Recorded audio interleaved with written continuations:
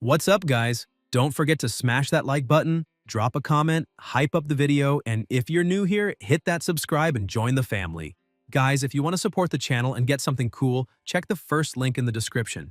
Use my code HugoHenriqueMore to get 10% off on anime lamps. 3 years ago, Earth underwent drastic changes.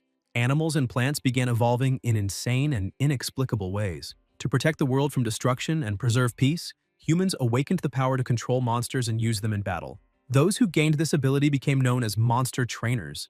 A woman slammed the blackboard, demanding the class's attention and shouting that monster trainers should focus more. Her name was Murong Cheye, teacher of Class 3, second year, at Chang'an 3rd Secondary School. She explained that this event marked the beginning of a new era for Earth and reminded everyone that it would be on the exam. The bell rang and the teacher ended the class, warning that the monster breeder exam would take place the next day and recommending they watch it with their parents. Leaving school, a boy named Gao Peng, 18 years old and a student of Chang'an 3rd Secondary School, walked deep in thought. His greatest goal was to become a monster trainer. However, something strange had been happening. Ever since turning 18, he started seeing panels floating before his eyes.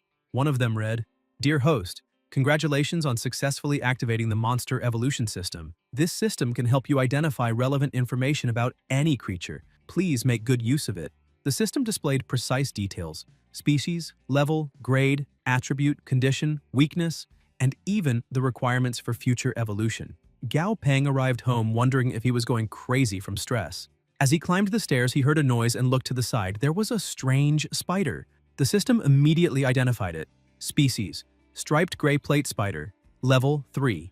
Grade: normal. Attribute: wood. Condition: healthy, irritated. Weakness: fire. Upgrade requirement: excellent grade. He stared at the panel, astonished by how real it seemed, remembering it was Grandma Chen's pet spider. Teacher Murong had said that kind of spider was usually docile, but suddenly, it leapt from the wall toward him. He shouted that there was nothing gentle about it and dodged quickly, running upstairs while calling for his grandmother. Sure, the spider wanted to eat him. The creature shot webs but missed, and Gao Peng realized how fast it was, panic rising. He wondered what to do, then remembered the system message. Its weakness was fire. Quickly, he lit a lighter and threw it, causing a small explosion that set the spider ablaze.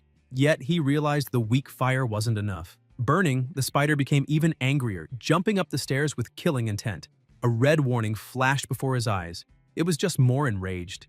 Desperate, he ran faster, shouting that he only had one floor left. If he made it, Dazi would help. He sprinted with the spider close behind, its legs clattering against the steps, fear pushing him to keep moving. Finally, as he reached his door, the spider leapt to grab him. Gao Peng shouted for Dazi, who flung the door open so hard it hit the creature straight on. The impact sent it flying back, and another monster emerged, making the spider tremble with fear. The protagonist stood beside Dazi and asked with a half-smile if it still wanted to fight. The spider backed away and then fled, climbing up the walls until it disappeared. Peng watched and commented that it sure ran fast, but he'd let it go this time. Anyone who makes a contract with a monster can communicate through a mental link. Dazi, still grumbling, said he was starving and asked why his master came home so late, nearly fainting from hunger. The creature had two forms: combat and rest. Out of combat, its body shrank to conserve energy and heal minor wounds. Peng reassured him, patting his familiar and saying he'd make something to eat soon. He asked Dazi to hang the bag on the rack and headed to the kitchen. The boy grabbed a knife, spinning it between his fingers, muttering it was time to show his true skills. He then sliced meat and vegetables with incredible speed, and within minutes, a fragrant, nutritious dinner was ready. Dazi smelled it and began drooling, saying he couldn't wait any longer. Peng laughed and told him to eat slower or he'd choke. As he watched his companion eat, the system reappeared, showing his monster's data. Species: purple-backed yellow-clawed centipede. Level 7. Grade: normal. Attributes: yin, poison. Condition: healthy, happy. Weakness: lightning. Upgrade requirement: excellent grade. Reading that last part, Peng was stunned. Could requirement for excellent grade mean his familiar could evolve from an ordinary monster to a higher grade one? The thought left him speechless. Such evolutions were extremely rare. Monster grades range from normal to excellent to perfect, and the higher the grade, the greater the potential. Excited, he thought that if Dazi could truly evolve, maybe one day they'd reach the perfect grade together, something legendary, reserved for leaders among monsters. Overjoyed, Peng hugged his companion, promising to help him reach the new level no matter what. Dazi wobbled from the affection, his antennae twitching. The protagonist looked back at the panel and tapped the upgrade requirements. The screen changed. Evolution requirements for excellent grade: shadow grass. a special plant that grows in areas with strong yin energy, extremely beneficial for monsters of that attribute. Required 10 stalks. Luminous wood, a rare material born when lightning strikes a tree with affinity to wood and thunder attributes. Required 500 grams. The Thunder Core crystal was a rare item from a thunder attribute monster's body, filled with immense electrical energy. Only one was needed. The protagonist noted that shadowgrass would be easy to find, and luminous wood could be bought, but the Thunder Core crystal would be the hardest. He analyzed the situation. Crystals of common elemental types cost around 8 alliance credits, and one from a rare element like thunder would be at least 10. Closing the system window, he sighed that it was too expensive. Since the Allied government's founding in the New World, a unified currency had been created: Alliance dollars and Alliance credits. Credits were a high-tier currency where $10,000 equaled 1 credit. When his parents died in that accident, the government had granted him 20 credits in pension. Now, only 11 remained. With that, he could still afford the materials for Dazi's evolution, but they'd be left with no money to live on. After eating, Dazi went to his master, complaining he was still hungry. Peng stared at him in disbelief, asking if he really was a centipede. Annoyed, Dazi stood up and demanded more food. Peng laughed and promised another dish. Soon he handed it over, warning not to complain if he got sick. Watching Dazi devour the meal, he thought money truly was the biggest problem in the world. He had the recipe for evolution, but no resources to make it happen. Frustrating. Suddenly, an idea struck him. If the system was real, maybe he could become a true monster breeder. Discovering how to evolve a monster's grade had always been a mystery breeders tried to solve. And if he could access that information freely, he could become the greatest breeder of all.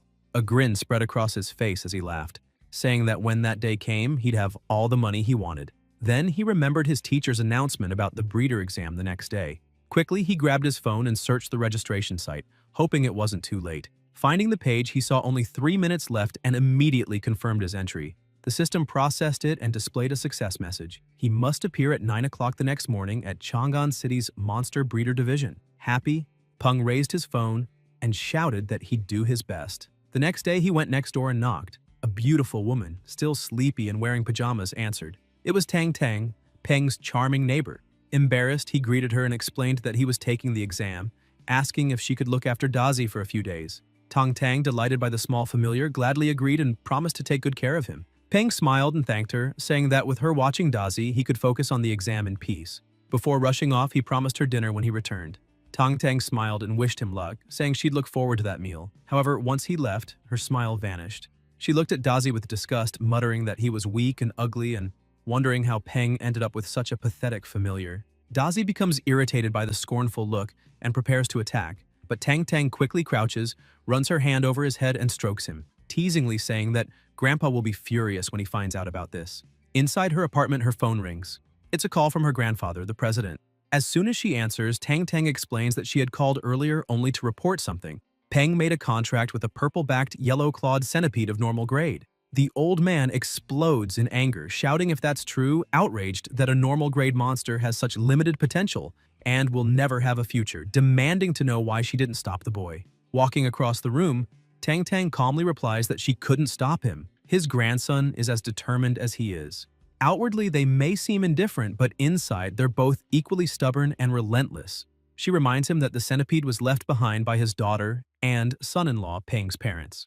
With a sharp tone, she asks if the old man still hasn't finished what he set out to do, adding that perhaps it would be better to eliminate the disobedient and replace them with the obedient, since talent is something the world has in excess. She then looks out the window and sees Peng running down the street, sighs and apologizes for saying too much, assuring him he doesn't need to worry because as long as she's around, the boy will never be in danger. She hangs up. In the president's office, a woman rushes in, asking if he called for her. With a cold expression, Ji Han Woo orders her to inform the experimental department that they have a 5-month deadline. If they fail to deliver results by then, they no longer need to exist. Regarding the Qinghai branch, he gives Li Ye 7 months to solve the problem, or he'll go there himself. The secretary trembles, bows, and says she'll carry out his orders immediately. Ji Han Woo, now calmer, picks up the phone, looks at a photo of himself with Peng, and murmurs that he'll set everything right within a year at most. He promises his grandson that once he returns, he'll never suffer again. In the city of Chang'an, the Monster Breeder Division building is packed. Peng looks around amazed by the crowd, commenting that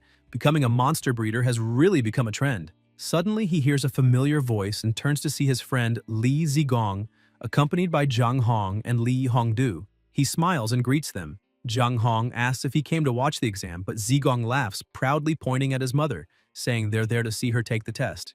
Even though she's failed 3 times before, he insists she'll pass this time. Hongdu lightly taps her brother's head, calling him an idiot. Zigong complains that she hits him so often he's actually turning stupid because of her, and she retorts that he's always been stupid, it has nothing to do with her. Slightly embarrassed, Peng interrupts the banter and reveals that he's also taking the exam. The three of them are surprised, and Zhang Hong places a hand on his shoulder with an encouraging smile, saying it's great to see him so determined, that he believes in him, and that maybe today they'll witness the birth of the youngest monster breeder in Chang'an. Peng laughs awkwardly, saying he's not that talented but will give it a try.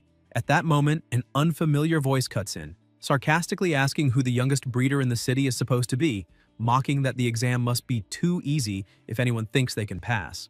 Zigong gets angry and asks what that idiot just said, but his sister tries to hold him back. The man keeps provoking, saying it's ridiculous for a foolish kid to think he can become a monster breeder. Peng stares at him coldly and replies that if someone could become a breeder just by talking, that man would already be the best in the world. The blonde man gets annoyed and tells him to wait. Soon he'll see what that means. Zigong asks who that idiot is and how anyone could be worse than him, and Zhang Hong answers that it's Wang Shu, heir of the Wang group, someone who has failed the monster breeder exam 4 times. So seeing a young newcomer like Peng must have gotten under his skin. Suddenly the doors open and people begin shouting, announcing that the exam is starting. The head examiner of the Chang'an City Monster Breeder Division, Feng Shu, steps forward to welcome everyone. He declares that the exam will begin immediately and instructs everyone to enter and collect the written test in an orderly line. Inside the division hall, Feng Shu welcomes them again and explains that the evaluation consists of 2 parts, a theoretical test and a practical test.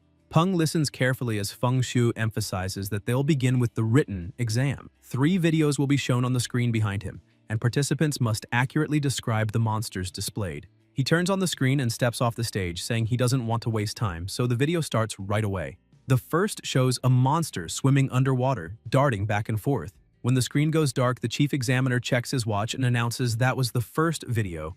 Everyone has 20 minutes to write their answers. People begin complaining, saying they've never seen that creature before, that it must be a new species, and the clip was too short to see anything clearly. They might have to try again next year. Feng Shu gets irritated and yells for everyone to shut up, warning that the next person who speaks will be immediately disqualified. Silence fills the room. Wang Shu smirks, thinking the written exam this year is harder than usual, but he's grateful for the insider information he received beforehand. Glancing at Peng sitting calmly beside him only makes him angrier. That idiot better enjoy laughing while he can. Meanwhile, Peng is fascinated, realizing the system seems to be responding to his thoughts and providing exactly the information he needs. The monster is a Gale dolphin. It enjoys soft music, tranquility, sunbathing, and eating fish and shrimp. Its weaknesses are darkness-type attacks and chaotic sound waves. Peng writes all of it down. The second video shows a monkey-like monster, and the system identifies it as the muscle gorilla. It likes climbing trees and eating bananas, is vulnerable to poison attacks, and has an impatient, easily irritated nature. The final video shows the third monster, identified as the claw mantis. It's strong, brave, and carnivorous, feeding on all kinds of insects, and its weakness is fire-based attacks. At exactly 10 o'clock, the examiner announces time is up and the tests are collected. Another proctor walks around gathering papers and asks everyone to wait for the results. An hour later, Feng Shu returns holding the papers and announces that the results are in, saying he will now read the names of those who passed. Liu Xueqin and Lin Selin are among them, and Zhang Hong also passes, sighing in relief when she sees her score of 81. Wang Shu, with 86 points, struts proudly, saying that was expected. Feng Shu taps the paper on the table and notes that everyone mentioned so far made a few mistakes but still passed, wishing them luck in the practical test. Wang Shu turns to Peng and says that if his name is Peng, he didn't hear it called, so maybe he didn't pass. The blonde keeps mocking, saying it's a shame. Looks like today won't be the birth of the city's youngest monster breeder after all. Peng listens silently, trembling with anxiety, thinking that's impossible. The system couldn't have been wrong. Just then, Feng Shu speaks again, saying there's one final name left on the list of those who passed. He asks the candidate to stand up. Confused, Peng rises and the examiner begins clapping, saying he truly didn't expect the candidate with a perfect score to be so young, praising the talent of the new generation.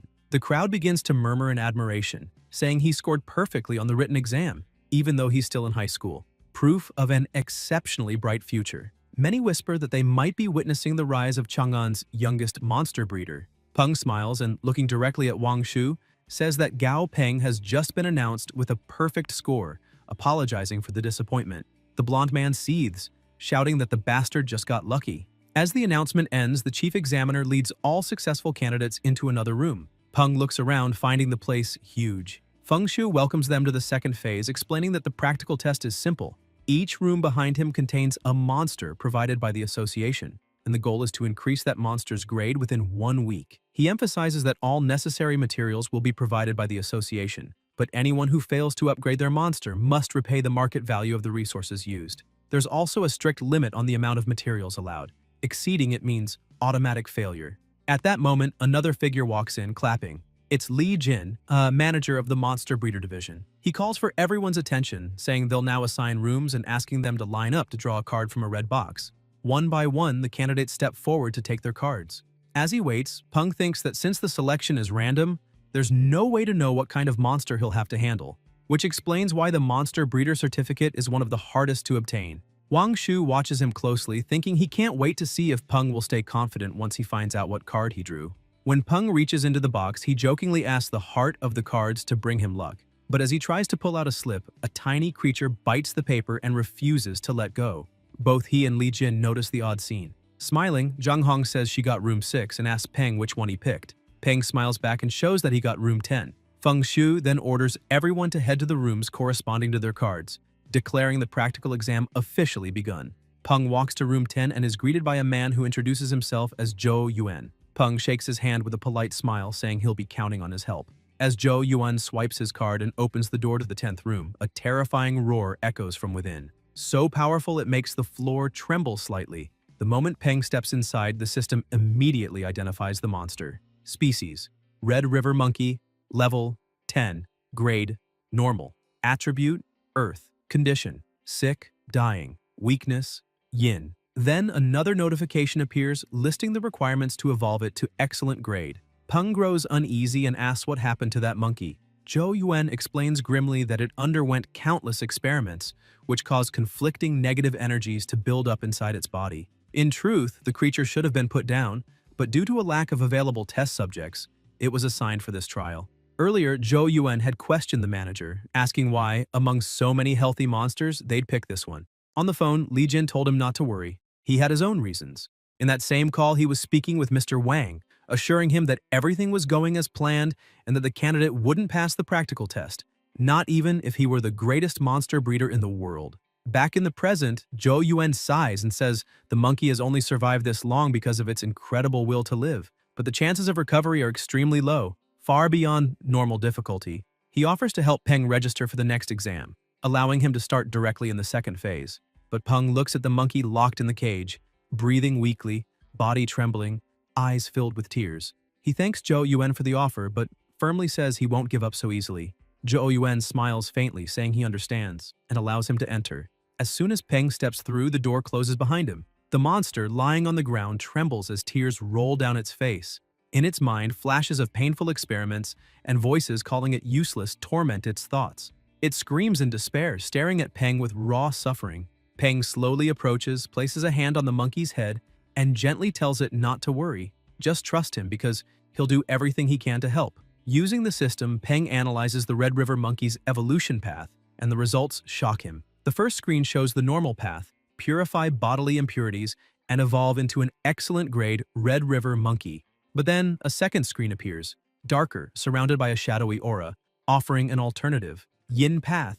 Absorb yin energy to eliminate the body's weakness to the yin attribute. High chance of evolving into a new species and achieving excellent or higher grade. Peng can't understand why this creature has 2 evolution routes, but new windows appear listing the requirements for each. For the normal evolution, 5,000 grams of spiritual aura herb, 4,500 grams of concentrated aucuba scent, 10 bottles of first-class antidote, 5 elite-level monster crystals of the wood attribute, 2,500 grams of spirit-calming wood powder, 10 bottles of heart-cleansing dust, and 10 kilograms of tranquil leaf tea. For the distorted yin evolution, 250 grams of black candlegrass, 1 elite-level carrion attribute monster crystal, 2 or 3 pouches of luminous powder, 1 or 2 skull mushrooms, and 3 stalks of withered grass. Peng compares both lists and realizes the normal path demands an absurd number of materials, far exceeding the limit allowed by the examiners. He reasons that his choice makes sense. It's easier to continue painting on a stained canvas than to scrub it clean and start from scratch. So, he decides to take the risk and choose the distorted path. The system updates and displays the yin evolution formula. Mix a portion of black candlegrass into the creature's 3 daily meals for 3 days.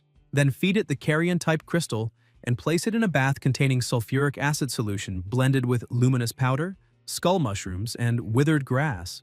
After that, let the process occur naturally. Reading everything carefully, Peng calls Zhou Yuan and hands him a note.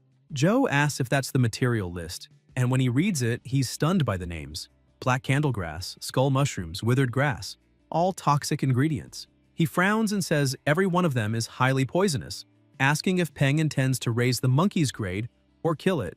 Peng calmly replies that desperate times call for desperate measures, assuring him he knows what he's doing before closing the door. Zhou Yuan storms off, pacing anxiously, muttering that this boy couldn't possibly have gotten a perfect score on the written test. He's just a fool with a bit of theoretical knowledge, acting like a genius. 3 days pass. In room 2, one participant has already failed. In room 7, another candidate also failed, lamenting that the monster's grade almost increased, but she couldn't figure out what went wrong. In room 8, someone else loses it completely, shouting that nothing makes sense. He followed every ratio perfectly, yet nothing worked.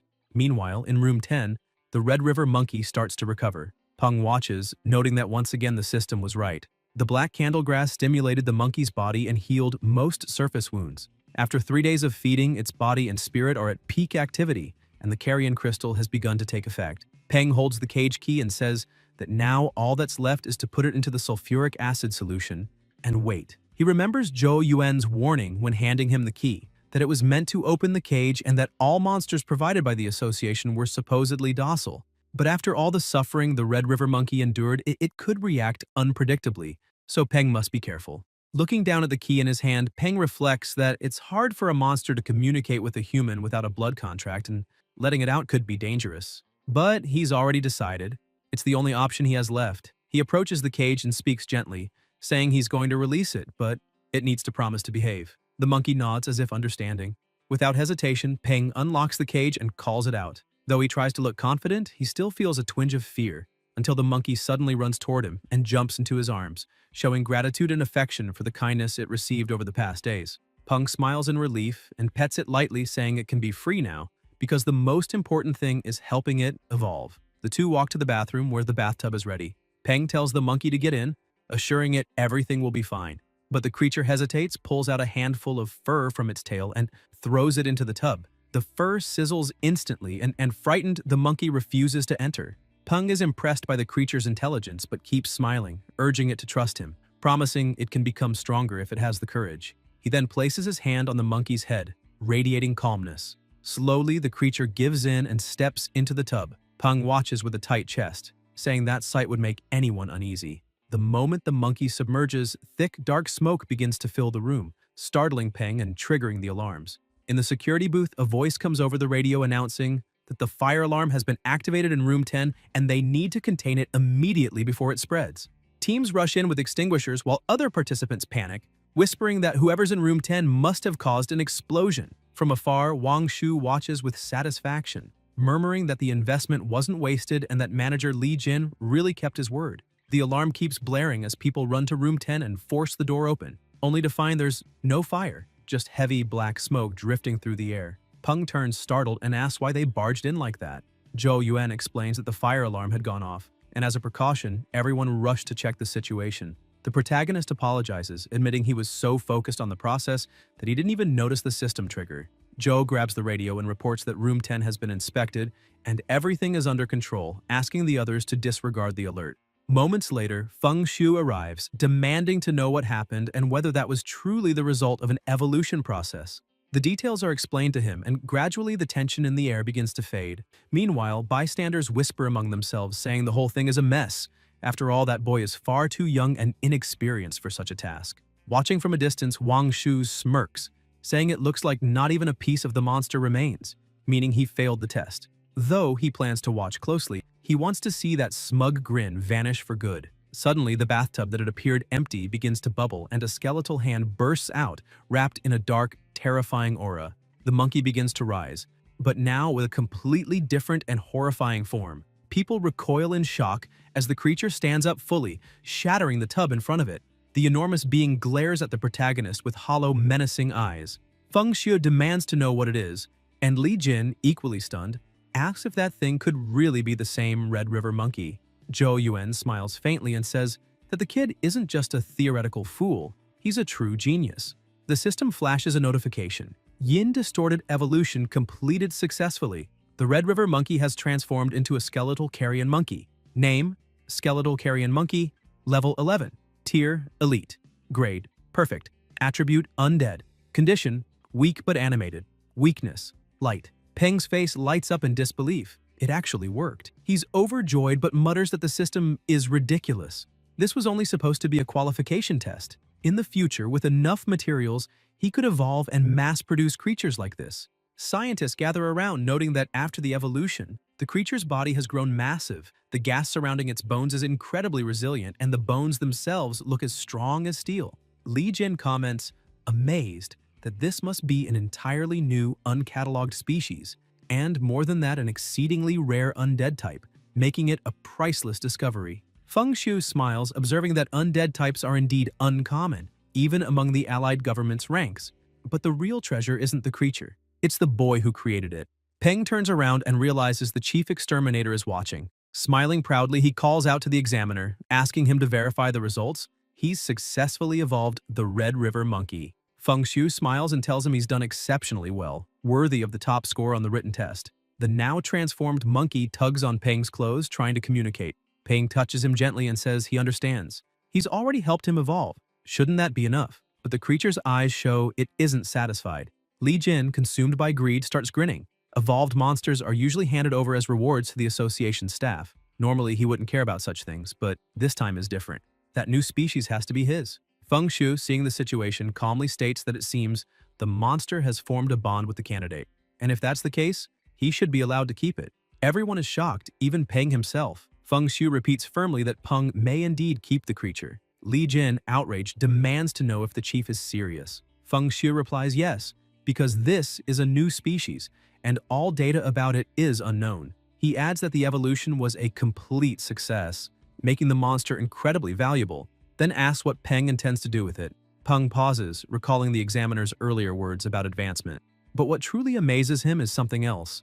Before, the monkey had only been at normal grade and could only reach elite tier upon hitting level 20. Yet it has now achieved elite tier at level 11, skipping the excellent grade entirely and jumping straight to perfect. Even more astonishing, the system indicates it could still evolve further to the epic grade, and it's already an extremely rare undead type. Zhou Yuan approaches, stunned, saying no one could have guessed that creature was once a Red River monkey, and points out that it clearly wants to stay with Peng, so he should take it with him. Li Jin interrupts, raising his voice and turning to Feng Xiu, insisting that can't be allowed.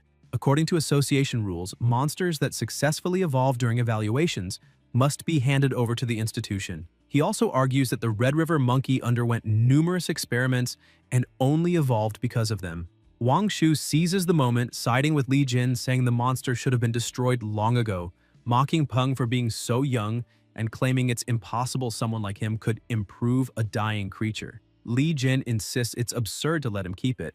A novice like that doesn't deserve such a thing. Wang Shu reinforces the claim, saying Peng had no merit in any of it. The president then asks sharply how exactly the boy could have cheated. Realizing Feng Xiu's irritation, Li Jin tries to soften his tone, saying maybe Peng didn't cheat, but the test's difficulty far exceeds what a junior breeder could handle. He claims Peng probably just got lucky healing and evolving the monster, which means the test can't accurately measure his real ability. Feng Xiu replies with biting irony, is Li Jin suggesting that Peng took a dying monster, evolved it by accident, discovered a new species, and that still doesn't count as a valid result? Li Jin quickly backtracks, saying not exactly. He admits the test result stands, since the boy did evolve the creature, even if by luck, and the certificate should be issued to preserve fairness. However, the evolved monster must remain under the association's ownership. Feng Xiu laughs out loud, saying this is what comes from narrow-mindedness.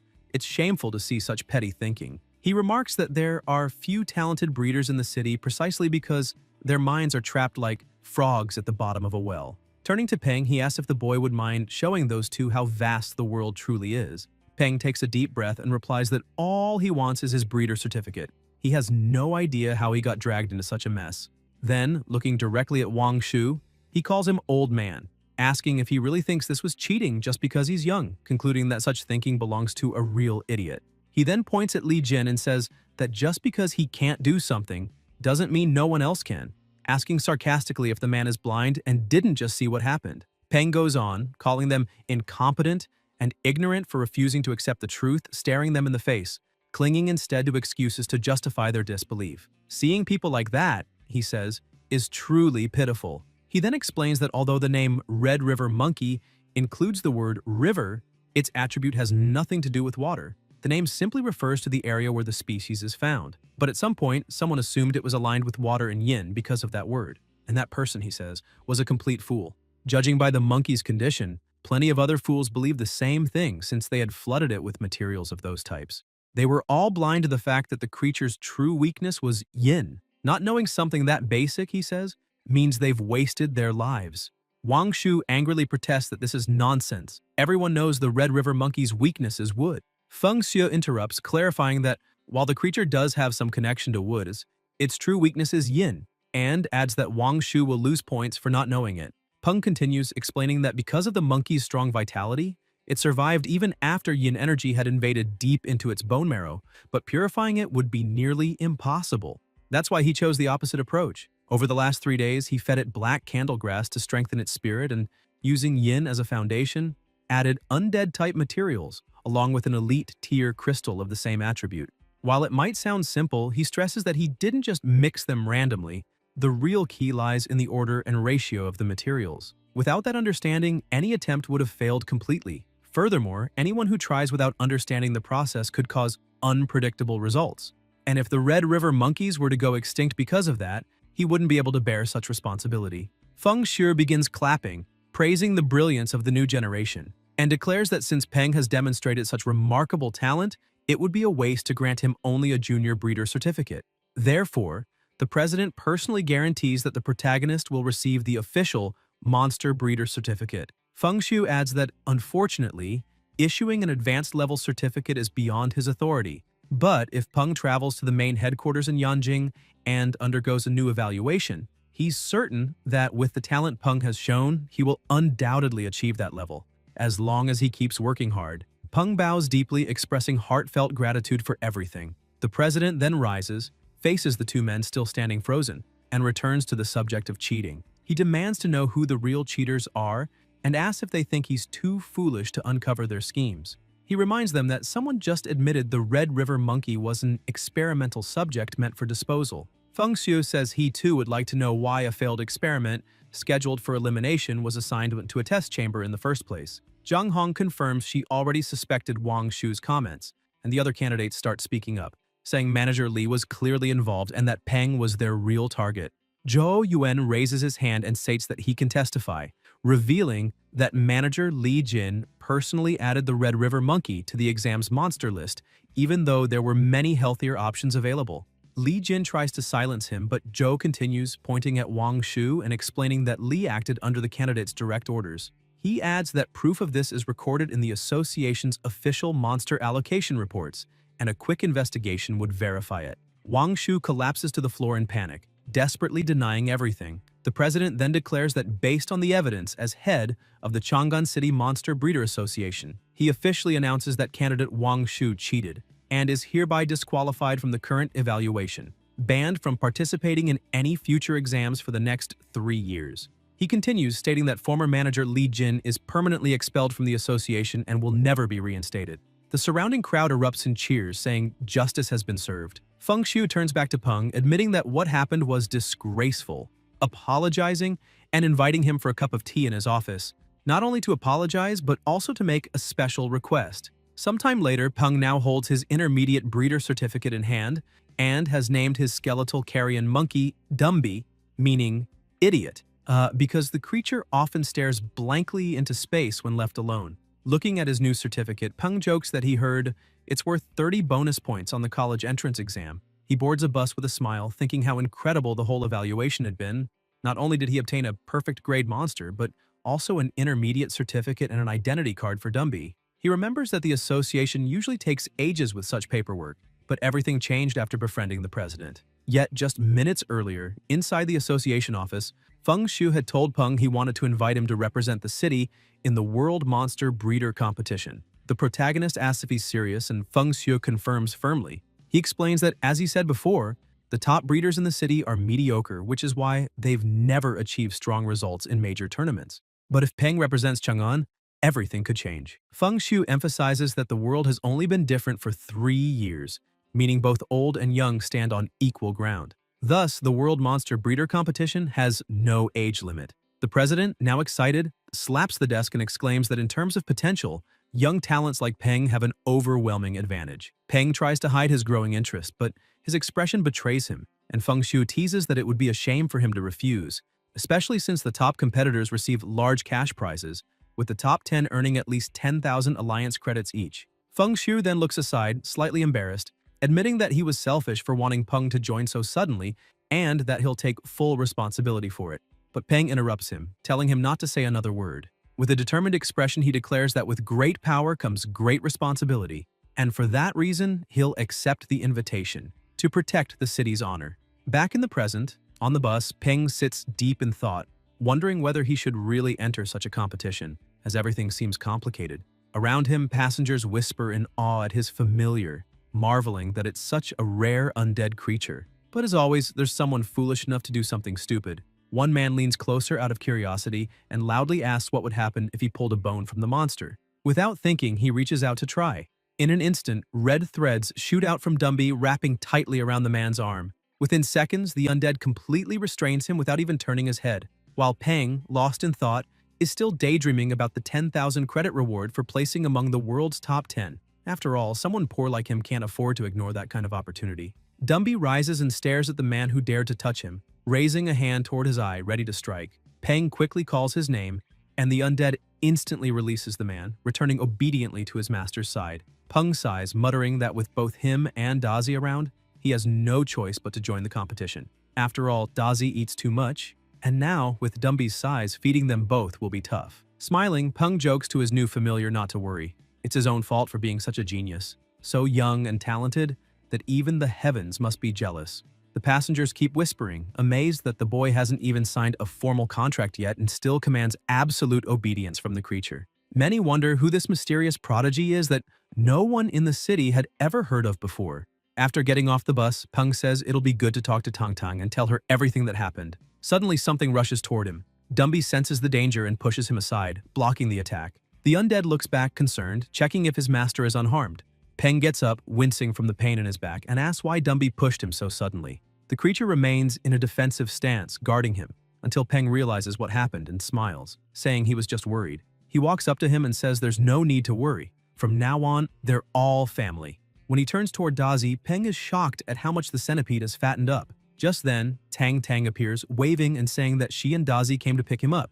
Peng asks what happened, and she smiles, explaining that Dazi is much healthier and stronger now because she fed him very well. The system automatically analyzes and reports that Dazi is severely overfed, making Peng suspicious, as he questions whether he's really stronger and healthier. Tang Tang replies cheerfully that he is, saying he was too skinny before and that she gave him something highly nutritious to eat. Dumby glances at Dazi's huge belly and starts flexing, showing off his own muscular frame. Tang Tang laughs and tells him not to get caught up in such details, changing the subject by saying what really matters is how Peng did on his exam. The protagonist explains that it went very well. The monster he received had undergone many experiments, and he managed to improve its grade, earning an intermediate monster breeder certificate. Afterward, the association president gave him a new monster as a gift, in gratitude for saving and perfecting the other one during the test. Peng points to Dumby and says he accepted him out of respect for the president. Tang Tang looks surprised and asks if he really obtained an intermediate certificate. He confirms, showing the document, and she smiles, impressed, saying he's grown up so fast and truly amazed her. Peng notices her expression soften slightly, her gaze now warmer and more curious. Tang Tang says she wanted to discuss this later but decides to ask now. Does he know why monster trainers hold such a high status? She says she'll be direct. No matter how powerful familiars are, they're still external forces, and a single shooter or bullet can easily kill them, since humans themselves are fragile. Peng looks shocked, and asks if that means the high status comes from the trainers having their own means of protection. Tang Tang smiles and replies, "Exactly," then asks if he'd like to learn how. The secret technique Constellation Shift was, in fact, a powerful damage transfer ability that allowed its user to completely redirect any wound they received to their own familiar. However, its range was limited, and it could only be activated with the familiar's conscious consent. Despite that limitation, the potential of the technique was immense, since a monster's vitality and endurance far surpassed those of a human and continued to grow as the monster evolved. That meant that, over time, the technique would become increasingly useful and efficient. After fully understanding how it worked, the creator and his familiar began to feel a subtle bond, as if connected by an invisible thread. After some time meditating, the protagonist stretched and commented with satisfaction that he seemed to have successfully learned the technique. He thought to himself that for Tang Tang to grant him something so valuable, her support surely wasn't simple. Looking at Dazi, he joked that the creature had gotten too fat, looking like an obese purple pig. Dazi was indignant, but Peng asked Dumby to bring a mirror and showed him the truth. Seeing his reflection, Dazi was shocked, almost falling into depression. The protagonist then scolded him, telling him to stop pretending to be dead and get up to start exercising. After all, by losing all that fat, he could increase his rank. Even so, Peng thought that if his familiar stayed that fat, it would really be a problem. After all, who would want a fat flying centipede? The next day, in the city center, Tang Tang and Peng met. He apologized for making her wait so long, but she smiled and said it didn't matter, since he had already become an intermediate monster creator and still agreed to help her with her small studio. So waiting a bit wasn't a problem at all. He felt a little embarrassed, and she joked that she would stop teasing him, asking him to come in because she needed to explain more about the studio. She told him that some time ago she had partnered with others to open a small monster creator studio and invested a lot of money in it. But her partners had fled with both the money and all the creators who worked there. Peng commented that the studio was located in an excellent area, right in the heart of the city, and the rent must be sky high. Tang Tang laughed awkwardly, trying to hide her discomfort, saying that the business had been going very well before the betrayal, which was why they had rented that place. But after the creators were taken away, things collapsed. The protagonist began to feel that something was off and wondered if it was just his imagination or if she was acting differently that day. Tang Tang called him and asked him to follow her upstairs, explaining that the studio was on the third floor. She emphasized that, regarding payment, as she had said before, he would receive the best salary possible for the position, and even 20% of the shares. She added that he didn't need to worry as the job wouldn't interfere with his studies. He only needed to come on weekends, since the work of a monster creator was relatively easy. Peng, surprised, asked if that salary wasn't too high, since with such an offer she could attract much more experienced creators. Tang Tang replied casually that it wasn't as good as it sounded, explaining that she didn't want to draw too much attention. Even so, the protagonist remained suspicious. After all, first she had given him a secret technique, then invited him to a store in the very center of the city, and now offered such a generous deal. If it weren't for the trust between them, anyone would say it was too suspicious to be coincidence. But since it was Tang Tang, Peng saw no problem. After all, she had secretly taken care of him for the past 3 years, ever since the day he became an orphan. Holding his bag tightly, he took a deep breath, trying to drive away unnecessary thoughts. He knew Tang Tang would never harm him, no matter how generous her offer seemed. And in the end, with the help of his system, he really was worth all that. Maybe even more. If he could help her profit from it, it was a fair exchange. So he said he accepted all the terms, and that from that moment on, she was in charge. Tang Tang smiled, satisfied, wishing for good cooperation between them, though inwardly she sighed in relief. That had been harder than she expected, and thankfully he hadn't suspected anything. Shortly after, they reached the third floor. A young woman with a gentle and cute appearance ran toward them, smiling, saying that Miss Tang Tang had arrived just in time. Tang Tang then introduced the protagonist, saying his name was Peng and that he was the monster creator she had just hired. Then she introduced the young woman, explaining that she was the studio's receptionist, and her name was Shun Quan Quan. Right after that, Tang Tang returned to the elevator and told Peng that she had already explained everything to Quan Quan, who would be responsible for showing him the studio and introducing him to his colleagues. She added that she needed to leave because she still had a lot of work to do. Without giving him a chance to say anything else, she simply said goodbye and left, leaving the two of them there. Peng ran a hand through his hair, chuckling softly since he had already guessed she would do that. Even so, he murmured, wondering if she was really okay. Quan Quan kept her charming smile and asked him to follow her, saying they would handle his registration. While filling out the information, she glanced at Peng discreetly, surprised that someone so young was already an intermediate monster creator. Deep down, she thought Tang Tang had probably been deceived. Meanwhile, Peng sat reflecting on how the studio operated. If he wanted to generate profit for Tang Tang, he would need to set a fair service rate. Unlike other creators, he had the system, and following its instructions, his creation success rate would be practically 100%. Therefore, it wouldn't be fair to charge the same as everyone else. Although he wasn't obsessed with money, charging less would be a waste, and in a way, even disrespectful to the system itself. So he decided to charge 3 times the maximum price normally asked by an intermediate creator. When the registration was complete, Quan Quan approached him and handed over the certificate, saying the process was finished. Peng thanked her, but the receptionist looked at him with slight concern and asked if he really intended to charge 3 times the maximum rate. She explained that maybe he didn't know how a studio worked, but warned that such a price could hurt their reputation. Peng frowned and asked what she meant by that. At that moment, the door suddenly burst open. A man rushed in, looking irritated and desperate, saying he would get straight to the point. He stared at Peng and declared that if Peng wanted to charge 3 times the maximum rate, he would have to prove he was worth the price.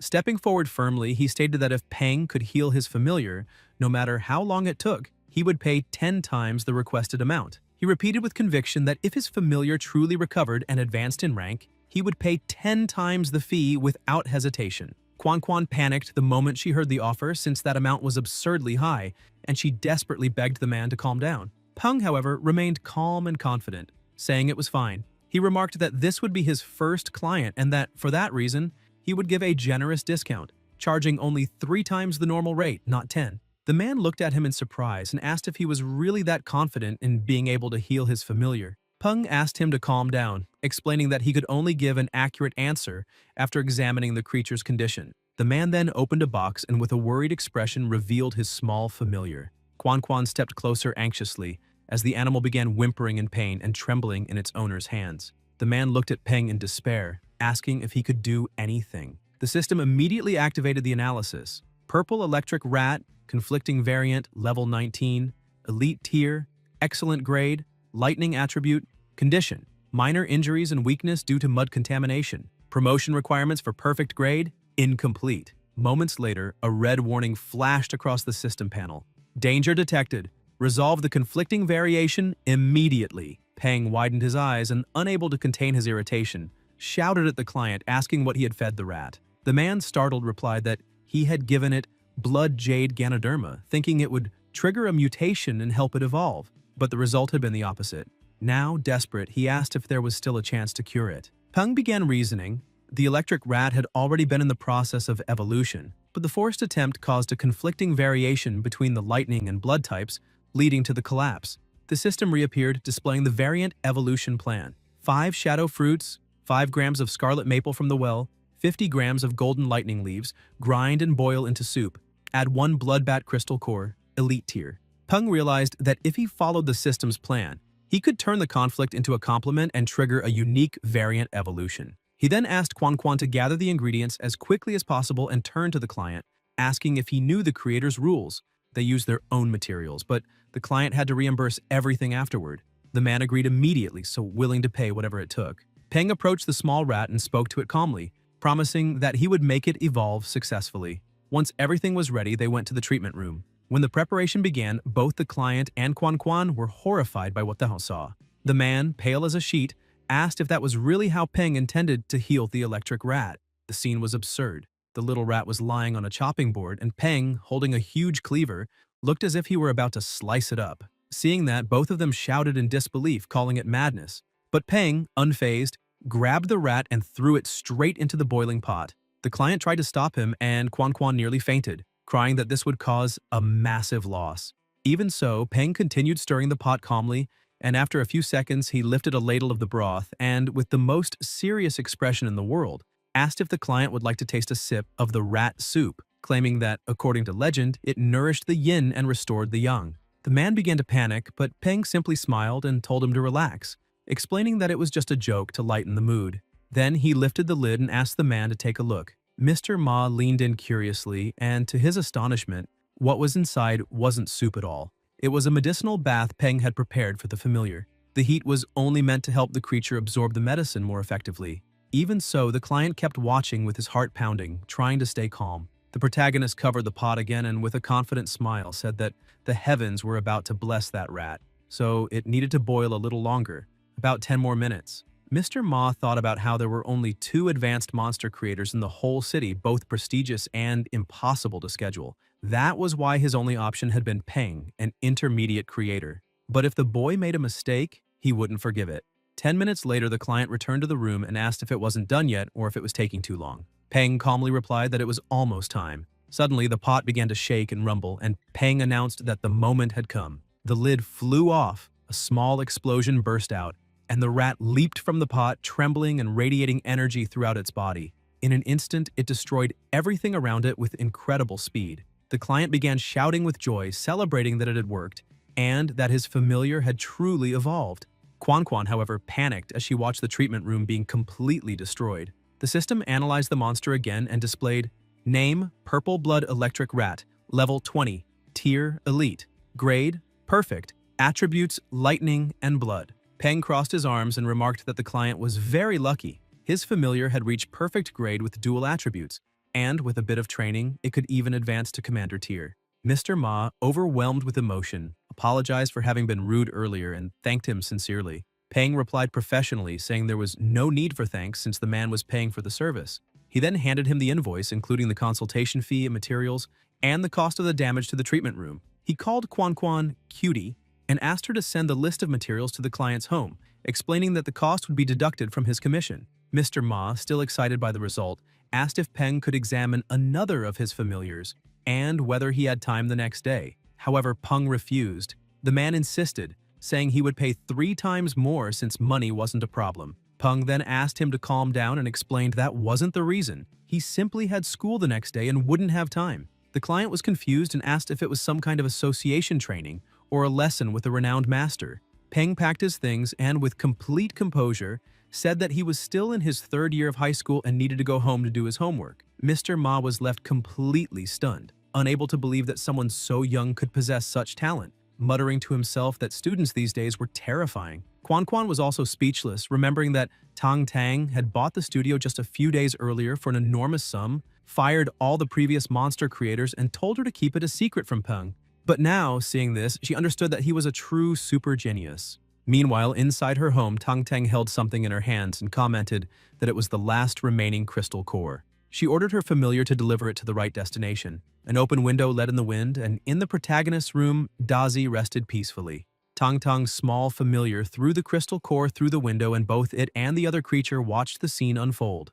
Dazi quickly darted forward, swallowed the core, and within seconds began to feel something strange. Dumby, alarmed, tried to help him. Meanwhile, Peng was walking home calmly, mumbling that those 7 kilos of yin cedar needles should be enough to feed Dumby for a month. He reflected that his familiar had already reached perfect grade, and if it continued evolving, it could reach epic grade, something so rare he had only read about it in books or seen on TV. Even so, he decided it would be better to ensure proper nutrition before thinking about new evolutions. On the other hand, Dazi's case was more urgent. To evolve, he needed a crystal core from a level 10 or higher Thunder-type monster, an extremely hard-to-find item, and even if he found one, he probably couldn't afford it. Suddenly, a loud crash echoed from his house. Peng froze, recognizing Dumby's cry, and realized something might have happened. He ran frantically, knocking things over on the way until he reached the door. When he opened it, he saw Dazi rolling around wrapped in an unstable aura. The system immediately ran an auto-analysis. Yellow-clawed, purple-backed centipede. In evolution. Current grade, normal. Level 8. A large amount of Thunder Titan centipede meat has been consumed along with a Thunder Titan centipede crystal core. Condition. Requirements met for one of the evolutionary paths. Evolution initiated. Peng's eyes widened. He didn't know whether to be amazed or terrified. He shouted, demanding to know what kind of evolution this was and where such a rare crystal core had come from. When he turned around, he noticed Tang Tang watching from a distance. He called out to her, angrily asking if she had given Dazi the core. She tried to play it off, avoiding his gaze, but thought that if she had told him, he surely would have refused. Changing the subject, she pretended to act natural and said she had only come to drop off his groceries since he'd left them halfway home. Before Peng could respond, she hurried off, grumbling that he'd been spending too freely since he started making money. Peng tried calling her again, but she told him to rest and promised not to bother him anymore before slipping into her own apartment. He sighed, realizing she obviously knew he needed that core and had done it on purpose. Turning back to Dazi, he gave his familiar a light tap on the head, scolding him for being such a glutton and eating whatever he found. Sitting down beside him, he opened the system and remarked that it didn't matter anymore. What really mattered now was finding a way to accelerate the evolution. He rummaged through the clutter in the room, muttering that nothing there would work until he found something interesting, a purple poisonous flower. Holding it up, he said that if he ground it and mixed it into a medicinal broth, it might help with the evolution. He quickly prepared the elixir, handed it to Dazi, and told him to drink it at once. The little monster swallowed the liquid and suddenly, its eyes gleamed brightly. A powerful surge of energy burst from its body, lighting up the entire apartment and shattering the windows. The transformation began instantly. Dazi's body grew larger, his claws and shell became tougher, and amid the blinding light, he successfully completed his evolution. The system analyzed again and reported that Dazi had now become a purple-backed thunder centipede, level 9, excellent grade, with thunder and poison attributes. To reach perfect grade, he would need to grind a silver leaf into powder, mix it with water, and make Dazi drink it daily for a week, as well as provide a crystal core from a commander-level thunder-type monster. Peng sighed in relief, saying it was finally over. He hadn't expected Dazi to advance to excellent grade so easily, and remarked that this was the benefit of having someone amazing backing him up. Suddenly, Dazi collapsed from exhaustion, and Dumby rushed over in concern, checking if his friend was okay. The protagonist was surprised since Dazi usually picked on Dumby, yet he was showing genuine worry. Peng reassured him, saying Dazi was just tired. Then he offered Dumby some food, telling him that despite his looks, he was very kind, and that's why Peng had bought that meal especially for him. Dumby took a piece carefully, tasted the delicious flavor, and soon began eating eagerly. Peng smiled in satisfaction and told him he was a good boy, asking him to just keep eating. He added that Dumby had gone through a recent evolution, so it was best to let him stabilize for now. And later, once they gathered the right materials, they would work on helping him evolve again since he would certainly become a very powerful familiar. Sometime later, Dazi woke up and saw that both Peng and Dumby were asleep. An idea crossed his mind. He grabbed a blanket and quietly walked toward his master. Tang Tong, watching everything through the window, commented that it looked like the calm before the storm. Seeing how surrounded by affection the protagonist was, she said that he needed to grow stronger as quickly as possible. The next day, inside the principal's office, the man slammed his hand on the desk and shouted that he completely rejected the proposal. He demanded to know how they could even consider allowing monsters into the school, given that the students were still young and defenseless, asking if the higher-ups weren't concerned about their safety. Another man tried to calm him down, explaining that in times of peace, such an age might still be considered childish, but in ancient times, people that young were already taking up arms to protect their families. The principal was shocked, asking if things had truly come to that point, and the superior replied that, although new technologies were being developed all around the world, progress was still slow. And if things continued like this, when the day came that their current technology could no longer face the threats ahead, it would already be too late for regret. Meanwhile, in the classroom, Peng felt uneasy as everyone stared at him. One of the students turned around and asked if it was true that he had earned an intermediate creator's certificate. Peng asked how he knew about that, and the boy showed him a newspaper, revealing that he had become famous, a real celebrity, which made their class seem even more impressive. He added that the news had also deflated Zigong's pride, who had been unbearable ever since learning that his mother had passed her exam too. The group then said they had a somewhat bad favor to ask, but Peng cut them off, saying that if they themselves already considered it a bad request, then there was no reason to make it at all. It would be unpleasant both for the one asking and the one doing it. In other words, it wasn't a good idea to insist on bad favors. The boy frowned in irritation, but before he could reply, their teacher suddenly appeared behind him and smacked him on the head with a stack of papers, shouting to know why everyone was just standing around. She then ordered everyone to sit down immediately because she had an important announcement to make. Mudong walked to the front of the classroom and explained that, starting that day, all schools around the world were undergoing an emergency reform. The second year of high school would now include a new course about monsters, along with a special recruitment channel. It was a joint project between the Ministry of Education and the military, and the top students could be directly recruited into prestigious academies or military institutions. She informed them that military instructors would arrive soon and that any students interested in joining those academies could begin training that very afternoon. Mudong added that anyone who wished to become a special student should meet her after class to register. The entire class was stunned by the sudden announcement, whispering among themselves that such a direct collaboration with the military wasn't normal, raising suspicions that something serious might be happening, perhaps even outside the city, since they had heard rumors that the situation out there was tense. While the students murmured, the teacher called Peng and asked him to follow her because she wanted to speak privately. Outside the classroom, Murong smiled and praised him, saying he had done something truly amazing by obtaining the Intermediate Monster Creator Certificate, and that even the principal had personally congratulated him in the earlier meeting. Then she revealed that the following day, the high school students from the 7th school would be visiting, and the school wanted him to serve as the representative for the new students. Peng tried to refuse, saying that sort of thing was too showy and not really his style, since what he truly wanted was to become a special student and a monster trainer. Murong grew curious and asked why he had made that decision, acknowledging that being a trainer was admirable, but that she didn't quite understand his urgency. Suddenly, noises came from outside and she noticed that the army had already arrived at the school. She then remarked that his grades were excellent and, combined with the bonus from his creator certificate, he had enough points to get into the best universities in the world. For that reason, she told him that he could choose any academy inside or outside of China, and that he had full control over his future. She further explained that if he truly wished to become a monster trainer, he could use his current achievements to enter a military academy and specialize there. There was no need to rush. Outside, soldiers were already unloading various monsters for the afternoon training sessions. Peng watched the movement outside through the window and sincerely thanked his teacher for her words, saying that he understood her concern but believed the military path was the safest place to start. However, he emphasized that the process was too slow and that he wanted to learn real combat techniques and grow stronger as soon as possible, something that would only be possible if he passed both exams at the same time. For that reason, he couldn't afford to miss the opportunity. He asked Murong not to worry about him. The teacher sighed, saying he was still young, but upon seeing the determination in his eyes, she eventually gave in. She said that if that was truly what he wanted, she wouldn't stop him, but warned him not to act recklessly. Peng bowed respectfully and thanked her for her support before heading on his way. Groups of students were gathering for training, filled with excitement and confidence.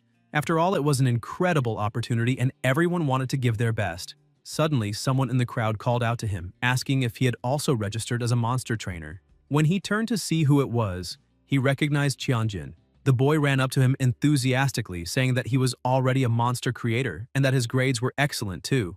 Curious, Peng asked why he wanted to register. With bright eyes, Qianjin replied that it was his childhood dream. His favorite animated movie had been God's favorite treasure, and the monsters in it were amazing. That's why he wanted to become one with the strongest trainer and couldn't miss the chance. Peng teased him, asking if that strongest trainer happened to be a man, would he still want to become one with him? Annoyed, Qianjin said it was just a figure of speech. Peng ended the teasing and told him it was fine, but they needed to keep moving, since the training field was just ahead. When the group of students arrived, they were stunned by the sight of the muscular soldiers.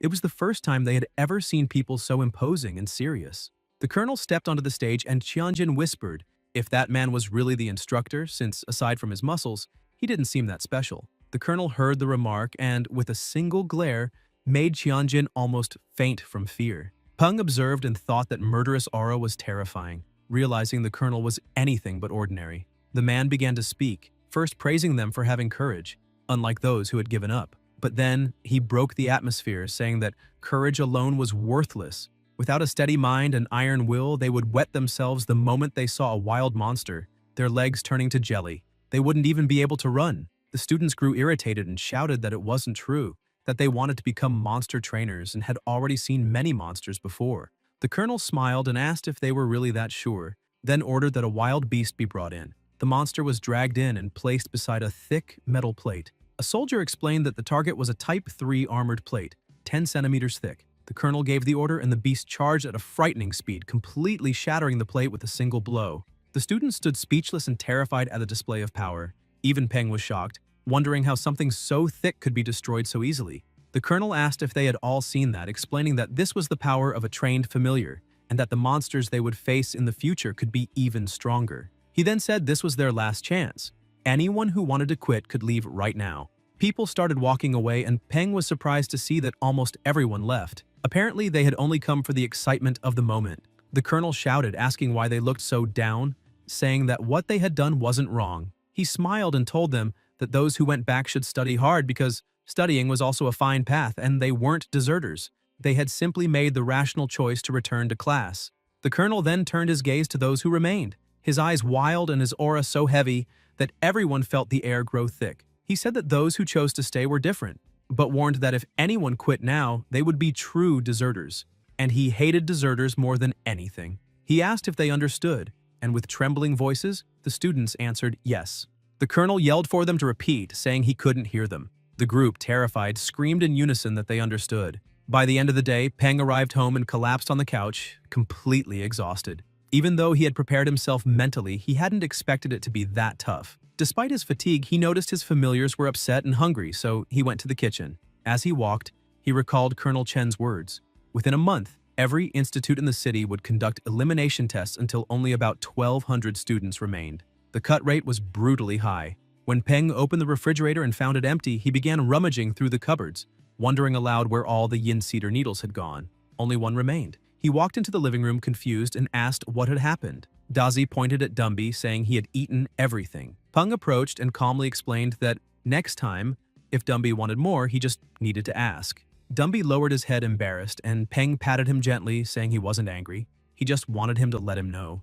Then he sat on the couch and opened the system, checking the data. Dumby needed to absorb 250 kilos of yin cedar needles to complete the first stage, meaning he was almost there. Peng placed an order for 15 kilos of needles and 5 kilos of thunderflower fruit. Calculating the costs, he thought to himself that half a kilo of needles cost 1,000 alliance dollars, but only 1.5 credits for 10 kilos, affordable for daily use.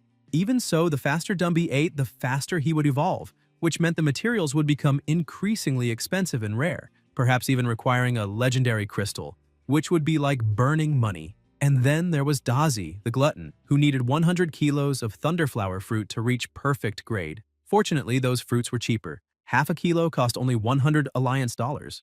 After finishing the calculations, Peng held his head and murmured that supporting a family really wasn't easy. The next day, upon arriving at school, he was stunned by the sight before him. The place looked like a true monster park. Students and creatures everywhere, even a colossal body occupying half the courtyard. Peng approached a girl and asked if that was her familiar, complimenting how healthy it looked, but telling her she'd need to make some space. Confused, the girl asked what he meant, and he explained that her monster was completely blocking the gate. The girl made a desperate face, remembering that she had bought it when it was small and cute, but it had grown out of control. She pouted, almost crying, saying it wasn't like that when she bought it. Peng sighed and asked if she really didn't understand what he had just said. At that moment, a soldier appeared asking what was going on, and if her familiar was indeed blocking the path. With a grin, the man turned toward Silver and said, the monster was his now. The wolf growled, releasing a fierce aura, and the giant pig began to tremble in fear until it finally stood up, clearing the way. The soldier commented that it looked like the show was over and that they could now begin real training. Everyone gathered in the training field, and he explained that he knew some wished they had formed more familiars to build a complete squad, but that today's focus would be on their own combat abilities. Even though this was a basic step, it was essential, because no matter how powerful familiars were, if they didn't listen and obey commands, they were useless, and everyone had just seen a clear example of that. The girl with the pig looked visibly embarrassed. The officer crouched down and told them that if they wanted to train their familiars, they first needed to understand their habits and preferences to build a proper bond. As an example, he mentioned his own silver moon wolf, explaining that he always bought the armored black pork it loved and fed it personally. He even joked and slept beside it every day. Thanks to that, the wolf now trusted him completely and obeyed every order. Everyone recalled how the colonel's familiar had shattered a steel plate with just its tail. But the soldier explained that originally the tail hadn't even been the wolf's strongest weapon. It was only after months and months of training that it became tougher, faster, and more precise, turning into an additional attack method alongside its fangs and claws. That was the colonel's training style, developing multiple forms of attack. Next, Li was called to demonstrate his own familiar's abilities. He explained that his was also a silver moon wolf, like many others, but due to a different training method, it had evolved differently. Throwing a rock forward, the wolf dashed at lightning speed and shattered it completely with a single bite. Peng was impressed by the power of that strike. The officer then continued, saying that familiars were divided into 5 classes: attack, defense, support, healing, and control. However, it wasn't uncommon to train a familiar for more than one role. For example, the green demon vine could be used for both defense and control. Finally, he clapped his hands and said that the basics had been covered, so the official training would begin. The first exercises were simple. Start by testing bite strength on wooden blocks and gradually increase the difficulty. While a group of monkeys unloaded a truck, the soldier explained that all those materials were for the students to use during training, so they didn't need to worry about resources. He emphasized that anyone who had already chosen their training style should register and collect the appropriate supplies. The protagonist began thinking about the best way to train Dazi, Since he was strong in offense, perhaps the ideal would be to strengthen his defense. However, he had no idea how to begin training that aspect. Peng, on the other hand, watched the small monkeys curiously as they carried enormous crates and concluded that they had likely specialized in physical strength. Suddenly, he remembered seeing a file at the studio about a species of mutant monkeys with sparse hair known as boxing monkeys. They were incredible attackers but extremely weak defensively. According to the document, these monkeys were trained by their own parents from birth, going through a harsh process where they repeatedly struck their bodies against tree trunks, then against piles of stone, facing tougher challenges as they grew. Over time, their constantly wounded skin dried and hardened, forming a natural armor of calluses and scars. As adults, they developed powerful muscles and a tough hide, capable of protecting them even from heavy impacts against rock. Inspired, the protagonist studied the training materials and thought he might adopt a similar method to improve Dazi's defense. After selecting the equipment, he walked over to his familiar, who was lazily lying in the shade of a tree. Calling him over, Peng said he had chosen their new training method, explaining that it was for Dazi's own good. Better to feel a bit of pain now than suffer for life. Holding something in his hand, he assured him it would only hurt a little, and smiled as he raised a hammer, saying that Dazi just needed to trust him because it wouldn't be that bad. Terrified, Dazi started trembling and bolted in panic. The protagonist ran after him, shouting that he didn't need to run, that it wouldn't hurt, and that it was all for his own good, insisting that it hurt him emotionally too. When he finally caught up, he sighed, complaining that the hammer was so heavy it had nearly broken his own arm. A week later, at 7 in the morning, the alarm went off. Peng turned it off and rolled over in bed, mumbling that he wasn't training today. He'd sleep a little longer. But a thunderous roar made him jump up immediately.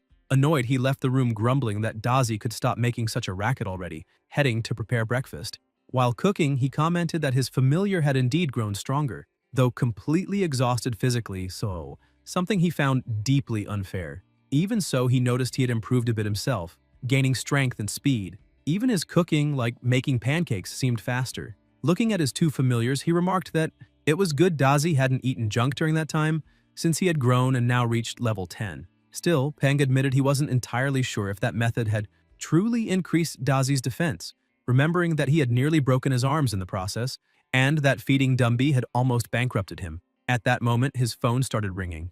Dumby noticed and brought it to his master, who answered on speaker. On the other end, a voice asked if he was speaking to Peng and introduced himself as Liu Senlin, general manager of the Blue Shield Security Company. Peng greeted him and, confused, asked why he was calling, since he didn't even know that company existed. Senlin replied that on behalf of the company he wanted to arrange an in-person meeting as the matter could be very beneficial for him, and asked if he had any time available to talk. Back at the studio, Quan welcomed Peng and informed him that the guest was already waiting. When he entered the room, a man stood up and asked if he was Peng. The protagonist confirmed and returned the question, wanting to know if he was really Senlin. The man smiled, saying it was a pleasure to finally meet him in person, and reaffirmed that he was indeed the general manager of the Blue Shield Insurance Company, as mentioned on the phone. Senlin explained that he was there to ask if Peng would be interested in working for the company as a consultant monster creator. The protagonist was surprised by the offer, but gestured for him to sit first. Once they were both seated, Peng asked why the manager had sought him out, pointing out that there were advanced monster creators in the city, while he was only an intermediate one.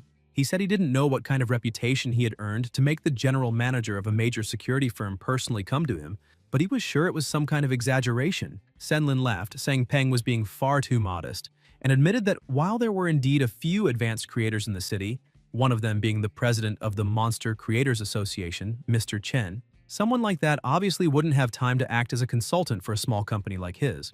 The other was Mr. Guxian Lin, who already worked full-time as a government consultant. That was why, among all the intermediate creators, Senlin preferred to trust a talented young man like Peng rather than anyone else. The protagonist replied that if that was the case, then before proceeding, he wanted to make his conditions clear. The negotiation would only continue if they were accepted. First, he explained, he had classes from Monday to Friday and, unless in urgent situations, should not be disturbed during the week. Second, he would accept the consultant position, but he would not sign any exclusivity agreement, although he guaranteed he would never assist any competitors of Blue Shield. Senlin smiled and said that was perfectly fine, accepting the terms, and then showed him a contract asking what Peng thought of the part-time model they had prepared. The protagonist began reading and was surprised. The contract was almost too generous. There were no mandatory clauses, the salary was 500 credits per year plus commissions, and an additional 50 credits for every successful evolution of the company's demonic mantises. That made Peng think that the owner of Blue Shield must be an extremely wealthy person. After carefully reading it and finding no disadvantages, he decided to sign. At that moment, someone knocked on the door. Quan Quan entered and announced that Mr. Ma, who had an appointment with him, had arrived a bit early. The general manager stood up, saying that since the contract was signed, there was no need to take more of Peng's time. They shook hands, and Senlin said he was very much looking forward to the collaboration between them. The protagonist thanked him for coming personally. As the manager stepped into the elevator, he called someone, reporting that the contract had been signed and that Peng had chosen the part-time model. Though he still didn't fully understand why there had been such insistence on that young man, he remarked that there were so many creators in the city, why go through all that trouble? He was interrupted by the person on the other end, listened carefully, and then replied that he understood. Meanwhile, in the treatment room, Peng was examining one of the monsters and asked the client if that was the familiar he had mentioned during his last visit. Mr. Ma confirmed that it was. With the help of the system, the protagonist analyzed and identified the creature as a wax begonia fairy, level 3, normal grade, wood attribute, in healthy and cheerful condition, weak to fire and electricity. The requirements for evolving to excellent grade were 100-year wood essence and 100 drops of dew flower. Peng asked if the familiar was indeed of the flower type since its petals were beautiful, its leaves had a fuchsia pattern, and it emitted a soft fragrance. He then asked if the client truly wanted to evolve it, and Mr. Ma nodded, explaining that in half a month the Flower King competition would take place in the city, and he intended to compete for the crown with his familiar. The protagonist thought to himself that this competition was a parade of flora-type monsters. Although plants had undergone natural mutations, those that developed spiritual intelligence were rare. Due to their healing properties, flora types were more sought after than ghoul types, even if not rare, so that creature was indeed fortunate. Feeling a bit awkward, Quan Quan interjected, noting that usually only women participated in the Flower King competition. The client smiled, saying he knew that and admitted it was odd for a man to compete for the crown, but he gently held his familiar's vine and said he trusted her completely. With a loving look, he explained that the little creature was his second familiar and he wanted the very best for her. Determined, he asked Peng to help her evolve to increase her chances in the competition. Peng was surprised, realizing he hadn't noticed how much that man cared for his familiars. Pleased, he smiled and told him not to worry, assuring that everything would be in good hands. Snapping his fingers, he declared that the rule was simple. The price would be triple the normal rate. Quan Quan rushed excitedly with the card machine, her eyes shining as she asked the client to swipe his card.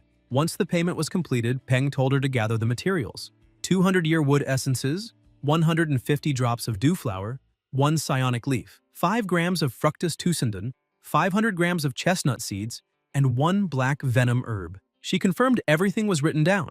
Those were common ingredients and surely available in the storage room, and promised to bring them quickly. Shortly after, she shouted that everything was ready and set on the table. The protagonist thanked her and pushed both of them out, saying that no one should disturb an artist at work. The client tried to peek through the door, but the receptionist stopped him, saying it wasn't wise to interrupt Peng while he was working. As always, the protagonist looked like a mad scientist.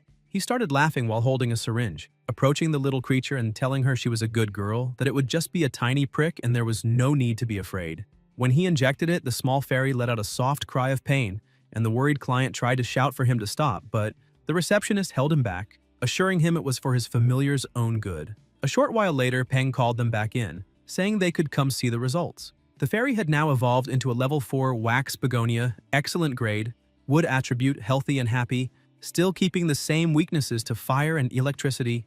The client smiled in relief, saying it had worked, and Quan Quan, enchanted by the transformation, commented that she looked even more beautiful. Mr. Ma rushed over to Peng and hugged him enthusiastically, saying he was the best in the world. Peng looked uncomfortable and asked him to stop, insisting there was no need for such a display. Meanwhile, somewhere else, a woman asked a group of boys if they were really planning to give up again. The boys started leaving, saying that even if they passed the test, they wouldn't get into a good academy and would end up working 9-to-5 jobs.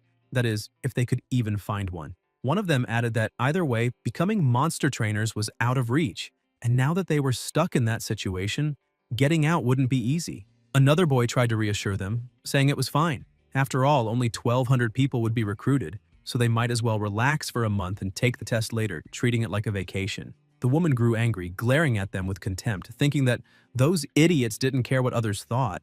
She decided she wouldn't give up, and muttered to herself, telling Peng to wait for her. Outside the city, deep in the forest, a small monster was running in search of food, when it was suddenly struck by sticky webs that immobilized it.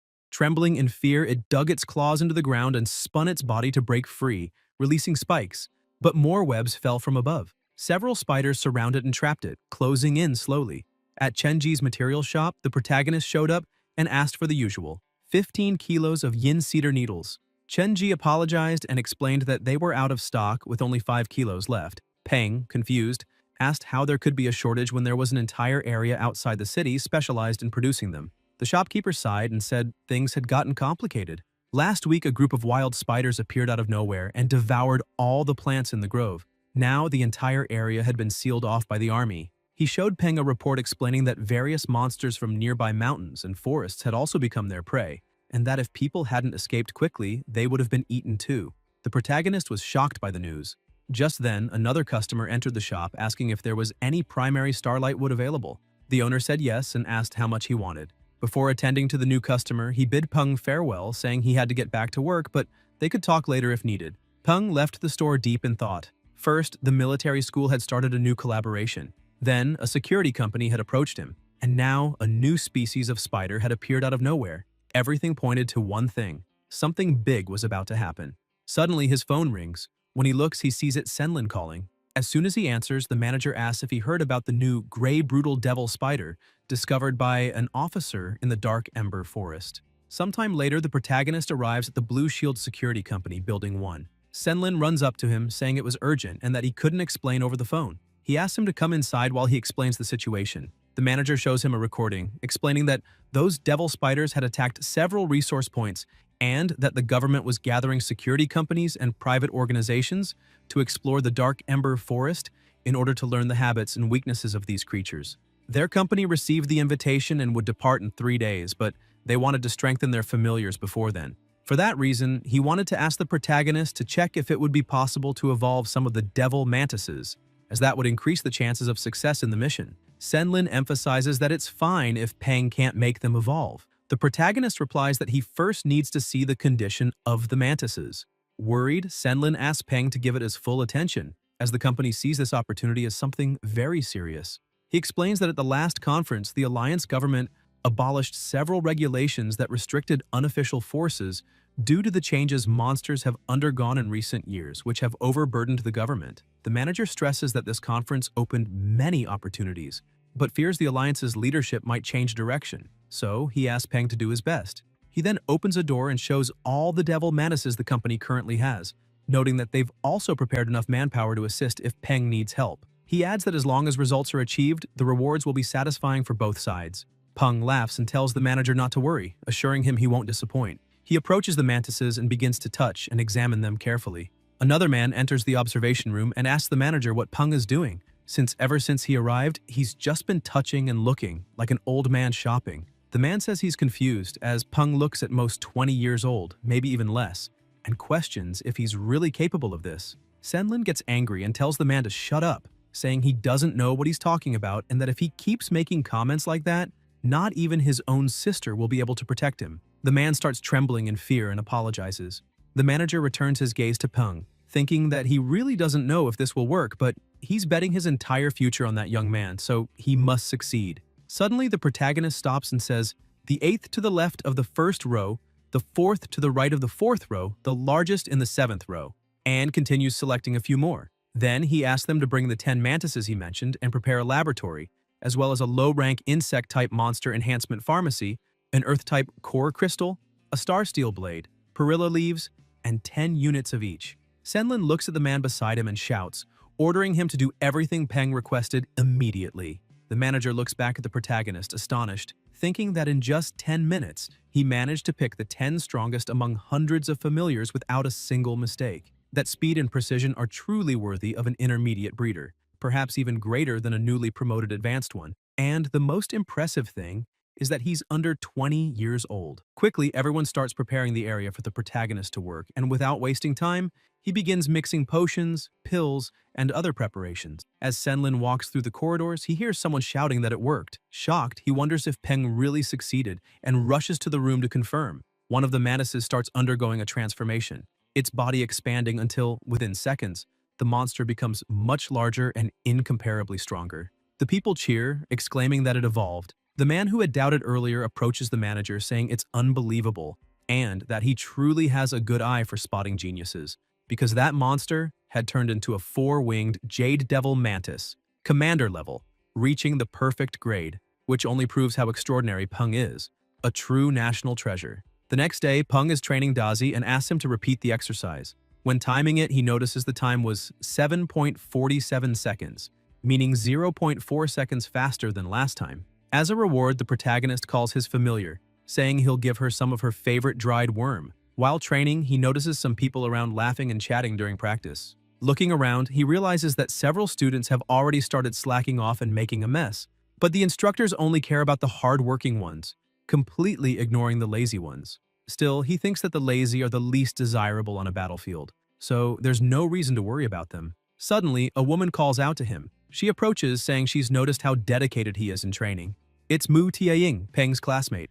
He's surprised to see she's taller than he imagined and thinks that if she were a man, she'd be a real brute. He thanks her for the compliment, and Tianying explains that she'd like to form a team with him. Confused, Peng asks why she wants to do that with him in particular. She clarifies that in the intermediate and final stages of training, the students will form teams to battle, and scores will be based on collective performance. Since no one else is as diligent as him, and no one seems willing to team up with her, she decided to invite him. Peng thinks the girl is pretty straightforward and that it'll be easier to talk to someone like that. He then asks where her familiar is. Tianying smiles, tells him to wait a moment, and whistles. A massive rhinoceros comes charging toward them, stopping right beside her. Slightly embarrassed, Tianying pets the creature and says that this is her girl named Lotus Seed, an iron rhinoceros. Peng and Dazi are impressed by the size of the familiar, and Tianying points out that before he agrees to team up, there's something he needs to know. Lotus is extremely shy and sometimes even gets scared of small monsters. The young woman crouches and excitedly adds that, despite that, her familiar is excellent in the defense class and has incredible pain resistance, probably due to having low sensitivity to it. Peng starts thinking that forming a team with that girl might not be a bad idea. Even though there are many familiars around, 99% of them belong to the common grade and only a few have reached the excellent grade. According to the system's analysis, her rhinoceros is level 12, elite tier, perfect grade, metal attribute in healthy and happy condition. That means there are only 2 familiars at the perfect grade, the iron rhinoceros being one of them, while Dazi follows an attack-focused path with the poison attribute. In that way, a defensive familiar would be the perfect combination, balancing their strengths perfectly. With her on the team, Dazi would have more room and time to attack as well as new strategic options. Tianying starts getting anxious, thinking Peng is taking too long to answer and might not want to team up with her. Feeling embarrassed, she turns and begins to walk away, thinking that because of her familiar's shyness, she might end up being a burden instead of a help. It wouldn't be fair to hold back the most dedicated student, even though she deeply wishes to be by his side. Before she gets too far, Peng calls out to her, asking her to wait and says that he accepts to form a team with her. Surprised and emotional, Tianying asks through tears if it's true. The protagonist smiles and replies that it doesn't matter if Lotus is shy. With enough training, that can change. Besides, he could never get along with lazy people anyway. Delighted, Tianying runs to him, grabs his hand and thanks him for the opportunity, but her strength is so great that she ends up shaking Peng like a doll. Meanwhile, on the outskirts of the dark ember forest, someone orders all group leaders to gather for a meeting in the clearing. Shortly after, a woman meets with the general manager. He laughs and comments that it looks like the captain isn't joking, adding that according to the latest official reports, this new species of spider shows a clear fear of fire, and the captain's team is the best at handling that element, which means she probably intends to lead the mission. The captain keeps her composure and replies that she'd never dare such a thing, emphasizing that the manager's devil mantises aren't called jungle assassins for nothing, and that she believes he'll be the first to complete the mission. The two stare at each other, as if locked in a silent battle. At that moment, an army officer draws everyone's attention and thanks them for coming. He states that they must all be aware of the new information discovered yesterday. The gray, brutal devil spiders are hunting on a large scale and taking their prey back to their nests, which indicates that they're storing food for the queen mother. Once she has enough food, she'll create a new order of spiders and might even attack the city. That's why the mission is of utmost importance, and cooperation among all teams is essential, since the top priority is completing it and ensuring that the rewards benefit every group involved. Some of the captains comment that they understand the military's concern, since the fear is that internal conflicts could jeopardize the progress of the mission. Something perfectly reasonable, as disputes between teams only cause problems and could ruin everything. The captain then approaches the manager and asks what he thinks. He calmly replies that he's in no rush and, for now, prefers just to observe. The officer begins shouting, saying that since there are no objections, they'll proceed with the mission as planned. They'll handle the first spider suppression. He gives the order, and within 3 hours the cannons fire, wiping out several of them. Senlin remarks that the military first tried to convince them with words and now with firepower. Even if they act out of duty and responsibility, he doesn't fully agree with their methods, though he chooses to stay silent. He continues saying the government already knows how critical that mission is. Besides controlling the light, their firepower also weakens the monsters, forcing the other teams to produce results. Annoyed, the captain points at the mantises and asks why the manager is still standing still when he has 8 commander-level familiars, while some groups don't even have half that. Senlin chuckles and says the other groups are just hiding their trump cards, unlike him, who's honest and shows everything he has. Suddenly, a deafening noise echoes in every direction. The mantises start trembling, and a man comments that they seem to be afraid of something. Senlin asks what's going on, but another, even stronger tremor shakes the ground, and a massive monster emerges from the forest. The manager starts trembling, instantly recognizing that unmistakable aura. It's a Tier Lord monster. He shouts that it's the Lord of the Dark Ember Forest. The monster charges forward, unleashing a terrifying roar that makes everyone run in panic. The military commander watches them flee, thinking they're nothing but trash. Suddenly, a phoenix appears in the sky, and the people, relieved, point and cheer, saying it's the golden deity, the military's guardian beast. The Lord faces the phoenix, and with just one fiery attack realizes its power, retreating right after. The crowd celebrates, saying that thanks to the military, the Lord has retreated, and they breathe in relief, believing they've escaped annihilation. The commander walks up to the manager and says they'd better start moving soon since they won't be able to hold that gorilla off for long. The order is given, and everyone starts regrouping. But the commander still can't understand why they have to let those useless groups do something they themselves could easily handle. A man with the blue hair steps in, saying they already understand the world is changing, and that this is a huge advantage for them, but those changes are beyond what they can control alone. The situation is starting to spiral, and for their own future, private organizations need to grow and start helping as soon as possible. Deep in the forest, inside a cave, the captain and her team are scouting the area, taking down small spiders along the way. One of her subordinates approaches, saying this isn't working. They're spending too much energy, and even though they kill the monsters in seconds, more keep showing up immediately after, quickly exhausting their familiars.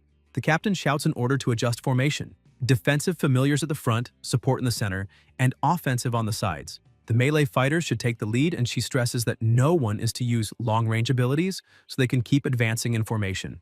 But several spiders appear, attacking one of the familiars quickly, and the same young woman from before calls on her Thornflower Fairy to use its thorn armor to protect the other familiar. The captain summons her own monster, saying it's time for it to act immediately, and her familiar engulfs all nearby spiders in flames. The young woman cheers, saying they took down 3 spiders at once without spending much energy, and that it looks like the tactics they practiced earlier paid off. The captain thanks her familiar for its good work, but soon they hear a noise farther ahead. The young woman shouts that it sounds like a fight, and judging by the noise, they must be close. The captain starts running ahead, saying they need to move faster. When they reach the edge of a cliff, they look down and see a group of trainers attacking a gigantic spider. However, their attacks seem ineffective. One of the fighters yells that the broodmother has little offensive power and is only large for better reproduction, weak for her level. Senlin takes command, saying they need to work together to kill the Spider Queen and then divide the reward based on the damage each group caused. He asks everyone to trust him, assuring them that he'll make a fair distribution of rewards. At his command, the long-range group should aim for the eyes while the rest attack the legs, and everyone agrees. However, the broodmother also had shields covering her eyes, so Senlin orders them to increase the power of their attacks. The young woman beside the captain says the situation is critical, and they need to go down to help, otherwise the military might lower their contribution score, and the other groups would avoid future cooperation. The captain agrees, saying that just standing by and watching could go wrong, and orders an immediate descent, though she feels something strange about that spider and has a bad premonition. Suddenly, the shield protecting the queen's eyes shatters, and the manager yells for everyone to attack with full force. The mantises charge forward and strike accurately. The broodmother begins to rage, and the captain immediately senses danger. A monstrous pressure bursts forth, making everyone's ears ache. Some even start bleeding from their eyes. Senlin, also affected, shouts, asking who the idiot was that said the spider wasn't good at attacking. But then he recognizes the aura. It's the same as the Lord's. He leaps onto one of the mantises and yells that the spider is evolving into a Tier Lord. They interrupted its evolution. He orders everyone to retreat immediately, as there's no chance of defeating that monster. Outside, the military and agents wait. Some comment that more than 3 hours have passed and no one has returned, assuming it'll take at least 5 more. Suddenly, the commander senses something off, and the agents report that something is coming toward them. At first, they think the group finished the mission early, but the commander instantly understands what's really happening and orders all troops to prepare for battle. Senlin appears, shouting for the soldiers not to shoot. He's not an enemy. Upon landing, he collapses from exhaustion, and someone runs up to him asking why he's alone, where the others are, and what's going on. The manager stands up angrily, grabs the man by the tie, and demands to know if the government is trying to get them killed. They'd been told the broodmother wasn't dangerous to attack, but she was actually evolving into a tier lord. The commander intervenes, asking him to calm down and explain. Senlin lets go of the tie, still furious, and explains that while exploring the cave, they found the broodmother mid-evolution, and because of the overwhelming difference in power, they were slaughtered. To complete the mission, they sent their strongest familiars, but now all of them are dead inside. He adds that he doesn't know how many of his men managed to escape, and that just the pensions and compensation will cost a mountain of gold. The commander understands and also grows enraged, turning to the government agents and demanding how they could have given such ridiculous information and let this happen. Suddenly, another person emerges from the forest and the commander asks where the Spider Queen is. Did she follow him? The man answers that he's not exactly sure what happened, but he thinks the broodmother went after the others and they split up to escape after leaving the cave. The soldiers exchange glances as more survivors begin to appear, apologizing for failing to protect the rest. They barely escaped becoming spider food themselves. The commander says that if they had known earlier that the spider was evolving into a tier lord, they could have sent stronger reinforcements. He adds that if they'd managed to tame the Spider Queen, she would have been a tremendous asset to the military zone. But the government made a grave mistake this time. However, since the spider failed to complete its evolution, it's now useless, and they don't need to worry anymore, because 2 tigers can't live on the same mountain. The Lord of the Dark Ember Forest won't allow another tier lord in his territory. Sometime later, back at the academy during training, Dazi was evolving rapidly, which sparked envy among some students who scolded their own familiars, saying that if they trained as hard, they could also evolve better. Peng begins to wonder whether what happened was bad luck or good fortune. After all, Senlin had encountered 2 tier lord monsters and 1 almost lord just from accepting a government mission. That showed how much more dangerous the wild zones were becoming. The selling price of a normal tier monster's body was very low, and an elite tier's was only slightly better, only worthwhile in large quantities. That's why he needed to make Dumbi and Dazi advance to commander tier as soon as possible, and then go hunting in the wild zones. Once they advanced, his reputation as a monster breeder would be established, and he could go to Yanjing to obtain his advanced monster breeder certification, 1 main profession, monster trainer, and 1 secondary breeder, which would allow him to follow his path. Dumbi had already reached level 14, but unfortunately, no one had completed the mission he had posted in the Monster Hunters Guild, and he had already used up all his yin cedar needles. Now, Dumbi just sat in front of the refrigerator every day staring at it. As for Dazi, after all the training, she had reached level 13. That's when Tiaying arrived and showed him the defensive familiar training guide she had mentioned before. Peng takes the guide and starts flipping through it, realizing that Tiaying didn't choose to form a team with him by chance. She seemed well prepared, and with those notes, they could plan tactics based on their familiar's traits. On one page, it said, "For a defensive familiar, a will of steel is far more important than physical defense. Therefore, rigorous and intense training is required." Peng smiles, wondering if she's really serious, and when Tiaying notices his expression, she asks what's wrong. The protagonist simply replies that it's nothing. He just thinks she's going too easy on Lotus. Suddenly, the loudspeaker announces that all students must gather in front of the stage as there would be no individual training that day. Once everyone assembles, the instructor announces that it's the last day of the first training phase, and before starting the second, he'll reveal a list of names. He begins, Liu Keshu eliminated, Xie Jiangyi eliminated, Hu Yantian eliminated, and lastly, Wu Yonghuan eliminated. He orders all the named students to leave the field immediately. Some begin shouting, claiming it's unfair and demanding to know why they were eliminated. The instructors grow angry and ask if they have a problem with that, saying they've been watching everything they've done for weeks and should already know they've been fooling themselves. One instructor turns to Xie Jiangyi and asks if the phone is more important than training, while to Hu Yantian he asks if it was comfortable sleeping during practice, adding that from tomorrow on she'll get to rest in a softer bed. He goes on saying that if they can't even put effort into the first phase, there's no reason for them to stay, because the second phase involves real combat. Anyone keeping that lazy attitude will not only be useless, but also endanger their own familiars' lives through sheer incompetence. The students are startled upon hearing that real battles are next. One of them, excited, asks if they'll fight real monsters and brags that his teddy is strong and will easily win against anyone. Another snaps back saying that Mutt looks like a joke and would probably panic at a scratch, adding that if he wants to fight, he should face something like his own yellow-tailed Scorpion King. The two start arguing and taunting each other. One of the instructors orders everyone to form groups of 5 as they're about to begin real combat training, each group under a designated constructor, and tells them to hurry up. The same two arguing students run to Peng and Tia Ying's side, saying the others should find their own groups because they've already chosen theirs. The students organize into groups, and then the head instructor appears, smiling and greeting the protagonist. He introduces himself formally as Zhang Renbai, saying he'll be their team's instructor. With a menacing air, he laughs and asks who wants to be the first constructor, revealing the first monster, a steel-bristled boar, level 9, normal grade, slightly injured but aggressive. The two young men look terrified and ask if they can pick another monster. Renbai shows another one with a calmer appearance and asks what they think. The protagonist observes and recognizes it as a bloodthirsty hyena, level 10, excellent grade, wounded and on high alert. He evaluates that since it's of excellent grade, it's stronger than the boar and even has poison resistance, but the injuries make it unstable. He thinks that if that hyena catches the scent of blood and goes berserk, it'll be far more dangerous than the boar, so he decides not to let the instructor switch monsters. He raises his hand and steps forward, saying that if no one else wants to, he'll go first. Renbai releases the boar and the protagonist prepares for battle, ordering his familiar to charge. The boar charges furiously, trying to attack, but Dazi moves swiftly, dodging nimbly and climbing onto the monster's back. With a firm bite to the head, Dazi makes the boar scream in pain, turning even more violent. The beast spins its body and slams Dazi hard, throwing him to the side and shaking the ground. The two boys watching grow tense, thinking the protagonist is about to lose. Peng quickly analyzes the situation. At first glance, his familiar seems at a disadvantage, but the system shows something different. The steel-bristled boar is now poisoned. Its condition changes from slightly injured to injured, which means Dazi is starting to take control of the fight. The poison was injected along with the attack, and the more the boar moves, the faster it spreads.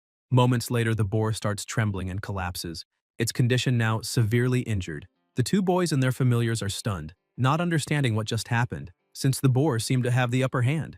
Renbai explains that the boar's face has turned bluish, and judging by that, it's been poisoned. The chubby boy, confused, asks how that's possible. One of the instructors approaches Peng and congratulates him, saying he's passed the day's training since his centipede displayed good combat instincts and an effective toxin. However, the instructor warns him not to overuse poison, or his creature might become dependent on it and end up powerless against enemies immune or resistant to venom. Peng thanks him for the advice and begins feeding his familiar, while the instructor, impressed, comments that the centipede acts more like a trained dog than an insect. Renbai declares that the steel-bristled boar can still fight and asks who will go next. The black-haired boy steps forward, saying he'll be the second and that his scorpion will surely finish the boar off. The chubby one mocks him, saying that's obvious since his lazy scorpion could only win against a drowning dog. The dark-haired boy snaps back, saying that's exactly why his scorpion is perfect. It's meant to take down filthy dogs like his. The instructor, annoyed, orders them to stop arguing and continue the training. The second combatant commands his scorpion to advance, telling it to use its stinger and poison the boar to death. The boar, already on the verge of collapse, is quickly finished by the scorpion, and the boy bursts out laughing, saying the result was expected. His yellow-tailed Scorpion King won easily. But then, something unexpected happens. His familiar starts trembling, foaming at the mouth, and collapses unconscious. The boy screams in panic, asking what happened and why his powerful Scorpion King suddenly fainted. Peng explains that it happened because the scorpion was poisoned, and the boy, shocked, asks how that's possible. Taiying clarifies that the protagonist's centipede venom was still inside the boar's body, and not all poisonous familiars have resistance to toxins. The boy realizes that his own familiar ended up poisoning itself. The chubby student bursts out laughing, mocking that the scorpion is as dumb as its master. The dark-haired one points to the side and snaps that the fat one laughs too much, but doesn't even watch his own familiar. Turning around, the boy sees his dog about to bite the boar and rushes to grab Teddy, shouting that he can't eat that. Meanwhile, Tiaying walks up to Peng, saying she has a question, while the scorpion's trainer hurriedly gives his familiar an antidote. Renbai, clearly irritated, mutters that dealing with this team won't be easy. Later, when Peng returns home, he finds Dumby opening and closing the refrigerator repeatedly, as if believing food might appear out of nowhere. The protagonist feels sorry for him until his phone rings. Answering it, he realizes it's the association, probably about the needles he ordered. The voice on the other end informs him that the mission has been completed and the items are ready for pickup at the scheduled time. Peng quickly puts on his shoes and runs out excitedly, saying they finally arrived. If he went much longer without the needles, he might have had to change Dumby's entire evolution route. Outside, a robot is waiting with the delivery while a few people watch from a distance. One of them tells the boss that this is the kid who spent a lot of money to get the yin cedar needles. The boss confirms and says they've been following the truck from the Hunters Association warehouse, ensuring there's no mistake, and that tonight they'll break into the boys' house. One of the men, hesitant, asks if they're really going through with it, but the boss gets angry and calls him useless. Another member punches the hesitant one in the head, saying that as long as they're careful and leave no traces, everything will go smoothly. The boss agrees and says the green-haired boy is right, but they won't act yet. They need to plan every step carefully, and once they get the money, they'll flee immediately. When night falls, the three of them get ready for the robbery, excited by the idea of doing something far more thrilling than ordinary theft. However, one of them looks around uneasily, finding the neighborhood so poor it seemed worse than the hole they came from, and asks if the kid is really rich. The boss replies that's even better.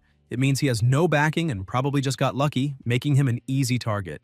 When they reach the apartment, they start trying to force the door open, making noise in the process. Tang Tang opens it, confused, and asks what they're doing there in the middle of the night. They try to play it off, saying the hallway was dark and they must have gotten the wrong door. Without suspicion, she begins to close it, saying it's fine, but the boss stops her and with a fake smile says they're just thirsty and asks if they can come in for a glass of water. Tang Tang smiles politely and, unaware of the danger, lets them in. They start laughing, and the boss confidently asks why they haven't thanked him yet. As soon as they enter, one of the men locks the door, and Tang Tang, surprised, asks why. The boss rubs his hands together with a cynical grin, saying it's just so they don't disturb the neighbors so late at night. She stares at him calmly and, with a terrifying smile, replies that they can relax. The walls are soundproof, so even if someone screamed, no one would hear. The three thieves exchange uneasy looks, and one of them nervously asks what that thing behind her is.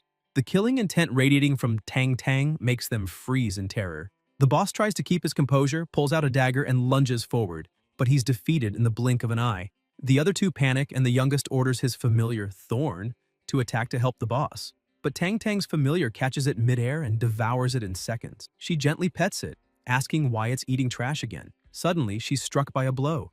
The boss gets up, laughing in relief, thanking his familiar for hitting that woman, saying he wants to see if she'll still act so arrogant now. But when he looks closely, he realizes only part of her clothing was torn. Desperate, he screams, demanding to know why she isn't hurt. Tang Tang keeps laughing and replies that she could explain it, but he wouldn't understand. Then her eyes change, the Sharingan activates, glowing intensely, and she says that actually she'll explain it very clearly, since they have all the time in the world. The three men scream in terror as she advances, and on the other side of the hallway in his room, Peng tosses in bed, annoyed by the noise, wondering why people were still awake at that hour. After effortlessly taking down the intruders, Tang Tang calls Old Chi, reporting that she has 3 new volunteers with her and asking him to send someone to pick them up. She adds that there's no need to worry. They're all well trained, and she guarantees they'll protect the border until their last breath. The next morning, training resumes, and the students' familiars, including Peng's, can't even scratch their opponent. Peng watches in surprise as Dazi fails to break through the defense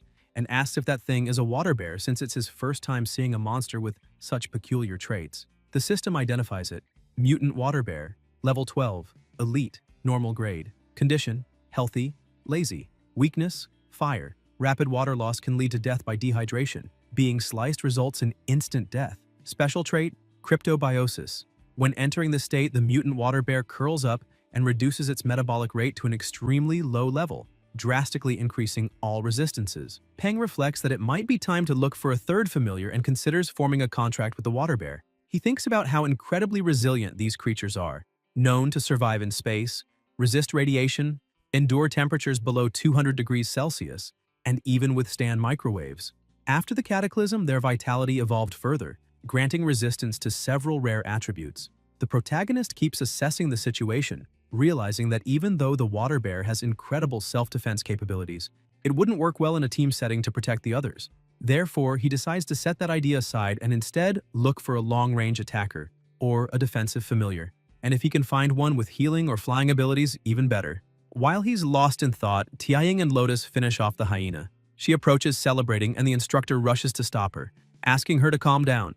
When large monsters are fighting, people must stay away from the battlefield to avoid unnecessary accidents. Peng smiles at the sight, realizing that Lotus Seed's shyness has lessened a lot since their training began. His phone rings, and it's manager Senlin asking if he's free today. The protagonist asks why, and the manager says he'd like to invite him to lunch. Some friends are visiting and he'd like to introduce them to him.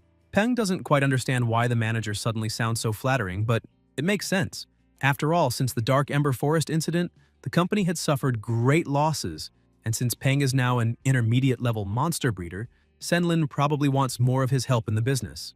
Peng agrees to go and tells the manager to meet him at the school gate after classes in the late afternoon. When classes end, Senlin is already waiting outside. Peng gets in the car and apologizes for the trouble, but the manager waves it off, saying it's no trouble at all. He often passes that way since his daughter attends the same school, so it was just convenient to pick him up. His daughter, Liu Jiaoyu, sitting in the back seat, rolls her eyes and calls her father a liar, saying this is only the second time he's ever gone to her school, and the first was just to enroll her. Senlin quickly changes the subject, saying that, in any case, if Peng ever has free time, he'd like him to take a look at his daughter's familiar. Peng glances back and sees it's a cat-type familiar, a rare sight. He quickly scans it and finds it's a mint cat, level 12, normal grade, wood attribute, weakness, water. Smiling, he says he's usually at his studio on weekends, so she can come for a consultation then. Zhao Yu brightens up and asks if he's serious. The manager stops the car in front of their house, telling his daughter she can go in and that they'll talk about it later since he and Peng still have business to discuss. She gets out smiling, thanks Peng again for offering to help, and waves goodbye. Peng, puzzled, wonders what's going on. If they're just meeting some friends, why did the manager send his daughter home first? Everything feels increasingly suspicious. As the car drives off, Peng asks who these friends are, and Senlin simply replies that he'll find out soon enough. A short while later, they arrive at a temple, and the manager asks him to come in. As they walk through the entrance, Peng takes in the scenery. The place is styled like an English garden, probably designed by a master landscaper familiar with both northern and southern aesthetics.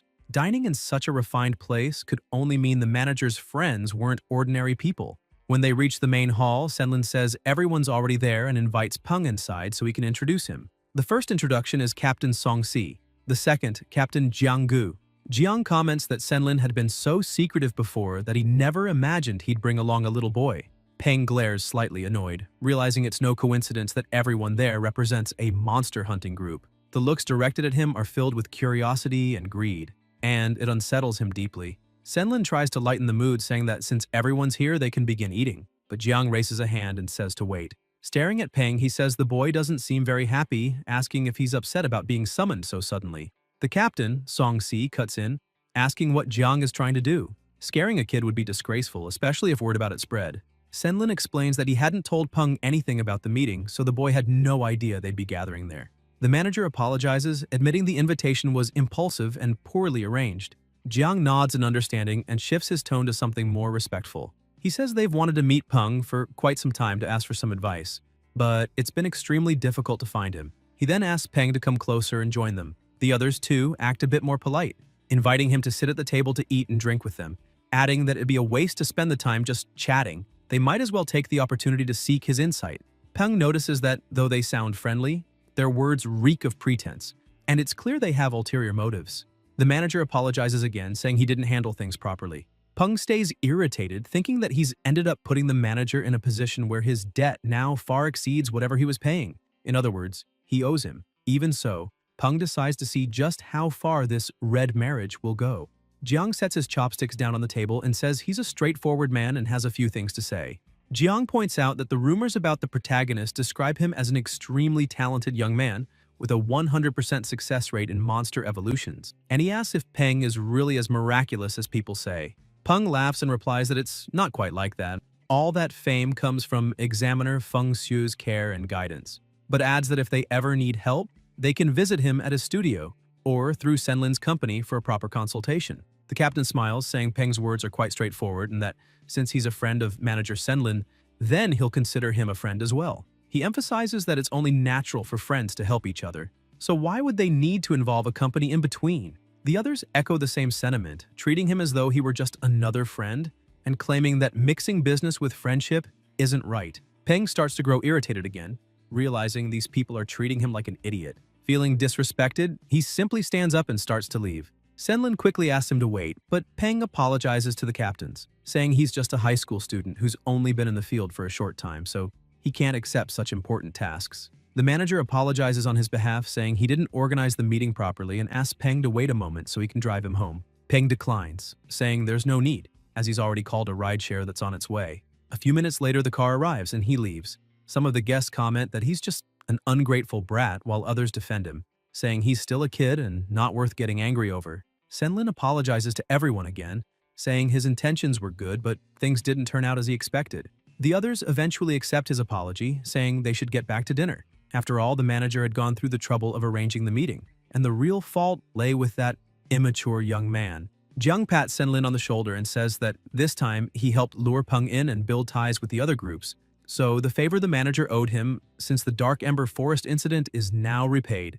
Senlin laughs, saying there's no need to talk like that since they're longtime friends and should always help each other. Jiang denies it, saying favors are favors, and they are not friends. As he walks away, he thinks that Peng had helped the manager tremendously. Yet even so, Senlin acted that way toward him, so what the hell would he do if they were truly friends? He concludes that the man is nothing more than an old fox. For those still unfamiliar, here's a quick recap of ranks and tiers. Normal tiers range from level 1 to 10, Elite from 11 to 20, Commander from 21 to 40, and Lord is the highest class. As for grades, they follow this order: normal, excellent, superior, perfect, epic, and hidden. Now that we're clear on that, don't forget to like and subscribe. Love you all. Once again, night falls, the protagonist returns home and decides to watch a bit of TV. On the news, the Alliance News Channel reports that the Blue Magic Genetic Enhancement Serum released by the United Dragons Group is a scam with severe side effects. In the Neon region, there have been multiple cases of malicious mutations in familiars that use the serum. The United Dragons Group has announced a global recall of the product. Even just watching through the broadcast, Peng's system analyzes the familiar shown in the footage and identifies from the image that its status is injured, as its blood vessels have been damaged. The report continues, informing customers that anyone who purchased the product can request a full refund at United Dragons Group stores. Scientists from various countries state that genetic enhancement serum is an inevitable step forward, and that the public should face it actively instead of rejecting it. Peng's phone rings again. It's the manager. Surprised, he wonders why Senlin would be calling at that hour. He answers, asking what he can do for him. Senlin starts by saying he truly feels sorry for what happened, admitting that the incident earlier that evening was his fault. He explains that he should have told Peng in advance who those people were but didn't, as he never imagined they'd act so disrespectfully. Peng tells him not to worry and that he doesn't care about such things. Senlin insists, asking him to trust him and saying that if those people dared to behave that way, it means they also offended the Blue Shield group, and that from now on, before he can finish, Peng hangs up on him. Irritated, he thinks he doesn't really blame those people for trying to take advantage of him. It's his own fault for still not being strong enough to tell all those idiots to go to hell. Staring intently at the television, Peng reflects that, for now, he can only play by the rules, at least until he has enough power to change them. The program changes, and the host announces that the first King of Dogs of Yangcheng contest concluded successfully the day before. Participants came from Yangcheng, Rongcheng, and Pengcheng. The monster breeder Han Ning, 21 years old, won the championship, and his familiar became the first King of Dogs of Yangcheng. Peng studies the data on the screen. The creature's name is Starfall Autumn Dog, level 39, Commander tier, perfect grade. The host continues explaining that, according to reports, Ning is still a university student, currently in his third year at the Yangcheng Institute of Science and Technology. Peng lowers his gaze, thoughtful. In just 3 years, that young man managed to evolve his familiar to Commander tier and perfect grade, placing him among the strongest people in the world. Determined, Peng murmurs to himself that Ning should wait for him, because soon he'll be just as powerful. The next day, in the cultivation room of his studio, Peng is with Dumby, preparing a potion. He hands the vial to his familiar and tells him to drink it. Meanwhile, Zhao Yu arrives, accompanied by her friends. One of them looks around and asks if this is really the studio of the famous Mr. Peng she keeps talking about. Zhao Yu confirms with a smile. Another friend, curious, asks why she calls him Mr. if they're the same age, and if it's because he's like her. Zhao Yu turns and starts tickling her, calling her a brat and asking how she dares imply she's old. The two burst out laughing while the third watches amused. At that moment, Quan Quan appears and greets them warmly, welcoming them to Flying Rock Studio. She asks if they have an appointment, making the girls exchange puzzled looks and wonder if booking ahead is really necessary. One of them glances around, noting how empty the place seems, and asks if business is really that good to require scheduling. Quan Quan says that if they don't have an appointment, she can call the boss to confirm a slot. Zhao Yu pauses, remembering her father's words, that this Mr. Peng is one of the best monster breeders in the city, the greatest genius of Chang'an, and thinks that the only downside is the high fee, which must be why there are so few clients. While they're chatting, a deafening roar echoes from the cultivation room, followed by an overwhelming pressure that fills the air, making the girls feel faint and gasp for breath, asking what that sound was. Inside the cultivation room, Dumby begins evolving, and an intense aura bursts from his body. When the process ends, Peng checks the system. The skeletal ghoul monkey has reached level 16, epic grade, ghoul attribute, light weakness, and acquired the special trait, Heart of Blood Threads. Excited, he opens the details.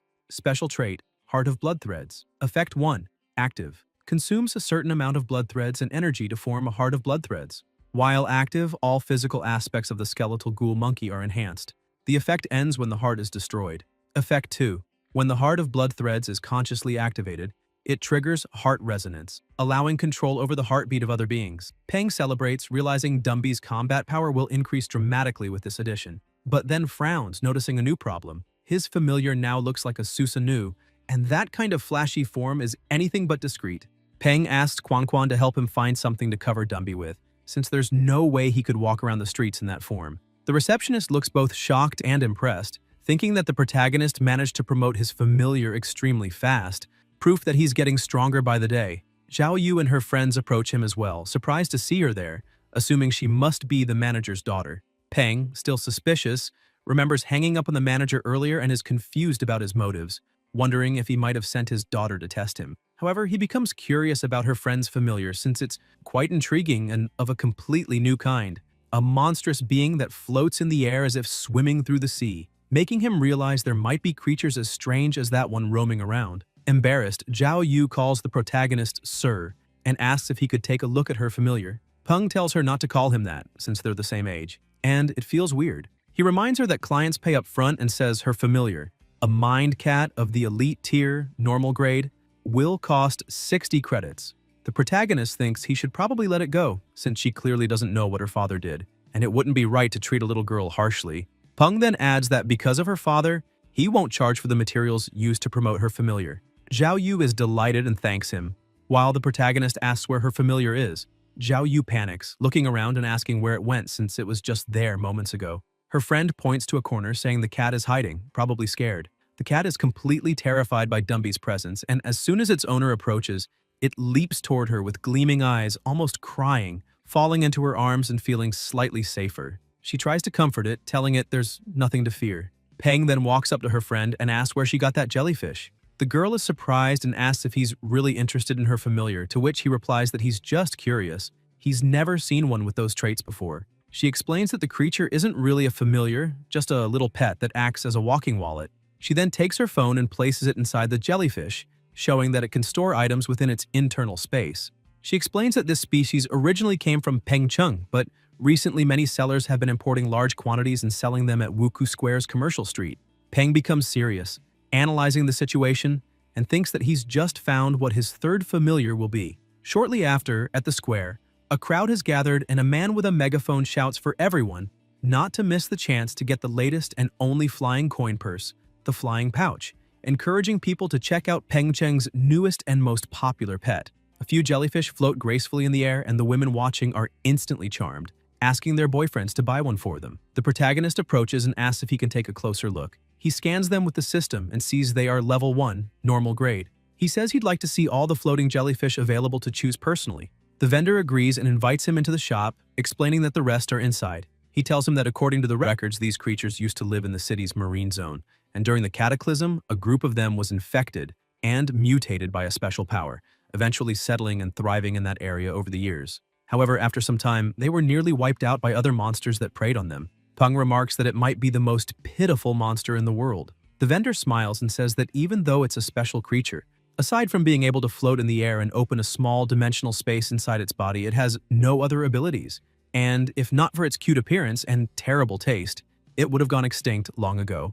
The protagonist thinks that's actually a good thing. As he examines the jellyfish, he notices their levels are similar to the ones outside, except for one. This one is noticeably livelier than the rest. He asks how much it costs, and the vendor praises his sharp eye, saying the boss identified it as a rare mutant species, a perfect grade floating jellyfish king with a speed mutation, available for 100 credits. Peng laughs and tells him to be more reasonable with his business, saying he knows it's different, but calling it a floating jellyfish king is too much. He'll pay 50 credits.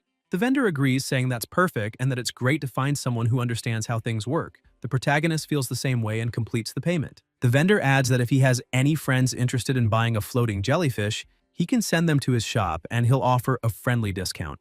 Peng thinks about how the man immediately asked for 100 credits and made up that floating jellyfish king story, wondering if he'd really give anyone a discount or just charge them even more. Still, he laughs to himself, thinking he didn't come out losing.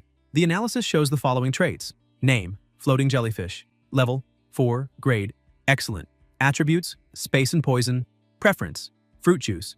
Weaknesses, electric type, ice type, and a fear of fish and birds, becoming frightened when facing such creatures. Peng holds his new familiar, pleased that it's of excellent grade and has dual attributes of space and poison, concluding that his team of familiars is growing well. Because the creature looks like a balloon, he decides to name it Silly. Sometime later, back in his apartment, Dazi is asleep when he hears the door open and his master announce his return. He rushes to see and Peng proudly presents the new family member. Dazi freezes, grumbles, and locks himself away again, slamming the door shut. The protagonist wonders where Dazi learned to be so jealous and annoyed says he'll deal with it, shouting that he bought dried mealworms, his favorite, as well as dried poisonous worms and starflower leaves. Dazi hears that and his eyes light up.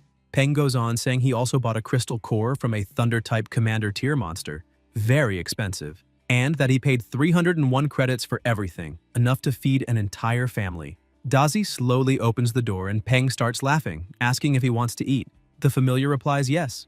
Peng shakes his head, saying it won't be that easy. After all, he slammed the door in his master's face. Dazi panics, begging for the food while Peng gives his rebellious familiar a lesson.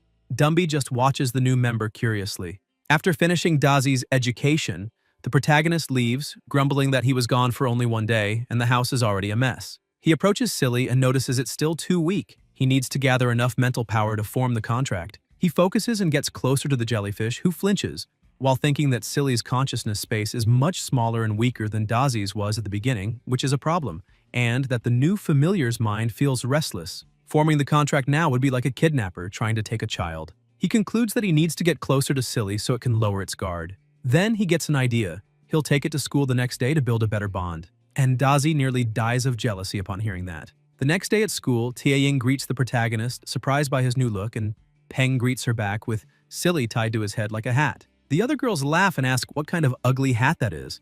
The protagonist draws a bit of water from the jellyfish and offers it to his friend, asking her to drink some chilled mineral water. Tianying, startled, asks what that hat is, and Peng laughs, explaining that it's not a hat but a floating jellyfish, a monster with spatial ability. Tianying strokes the lotus flower and says she's heard of that monster before, noting that they're usually shy, but she tells him to forget that for now and asks if he knows what monster they'll be facing today. They walk over to the cage to check and he mentions that it'll be a bit tough. It's the purple metal scorpion. Tianying asks if he'll be the first to fight again, and the other students comment that it looks like the extra points for the first victory of the day will go to him once more since he's strong and has a high win rate. They say they can only learn from him to earn points like that someday.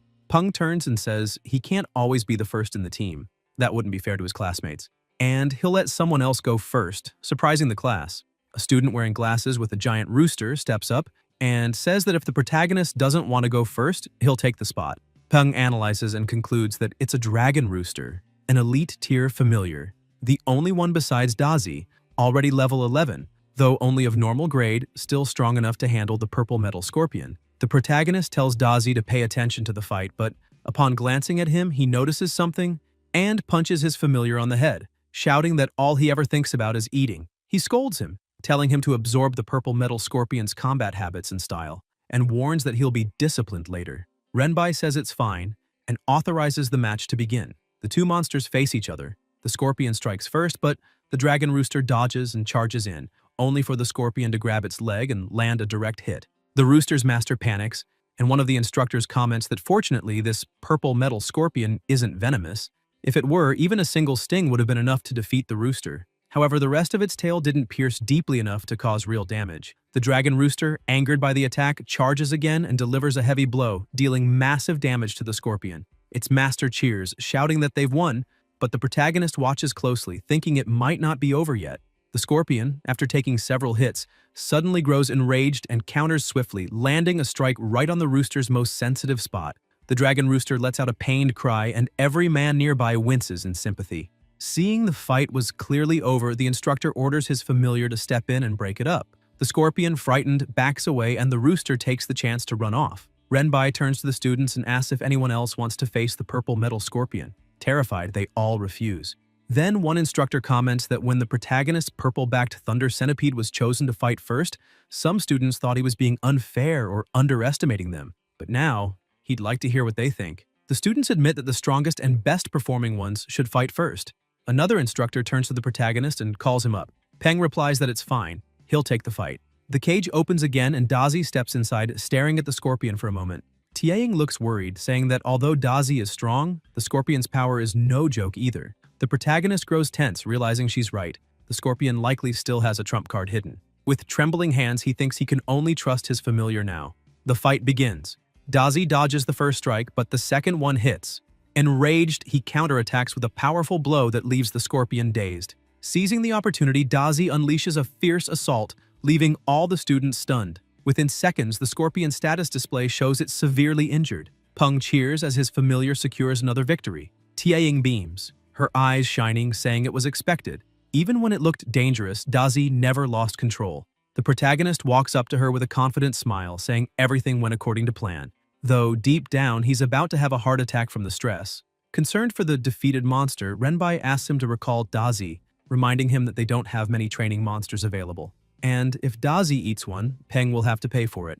While they talk, Dazi continues to tear the scorpion apart, face messy and eyes wild, frightening the students, who whisper if he's really been tamed at all since he looks so savage. Peng whistles and Dazi instantly stops, walking over to him. The protagonist pulls a handkerchief from his pocket and scolds his familiar for eating random things, asking what they'd do if he got sick. He adds that he scared everyone again. Then he smiles and jokes that it's not entirely Dazi's fault. If those monsters are really that tasty and nutritious, it's hard to resist. The students are horrified, wondering what Peng means by that, thinking it's far too cruel and that he's going too far. Tiaing smiles and tells him not to mind them, saying the others are just afraid of Dazi. Peng grows serious and says that right now they're facing caged monsters under instructor supervision. So, of course, they feel pity. But if they were out in the wild, the monsters would be the ones feeling pity for them. He shouts that they're here to learn how to truly fight, and if they plan to feel sorry for their enemies, they'd better leave now before they end up eaten alive. His words stir the class. Some agree with him, while others think he's being too arrogant. The instructor claps his hands and says Peng isn't wrong, then takes advantage of the group's attention to make an announcement. Renbai explains that basic training is no longer enough, and starting tomorrow, everyone will begin real field training. He tells them to think carefully before deciding, as the training will last a full week and has already been approved by the school. The instructor advises everyone to discuss it with their parents or guardians, as registration will cost 5 credits. The students grow excited, asking if it's true since they'd waited so long and would finally be able to train in real combat. Peng falls silent, reflecting that joining a real field training camp is a huge leap. Some pupils approach Renbai and ask why they must pay to register, arguing it should be free. An instructor with a strange aura smiles and says they can opt out or, if they prefer, choose a private training zone. The students complain that private zones are very expensive and usually lack strong monsters, costing around 20 credits per week. Another student adds that 20 credits is just the base price and that extra fees apply for other facilities. Some students get discouraged, saying they can't join because they're poor, while others try to comfort them and offer help. Renbai urges calm and explains there's another route. If they sign a military contract, the alliance will cover all costs. Those who sign must serve 8 years, but afterward they're free to pursue anything. If accepted into the military academy, that time counts toward the 8 years. Tiaing remarks that obviously 5 credits isn't affordable for most students, and that the policy was devised quite strategically. The protagonist notes that even if accepted into the academy, they'd still owe 4 years of mandatory service. Peng states that whether it's 4 years at the academy plus 4 in the army, or 8 straight in the military, the method is incredibly efficient. Renbai continues and reminds everyone that participating in the field training also requires signing a death insurance policy. A frightened student asks if that means she'll die if she signs. The instructor explains that the entry exam for monster trainer cadets is very different from others, and they must treat this special opportunity seriously. He then tells the girl that signing the death insurance doesn't mean she'll die, but if she keeps showing that level of intelligence, he might have to remove the word no from what he just said. Tiaing gets excited and asks Peng if she can go with him the next day. They bump fists and he says it will be an honor to accompany her. The next morning, cars and trucks speed toward the training site. Everyone is impressed by the beauty of the place until the vehicle runs over a rock, startling everyone inside. The driver laughs and looks back apologetically, saying he hadn't seen the rock. Peng remains silent, merely observing, thinking that's how a driver behaves when he dislikes noise. He remembers earlier before leaving, banging on Tang Tang's door with no answer, and that she didn't pick up her phone. Still, he thinks there's no reason to worry because she isn't weak, so it's unlikely something bad happened. Perhaps her disappearance relates to the secret she never wanted to reveal. Suddenly, the vehicle brakes sharply, throwing the students to the sides. Irritated, some scold the driver, saying it was too much and he couldn't treat people that way. The driver apologizes again, insisting this time it wasn't on purpose as they had just arrived. Everyone disembarks and forms a line before Colonel Chen. He explains that the valley behind him is the jungle training base and that every inch of the territory has been inspected, leaving only normal and elite-level monsters. No commander-tier monsters nearby. The colonel then shows a watch and explains it's an identity timepiece they must all wear. It has a tracking system and an emergency button, and their mission is to survive for a week inside the valley. Chen emphasizes that nobody may abandon the field before training ends because doing so will be considered desertion. After explaining everything, he asks if anyone has questions. A student raises a hand and asks if there are fixed places to get food and water. Chen answers that there are safe houses scattered across the valley made of special steel that only monsters above commander level could break. Basic supplies are stored inside, so surviving 7 days isn't impossible. Everything depends on how each team acts during training. Shortly after, the valley gate opens and the colonel announces it's time to enter. The students walk in slowly, chatting, until a military officer shouts for them to stop talking and enter at once, adding that if anyone is killed by a monster, the tracking system will help locate the responsible party, and they will avenge the death. The students, nervous but determined, decide to enter right away. Once inside, Tianying asks what Peng is observing. He replies that he was watching a sparrow, a species that tends to migrate toward humid habitats near lakes or rivers, and is extremely sensitive to rain. That's why they're called rain sparrows. They always fly in the direction where the weather is about to change. Tianying says she remembers that most of the city's weather forecasting towers raise rain sparrows. Though their attack power is weak, they're incredibly fast. Suddenly, the sparrow takes flight, and the protagonist remarks that it's his first time entering a wild region. He realizes how different the environment feels compared to the dull city. It's full of life, a true paradise for monsters. Tianying smiles, saying that a genius will always be a genius. While everyone else rushes deeper into the valley, he's calmly observing his surroundings, and that kind of mindset is what makes him so amazing. Peng replies that, in truth, he was only standing still because he wanted everyone else to go in first. Tianying laughs, doubting him, and asks if they can move on. He nods, and the two begin walking through the valley. Still, Peng remains alert, sensing something move among the treetops, but when he looks again, nothing's there, perhaps just his imagination. On the first day, they explore the forest, admiring the flowers and mountains until they come across one of the safe houses. Tianying points ahead, saying there's a camouflaged cabin that must be one of the safe houses mentioned by the colonel. Peng agrees and says they should check inside. When they open the door, they find a simple, clean room with minimal furniture. Tianying notes that there are only 2 beds, suggesting that the instructors don't want students forming large groups. Peng comments that since there are no Lord-level monsters and very few Elite-level ones nearby, forming big teams would make the trip pointless. It would defeat the purpose of the training. He then notices that each bed has 5 boxes of biscuits and 10 bottles of water. Used carefully, that's enough to last an entire week. This shows the military is testing the students' survival ability. If they had to hunt monsters for food, many wouldn't make it. Tianying, fully equipped like a battle robot, asks if he's not going to wear his suit too. Peng looks surprised and she smiles, explaining that the jungle is full of mutant mosquitoes, some so venomous that a single bite can kill. He laughs and says he'll just use an herbal repellent, adding that they might as well explore and hunt something, since he doesn't plan to eat biscuits all week. Besides, now that they have a safe house, he suggests Tianying can unleash her lotus seed in full size to travel faster. If anything happens, she can bring them back quickly. Tianying looks even more impressed, saying that's exactly what she expects from a genius. Someone who thinks ahead of time. As they walk through the jungle, Peng explains that the first step is finding a water source since animals usually gather there to drink and survive. Tianying then notices a strong scent coming from flowers on some tree trunks. The fragrance is intense but mixed with a rotten odor, making her head throb slightly. The protagonist grabs her arm and signals for silence, telling her to command her lotus seed to strike the tree with full force. Confused, Tianying looks at the tree, seeing nothing special, wondering why he'd want her to attack it. But when she sees his focused expression, she remembers that Peng's instincts have always been accurate, so she decides to trust him and gives the order. In that instant, something in the tree shifts almost imperceptibly, as if trying to hide. The lotus seed shoots forward at high speed, smashing into the trunk, knocking a snake loose. It tumbles through the branches before hitting the ground. Tiaing gasps, realizing something had actually been there, and thanks Peng, saying that without him, they might have been caught off guard. She asks what kind of snake it is, since its camouflage was practically invisible. The protagonist explains it's a green tree snake, a species that blends perfectly among the branches. Its flesh contains toxins that can be consumed by other animals but not by humans. Then Peng begins to wonder if he could still make use of it, remembering the technique Tang Tang had taught him. In theory, any damage he takes can be transferred to Dazi, so perhaps the same principle might apply to toxins too. He says that if this works, it means he can eat that meat, and he remembers hearing that the more poisonous a snake is, the tastier its flesh becomes. Suddenly, he hears something moving in the branches behind him and turns around, but unfortunately sees nothing. He begins to wonder if he's really hearing something or just imagining it since it feels strange. Behind the tree, the snake is trying to crawl away quietly.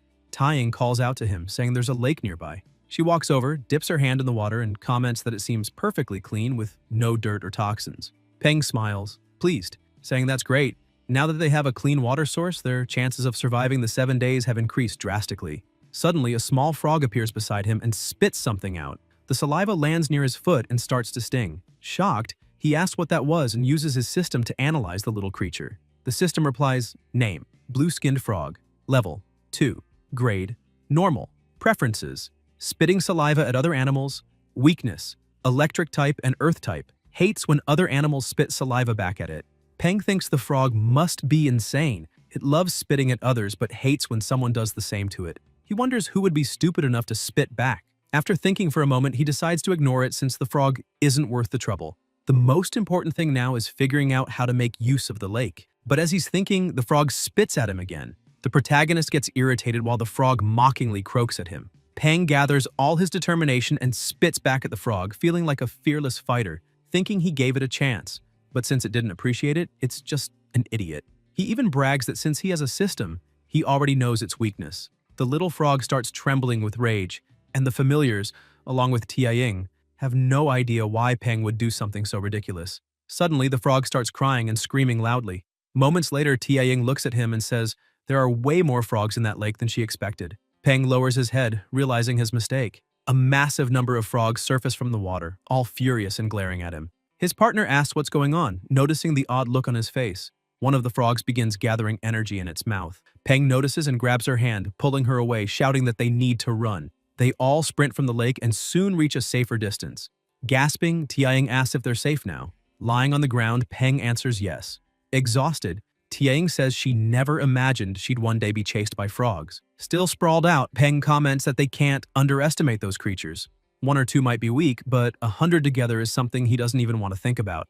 Confused, Tiaying asks how he can say that after just spitting on one. Peng gets up and says it's time to organize their situation. Behind the northern trees lies the frog lake. To the west is the valley entrance, with some trees but no dangerous creatures spotted so far. To the south, a dense forest with traces of large carnivorous monsters. Thick trees there make it difficult for her lotus seed to move. And to the east, a small incline leading to a wide meadow with signs of herbivores. Tiaying says that's all the information they have for now and asks if he thinks they should expand their scouting area. The protagonist replies that they could, but first they need to eat. The others don't look too thrilled, but Peng tells them to relax. What they discovered today is already plenty, and there's no need to get too anxious on the first day. He suggests everyone calm down and rest. Tiaying agrees and says they still need to find something to eat. Peng tells her not to worry and lifts the green snake he'd captured earlier.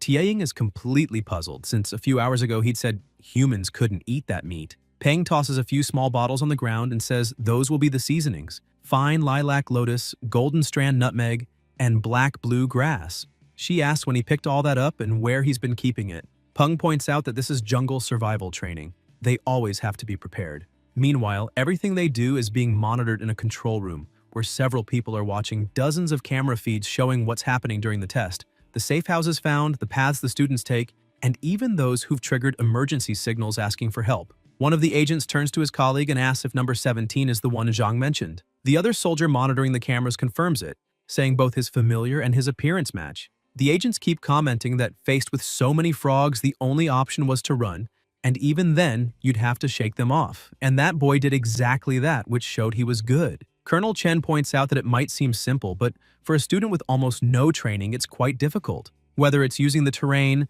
mastering jungle survival skills, or having the determination not to give up when everything goes wrong. Peng outperformed most teams, and that's why he wanted everyone there to focus their monitoring on him. Meanwhile, the pair were heading back to the safe house, and Tiaing said she wanted to see if that would really work. She tries to open the door but notices something odd. The protagonist asks what happened, and she, worried, replies that it seems the door is locked. Tiaing starts knocking and asks them to open up, but the people inside say there's nobody there and it's already full, telling the two to go away. She tells Peng that apparently they've lost the safe house, but they should have expected it since there are so few available. Peng tries to reason with them, saying it's already getting dark and it's just the two of them, and that he wouldn't mind sleeping on the floor inside. Two people inside start arguing. One asks why he's even explaining himself, saying they should just tell the outsiders to leave since the house is already too small and no idiot would agree to squeeze in with them anyway. The other agrees, saying they'd better go quickly because it will be more dangerous at night. Taiying gets angry and starts cursing them out, but Peng calms her, saying there's no point getting mad at people like that because sooner or later they'll learn their lesson. She takes a deep breath, admits he's right, and turns to summon her familiar, but then notices the protagonist is heading toward the house and asks why he's going back. Peng takes out a chain, leaving his partner stunned, and the people inside start shouting when they realize he's locked the door from the outside. Tiaing asks where he got that padlock, and the protagonist explains he took it in the safe house near a table. Apparently, the instructors wanted them to reinforce the doors to increase security, so he grabbed the chain and put it in his bag when they were leaving. Laughing, he keeps walking alongside his partner. The instructors laugh too, saying that's great and that the boy is truly remarkable, cunning like an old monkey. Even the colonel notes he has potential. An examiner a bit further back observes that the protagonist is much better than most students, but now they'll see if he's capable enough in a place full of monsters at night, raising the question of whether they'll survive. Peng leads the group, saying they should follow that path and might find another safe house. As they walk, a monster stalks them, watching from the darkness. After a long trek, Tiying, already tired, says it looks like there's no other way. They'll have to spend the night in the middle of the forest. The protagonist agrees, saying they shouldn't keep exploring because it's late and they haven't found a cave, so they need to stay at the top of that tree. The trunk stands vertical, and if they branch out about 3 to 4 meters above the ground, they can build a simple shelter there. Taiying agrees, saying it sounds good. The lotus seed strikes to fell the tree, and then the protagonist sets up camp, and within minutes, everything is ready. Taiying breathes a sigh of relief, saying they're finally done. And when she looks ahead, she sees her partner has fallen asleep quickly. She looks at the familiars and sees they're both asleep too. She pulls a blanket from her bag and thinks she'll try to rest a bit as well. Higher up, among the trees, someone watches the two and comments that they're very brave to sleep in the middle of the jungle without a fire or a night watch. She smiles, saying she'd like to see how far they'll go, but is interrupted by a noise and turns quickly as something approaches. Tang Tang camouflages herself again and sees a black shadow panther advancing. It isn't very strong, and with the protagonist's current power, it shouldn't be a problem. The panther speeds forward with impressive agility toward the two. The lotus seed hears it and rises on alert, waking its mistress, while the protagonist shouts for them to get out of the tree. Tiaing quickly jumps onto her familiar's back. Peng and Dazi also spring up, alert. She stares at the blur ahead and notes it must be a shadow-type monster, unsure of the species or its strength, and wonders whether they should run or fight. The protagonist uses the system and analyzes carefully. It is a black shadow panther, common rung, level 15. He explains that running away would only mean turning their backs, which would actually trigger the panther's hunting instinct even more. As he speaks, the monster lunges. He's caught off guard by its speed and calls for his familiar. Dazi jumps in front and tries to land a hit but misses. The panther appears behind them, ready to strike. But that's exactly what Dazi wanted. He unleashes his electric power, stunning the panther, then bites down hard, leaving a deep wound. Peng is astonished to see his familiar using electricity to paralyze the enemy, realizing that it's slowing the panther down. All that training truly paid off. Even when facing a higher-level monster, Dazi still manages to maintain the upper hand. The panther writhes, counterattacks just enough to break free, then stumbles away, trembling as if something else were watching it. When it looks back, it sees a massive serpent darting toward it. Peng spots it too and freezes, asking what that thing is, because with a single bite, it swallows the panther whole. He immediately orders everyone to run as fast as they can. As they flee, the snake simply turns in another direction and crushes a tree in its path. Watching from a distance, Tang Tang notes that the serpent doesn't seem interested in Peng, which is good. If they fought there, it would attract too much attention and likely expose everyone's positions. She vanishes again while the instructors monitor everything on their screens, tracking the serpent and reporting an emergency. They turn to the captain, asking if they should engage the giant mutant jungle anaconda. Another man replies that it's unnecessary. This particular anaconda is docile and not very aggressive. making it a good test for the students. If they can't handle something at that level, they might as well give up on this path. The colonel agrees with Instructor Chen but orders the Golden Eagle team to remain on standby for a possible rescue mission, ready to deploy the moment anyone hits the emergency button. The next morning, Tianying wakes up with sunlight on her face, still leaning against her familiar. The protagonist is already standing, telling her she woke up just in time. They're heading out. She asks where to, and he says they'll return to yesterday's camp since they fled in a rush and left their things behind. Concerned, Tianying asks what they'll do if the anaconda is still nearby, since they don't know its weaknesses or attacks. It's dangerous to go back without any knowledge. Peng explains that's precisely why he has to return. A trainer's greatest strength is knowledge about monsters. Even the smallest detail can save a life. Times have changed, and hiding from danger would only make them weaker. He starts walking off, leaving her speechless for a moment. Then she tells him to wait and runs after him, saying she can't keep up if he walks that fast and asking how he plans to escape if the giant snake tries to devour him, since he can't ride his familiar. She approaches the two, apologizing to Dazi but admits he's not built to carry people. Meanwhile, Tang Tang continues observing from afar. As they near the camp, Tianying notices the damage to the fallen trees around them and says that if they hadn't run fast enough, they'd have ended up the same way. The protagonist glances to the side and spots something shining. He moves closer to the trunk, wondering what it could be. Tianying says she'll go ahead to check, but he shouts that it's impossible. The system identifies it as wooden spatial heart, a spatial attribute material. He realizes it's a vital item for Silly's evolution, one he's never seen in the market. People weren't even sure it really existed. He never imagined it would be hidden inside bottle trees. He quickly concludes that the snake from yesterday must have grown that large because of this rare material, and that it didn't chase them because it was simply guarding its food. The protagonist takes the material and stores it in his bag, thinking he'll need to return later to collect more. For now, though, he can use this training to find other rare resources. By the third day, he finds another rare material, and the same happens again the following days. Finally, at the end of the 7th day, the colonel gathers all students who passed the test and tells them they are truly the best group the program has ever had, which makes him very pleased. The provisional date for the next Combined Valley training is set for 3 weeks later, and all students who attended this one will be allowed to join the next free of charge. With the end of training, the colonel reminds everyone that he hopes they've learned a lot from the experience and that now they can rest for the next few days, returning to classes after 3 days as a reward. The students all cheer, thrilled to finally get some rest.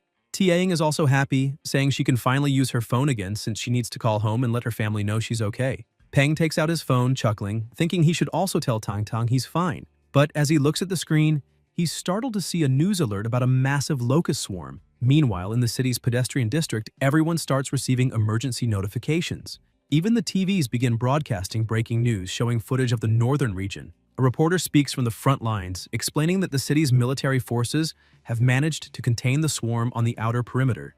According to Director Feng Xiu of the City Monster Trainer Association, these creatures, called deadleaf locusts, are highly afraid of fire. That's good news since the troops managed to fight them off by exploiting that weakness.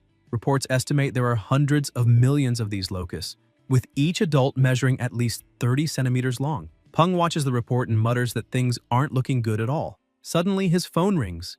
It's Feng Xiu calling. The protagonist asks how he's doing, but the director goes straight to the point, asking if Peng has finished his training and is back home. The military, he says, has delivered a batch of a new species, the voracious golden frog, and hopes the association can help enhance their grade levels. Feng Xiu asks if Peng can assist with that the next day, emphasizing that it's a paid assignment. The protagonist asks if the military plans to use those frogs to handle the deadleaf locusts. The two people standing in the director's office glance at each other, clearly uneasy, and demand to know how Peng could have guessed that. Feng Xiu instantly catches on, looks at them, and calmly replies to Peng that yes, that's exactly it. The military plans to use fire-type predator monsters since thermal weapons are too inefficient against the locusts.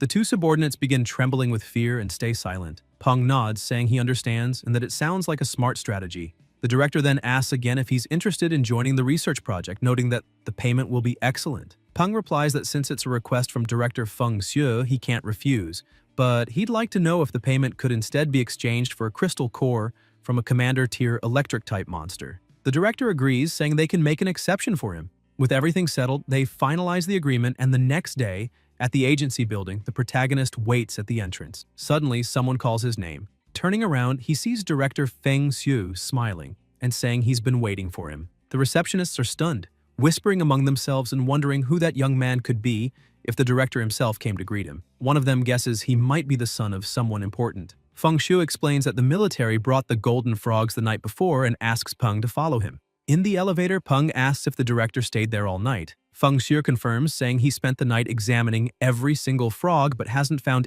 any clues yet. When they reach the floor, the elevator doors open, and Peng is stunned by the size of the facility. The director welcomes him and introduces the experimental base of the Monster Trainer Association. Right in front of them lies the laboratory. He shows Peng the voracious golden frog, and the protagonist observes closely, noting that it must have evolved from the horned frog, which explains its terrifying jump and earth attribute.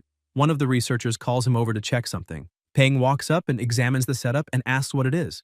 The scientist replies that those are grilled dead leaf locusts with fennel, one of the golden frog's favorite foods, and asks Peng to try feeding them. Peng grabs one of the skewers and, to everyone's shock, eats it himself. He comments that the sauce is thick, but not greasy, and that the crispy crust perfectly complements the tender meat, giving the grilled locusts a solid 10 out of 10. Even Feng Shui is left speechless.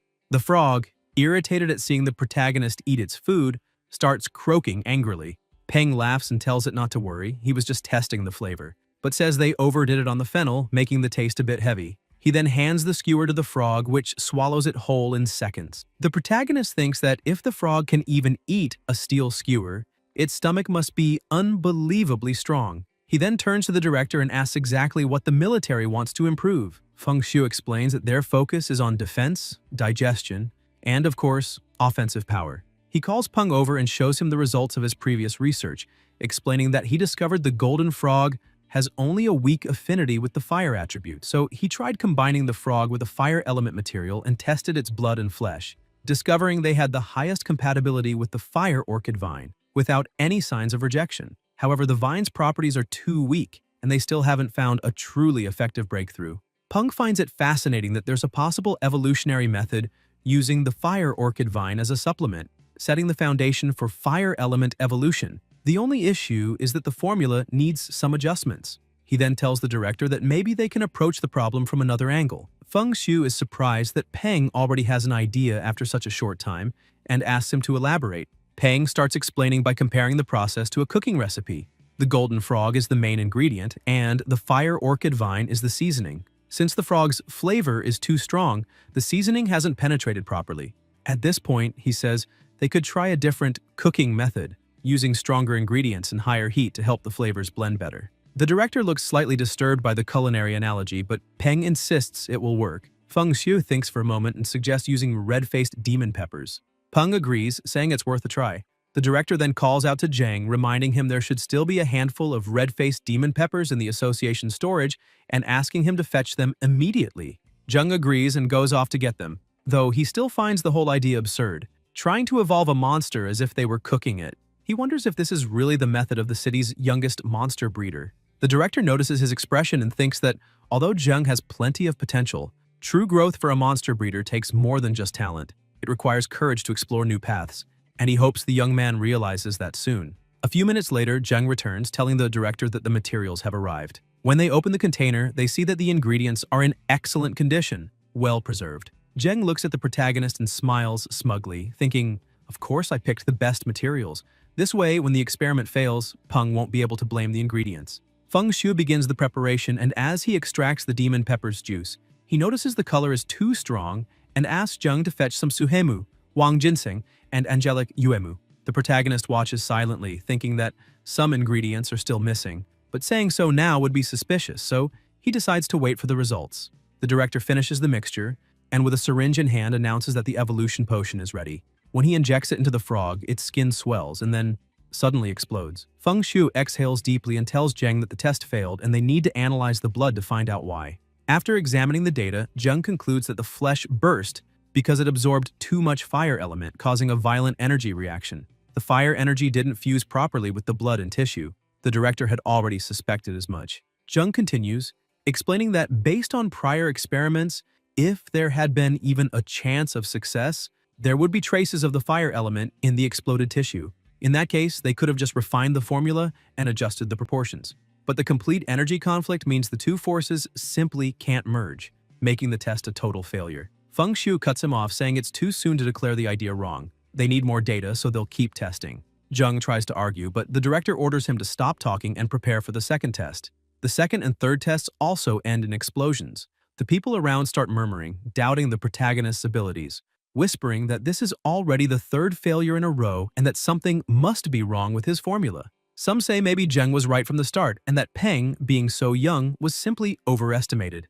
Exactly as Peng intended. He smiles and walks up to the director, saying that after so many attempts, maybe it's time to double the main ingredient. Feng Shu pauses, thinking it's a bold move, but Peng, confident, reminds him that he's already trusted him once, and all he's asking for is to trust him again. Feng Shu asks which other materials Peng plans to use.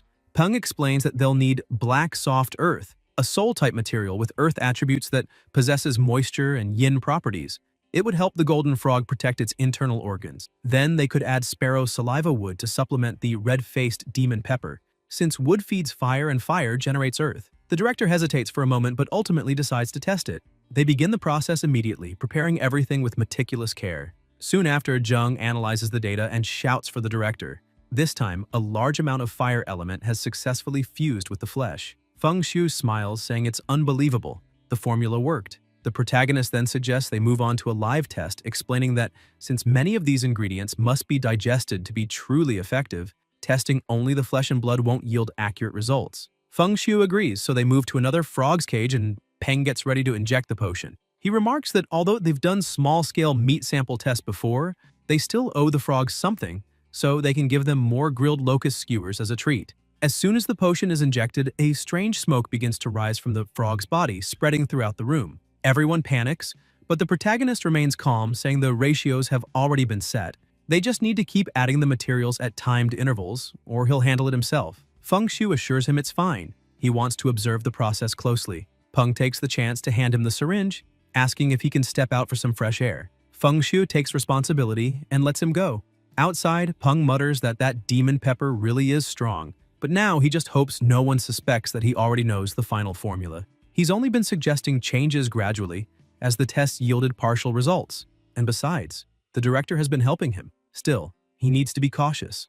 This is the first recorded evolutionary experiment of a golden frog with the fire element, and he's just a high school student with no authority who supposedly didn't know the recipe beforehand. Suddenly, the lab doors burst open and people rush out coughing through a thick cloud of smoke. Peng notices the smoke has turned red, meaning the formula worked. Then, from the haze, a huge frog emerges. Jung cheers, shouting that it worked.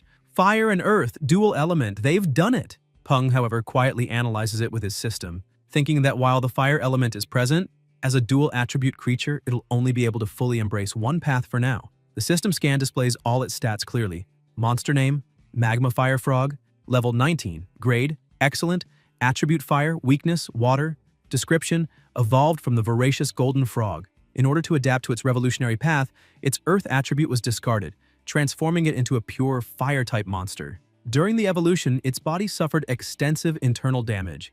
Large portions of muscle were corroded by fire energy, weakening its physical strength and jump capability, while slightly reducing its evolutionary potential. Meanwhile, on the city's northern border, troops were already positioned for battle. The commander called for all units' attention. The target had appeared in Sector A3. They were to prepare for immediate engagement. Through binoculars, they could see the swarm of locusts approaching. The commander ordered the use of white phosphorus bombs, and all tanks fired simultaneously. The results were effective. The bombs worked perfectly. Smiling, the commander shouted that they just needed to keep it up to crush the swarm. But his expression quickly turned to shock as he saw the insects starting to form a sandstorm again. A massive sand tornado began advancing toward them, rendering their attacks useless. The storm was absorbing the blasts. An urgent transmission was sent out to all forces. The deadleaf locust had begun forming a firestorm, and all incendiary bombing was to cease immediately. The soldiers grew uneasy, asking what they could possibly do if they couldn't use fire anymore. One of them clutched his weapon tightly and declared that behind them were billions of lives. Those disgusting insects could not be allowed to pass. He shouts for everyone to open fire. If they can kill even one, that will be enough to honor their families. Suddenly, an army of red frogs appears on the battlefield. The frogs fix their gaze on their prey and release a strange odor that makes the locusts tremble in fear. The soldiers notice the sandstorm beginning to subside and ask where those frogs came from. The captain explains that a young monster breeder created them specifically to fight the deadleaf locusts, and that they shouldn't be called just frogs. The locusts attempt another charge, but the frogs are already prepared. They all attack at once, creating a massive explosion in the sky that roasts the entire swarm instantly. The charred insects rain down and the frogs leap to devour them. The soldiers are stunned, saying that more than 100 locusts died in a single strike. The captain adds that the small army of magma fire frogs ensured that their comrades no longer had to risk their lives, and whoever created them is truly remarkable. Meanwhile, in the city, a group of elderly folks sit chatting in a plaza. A woman asks old Han if his granddaughter is participating in that special training. Han says it's better not to mention it. She was eliminated the other day, and though her father scolded her harshly, the embarrassment still lingers. Suddenly, a military jeep speeds into the square and stops right in front of them. The woman asks who the jeep could be looking for. Han replies that judging by the direction, they're heading to the 6th floor and wonders if they're after that boy, Peng, since a similar vehicle came for him last time. The woman says that the last time she saw him, he was walking around with a skeleton. The old man asks if it was some kind of ghoul. Another elderly lady joins in, saying she saw it too and that the skeleton had ghostly flames swirling all around its body. Han asks her if by chance she means the skeleton belonging to Peng, the young man who lives right above her. The old woman laughs and says that skeleton is the protagonist's familiar. It may look scary, but it actually protects people and helps out. A rather cute creature, really. The others seem unconvinced, so she changes the subject and asks her spider to help thread a needle. Han comments that her spider is very handy and asks if it has a name. The woman replies she hasn't named it yet. Meanwhile, at his apartment door, Peng stands frozen in shock at the sight of so many army agents before him. The platoon leader steps forward respectfully and explains that, based on the agreement Director Feng Xue made with Peng on behalf of the military, a commander-tier crystal core from a thunder-type monster is being awarded to him as payment for the successful evolutionary research on the magma fire frog and asks him to take a look. Peng, both happy and nervous, thanks them sincerely. The platoon commander says he came personally to deliver it because he wanted to meet him in person. Saluting, he tells Peng that on behalf of all his comrades, he wishes to express their deepest respect and gratitude, especially for those who lost their lives during the operation. It is a sacred duty, he says, for soldiers to defend their homes and their country. They do not fear death, only dying without being able to do anything. After this heartfelt gesture, the soldiers depart, and Peng watches them through the other window. At that moment, he realizes he's been given a gift, the system, and maybe it would be worthwhile to participate in more experimental projects to help the military. Still, he understands that the system is merely a tool. The most important thing is to strengthen himself as quickly as possible so he can protect himself, and only after that think about protecting others. He senses something approaching and looks down to see Dazi hugging his leg. Smiling, he pats his familiar, saying it seems Dazi sensed his mood and came to comfort him. Then he adds that the main material has just arrived, so it's time to upgrade Dazi's grade. He heads to the kitchen and starts preparing a special soup. When it's done, he returns with an unsettling smile and tells his familiar to drink it immediately. Dazi hesitates, sniffs the bowl, then gathers his courage and drinks. He drops the bowl to the floor, and an aura of electricity envelops his body, even frightening Peng. After a few seconds, the aura fades, leaving Dazi scorched and motionless. Peng stands silently for a while as Dumby, nervous, pokes his friend to see if he's all right. Then he gets an idea. He goes to the fridge, takes out some metal needles, and tries to get Dazi to eat them to recover. The protagonist approaches and tells him not to worry, that they should leave Dazi alone for now. Dumby, still confused, simply obeys and sits beside his friend, munching on the needles quietly. Peng watches and thinks that those two really are living treasures. Then he decides it's time to form the contract with Silly. He calls her, but she doesn't want to come closer. He smiles and says he has some delicious juice with him. Silly immediately rushes over and hugs the juice. Peng thinks that the three of them are truly a trio of gluttons. He pricks his finger, touches the jellyfish, and begins to focus. Silly's consciousness is still a bit weak, but he notices she's brave, approaching him without even being called. Apparently, all the good food he gave her wasn't in vain. He places his finger on her consciousness, telling her to become his new companion. The contract appears, and he continues, saying she will become his partner, and that he'll give her the power to never fear anything in this world again. Silly responds that she doesn't want power, she wants juice. Peng can't believe it, but ends up agreeing, promising her liters of juice. Thus, the contract is complete. The next morning, Zhou Ying was sleeping peacefully with her familiar when a shadowy figure began calling her, asking her to get up because it was time for breakfast. She wakes in fright and looking ahead sees that it's her parrot telling her to wake up and eat. Zhou Ying says he's a good boy, since ever since the old man passed away, the bird has been her only companion, and she thanks him. She remembers that ever since her daughter's accident, she had no will to do anything, and that it had been difficult for the old man to handle the meals every day until he eventually left too, especially breakfast because He would wake up early every morning to make it and wake her up. When she finally recovered and could take care of him, he was gone. Now she doesn't know how she's still alive or how much longer she'll keep going. And that's why she's grateful to the parrot for giving her a reason to keep living. She smiles as if she already knows something, thanking the parrot once more for staying with her all this time. However, she adds that the old man has been waiting for her for a long time and that she needs to go be with him. Suddenly, a blue energy begins to fill the room. The old man appears beside her and places his hand over hers, saying he's there to stay with her. Xiuring starts trembling and crying, and the old man extends his finger, saying that from now on they'll never be apart again and asking if she agrees. She holds his finger and says she'll never leave him again. Suddenly, everything returns to normal, and it's actually the parrot touching her hand. In his apartment, Peng was sleeping soundly until he woke up to Dazi's complaints of pain. He stands up and asks what's wrong, and when he looks down, he sees Dazi rolling back and forth on the floor, saying his head hurts a lot.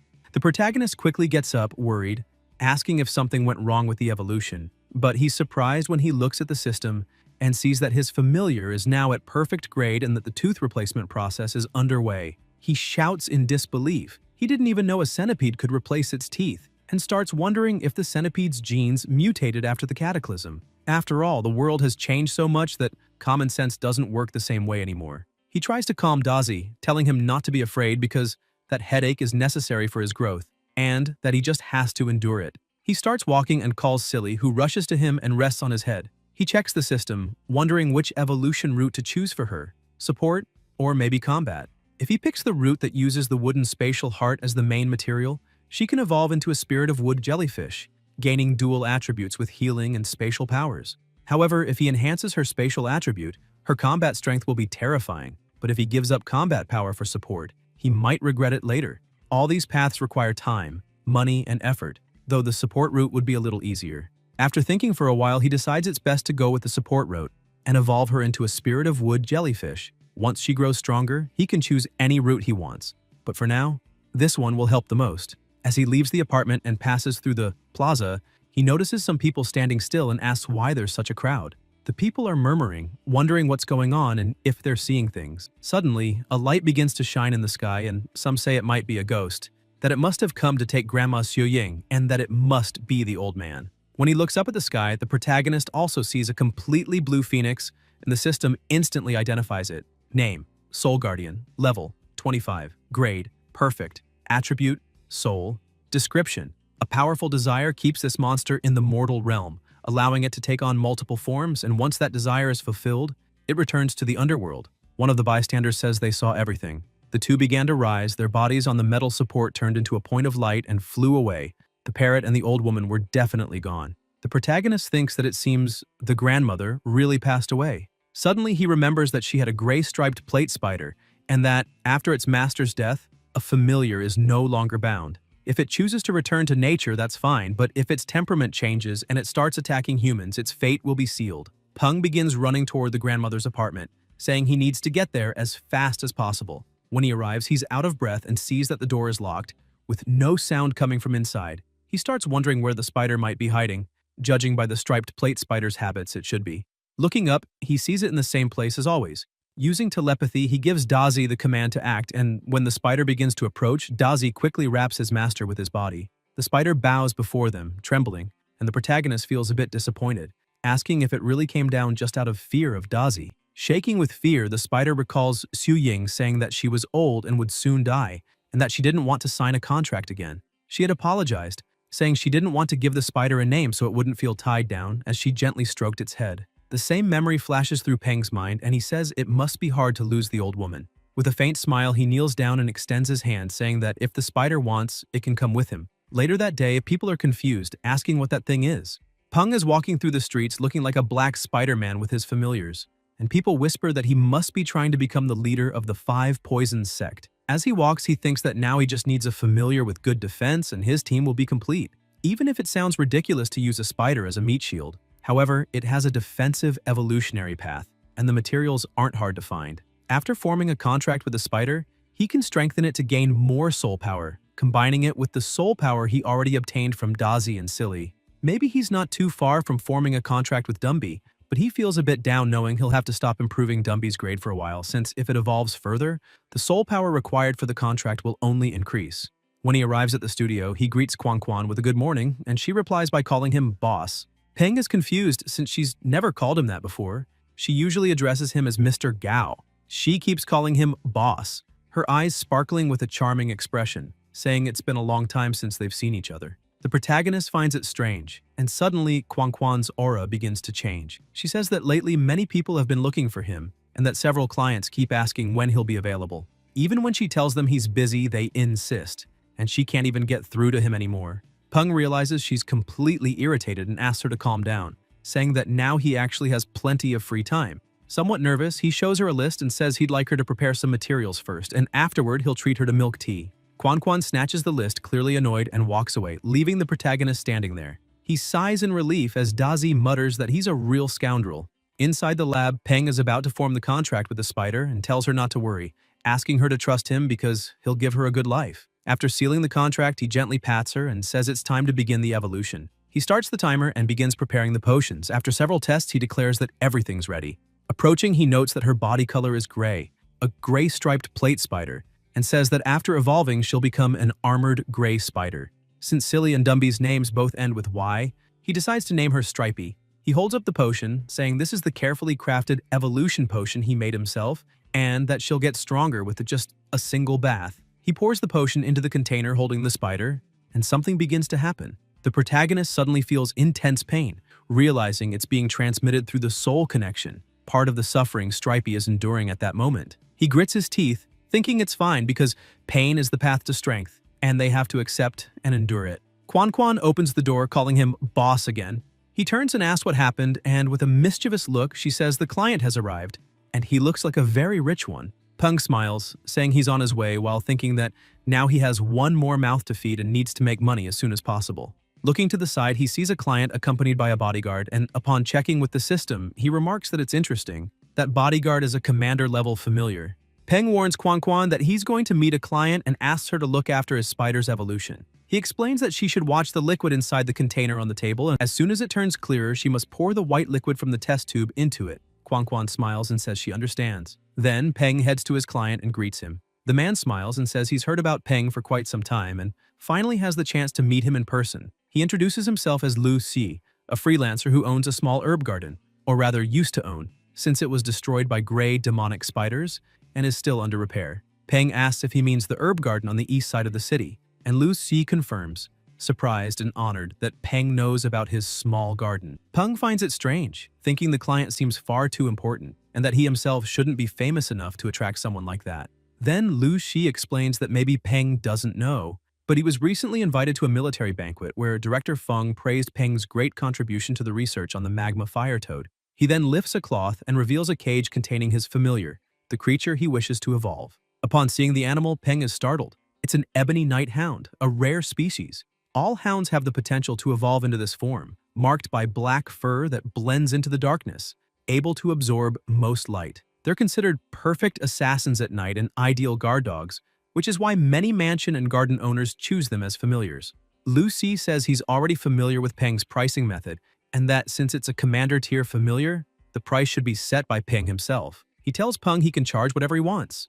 The protagonist opens his system, analyzes the options, and after ruling out the 2 rarest and most powerful routes, as well as 5 that require rare materials and lengthy processes, 13 evolutionary paths remain. He explains to Lu Shi that raising the familiar's rank isn't an issue and that he's already considered some possible routes, but each comes with a different cost and power level. Lu Si doesn't hesitate and says he wants the most expensive one. Peng smiles and replies that this option will cost 5,000 alliance credits. The client is stunned by the price, but Peng shakes his hand and says he made an excellent choice. At that moment, a loud crash hits the wall. Peng turns in alarm and asks if it was Stripey. He rushes to the lab and finds Quan Quan kneeling, trembling, and begging for help, completely terrified. Still shaking, she points at the spider and tells Peng to look. Even he is shocked by what he sees. The system announces that the evolution was successful, transforming Stripey into a gray-armored spider. Relieved, Peng realizes everything went well, but immediately scolds the spider for breaking lab equipment and frightening Quan Quan. He then crouches and pats her head, telling her that no matter how strong she becomes, she must learn to control herself. Stripey feels happy at the affection, but slips after hitting a piece of debris with her leg and falls flat on the floor. Peng sighs in disbelief, wondering why all his familiars seem to have a screw loose, and hopes the saying, "birds of a feather flock together," doesn't apply to him. Still, he smiles and tells her to stay put in the office and not wander around. The spider starts walking sideways, leaving him puzzled. He approaches Quan Quan, apologizes for the scare, and explains that the container was broken and needs to be replaced with a larger one, at his own expense. He also asks her to prepare the materials required for the Ebony Nighthound's evolution and schedule an appointment with the client for next week. Looking at the mess around them, Peng remarks that they'll need to hire someone to clean the lab and tells her to contact the finance department to arrange for a new container. Trying to stay calm, Quan Quan agrees but warns that he'll end up spending too much again. Later, Peng walks down the street with his two familiars beside him, reflecting that his family is growing and it's time to move to a bigger house. He figures living on the outskirts would be better, as it would let him quickly leave the city to train or gather materials, though he decides to find a real estate agent first. Looking at Stripey, he notices she's still walking sideways and sighs, wondering if he messed up the formula and gave her the wrong medicine, turning her into a crab instead. He complains to her, saying she should walk properly since she's a spider, not a crab. Stripey stares at him in confusion, and he's left not knowing what to think either. Shortly after, Peng arrives at the agency and is greeted by a friendly woman who asks if he's Peng. She explains that she's the sales agent he spoke with earlier and introduces herself as Xiao Liu. Peng greets her and asks if they can go see the house. Xiao Liu confirms and says a car has already been reserved to take him there, explaining that based on his requirements, the property should be a spacious residence on the outskirts of the city, with a garden, a basement, and a clean, quiet neighborhood. She hands him a tablet to view the photos, and Peng is impressed by the mansion surrounded by nature featuring a lush garden. Xiao Liu comments that although the house doesn't have a basement, the land is large enough to build one. When Peng asks about the location, he notices the agent's hesitation. She then reveals that the property is near the prosperous Dragon Lake area and costs only 2,000 Alliance credits. She explains that the price is so low because the area, being on the outskirts, has little supervision. Besides the built structure, he would also get a large plot of land, a true bonus considering his requirements. Suspicious, Peng asks if the photos are recent or taken before the cataclysm, since the plants in the background look intact without any signs of mutation. He questions if she's hiding something. Embarrassed, Xiao Liu asks him not to overthink it. After all, a house with dozens of acres of garden is practically impossible to find in Chang'an nowadays, whether before or after the cataclysm. The house was being sold for only 2,000 Alliance credits, an absurdly low price. Although the place was isolated, there was a road right at the foot of the hill, which made things convenient. If Peng bought a car, he could easily get anywhere. Even so, he couldn't shake a bad feeling. It smelled like a scam, and a serious one. Judging by the photos, that house should be worth at least 3,000 to 4,000 credits. He knew that after the cataclysm, many rural properties had been fortified and turned into small strongholds, or simply abandoned and left in ruins. If, after 3 years, that house was still 60% as well preserved as in the pictures, it would already be a miracle. As for safety, that didn't worry him. With his familiars by his side, any problem could be quickly resolved and maybe even provide an extra meal. Xiao Liu, noticing Peng's dark expression and imagining what he was thinking, grew visibly nervous. Still, she insisted that the price was excellent and that the previous owner was practically selling at a loss. Peng decided to take a look in person. They headed toward the bus that would take them to the property. Along the way, Xiao Liu noticed Stripey and, finding her cute, crouched down and said, "What an adorable little crab. You have good taste, Mr. Peng." Peng sighed and replied, "She's a spider." The saleswoman blushed and apologized. Suddenly, Peng heard a noise behind him. When he turned, he noticed someone watching them from a distance. Xiao Liu called to him, seeing that he was distracted, and Peng brushed it off, saying it was nothing, probably just his imagination. However, a man hiding behind a wall began laughing loudly, raising a camera. "So you're young Master Gao Peng, the famous researcher. I finally found you," he shouted excitedly. Xiao Liu just gave an awkward smile and suggested they continue to see the house. When they arrived, Peng was shocked. The residence was almost unrecognizable, in ruins, completely different from the photos. "Are the interior walls in this condition too?" he asked in disbelief. Upon entering, he noticed something odd. There was barely any dust, meaning someone had been cleaning the place regularly. The rooms were furnished with expensive wooden furniture, though old-fashioned and in need of repair. Even with the bad location, a house like that should never cost so little. Before he could comment, the door suddenly opened. A man appeared, smiling. "You must be Peng?" he asked. Surprised, the protagonist wanted to know who he was. Xiao Liu explained, "This is the owner, Mr. Liu." The man laughed heartily and said, "I heard you had just arrived, so I rushed over." Peng found it strange and asked why the hurry, also wondering if they had met before. Liu replied confidently, "Come now, who in this city doesn't know you? Director Feng's ace, the hero behind the last military operation." He handed Peng a business card. I also work with familiars. If you're interested in collaborating, I can offer a 20% discount. Peng stared at him, surprised. The man really knew how to do business.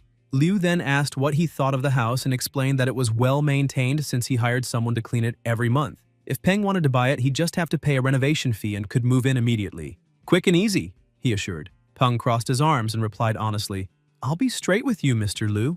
The price you're asking is certainly tempting, Peng said. But there's a problem. This house is worth at least 4,000 credits, even with the poor location. 2,000 is far below market value. He stared at Liu seriously. So I'd like you to tell me the real reason behind such a low price. Liu placed a hand on the table and said that the house had actually been bought for his parents after they retired, since they were simple rural folk not used to life in the big city. That's why he purchased a home on the outskirts. He wanted them to live peacefully. They had worked hard for him their entire lives, and now that he was successful, he naturally wanted to repay them, ensuring they could enjoy a happy old age. But the monster horde ruined everything. They didn't even get to spend a single day in the house, and ended up dead. Liu began trembling, cursing that damned world and slamming his fist on the table. After a few moments, he took a deep breath, regaining control, and explained that he simply wanted to get rid of that cursed house as soon as possible. He had heard that Peng was looking for a property like that and asked the agency to sell it to him for 2,000 credits, saying Peng should see it as an investment. Mr. Liu emphasized that, unfortunately, he was no longer young and his future was limited. He didn't have the strength to do much anymore. But talented young people like Peng were the city's future, and he hoped they could prevent such tragedies from ever happening again. Peng was moved by the story, reminded of his own parents. He said he understood, thanked Liu for his honesty, and agreed to buy the house.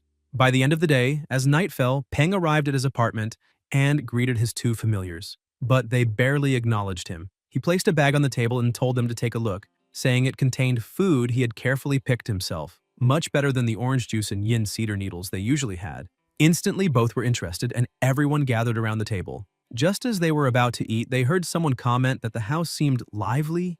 Turning around, Peng saw Tang Tang. She smiled and said it had been a while since they'd seen each other, then began teasing Dazi, saying he had evolved quite a bit and even grown teeth, poking at his mouth to check if any were crooked.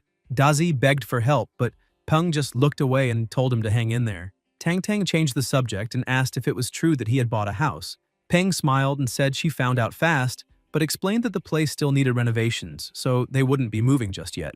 She grabbed his hand and scolded him, saying he should have asked for her help since she knew many people, and he didn't have much experience. He could easily be deceived. He tried to explain himself, but she turned away, saying she was leaving. Still, her words echoed in his mind, and he began wondering if that man had fooled him with that tragic story. As she closed the door, Tang Tang muttered to herself that it was perfect, because when he moved, she would move into the house next door. The next morning, deep in the forest, Peng observed the surroundings with his familiars and realized they were close to their destination. The bottle tree grove shouldn't be far. Stepping over dry leaves, he reflected that it was the last day of break granted by the academy, and that he needed to gather all the required materials as quickly as possible. If he didn't find the wooden space hearts that day, he'd have to wait until the weekend, delaying his plans. Suddenly, he sensed a presence behind him.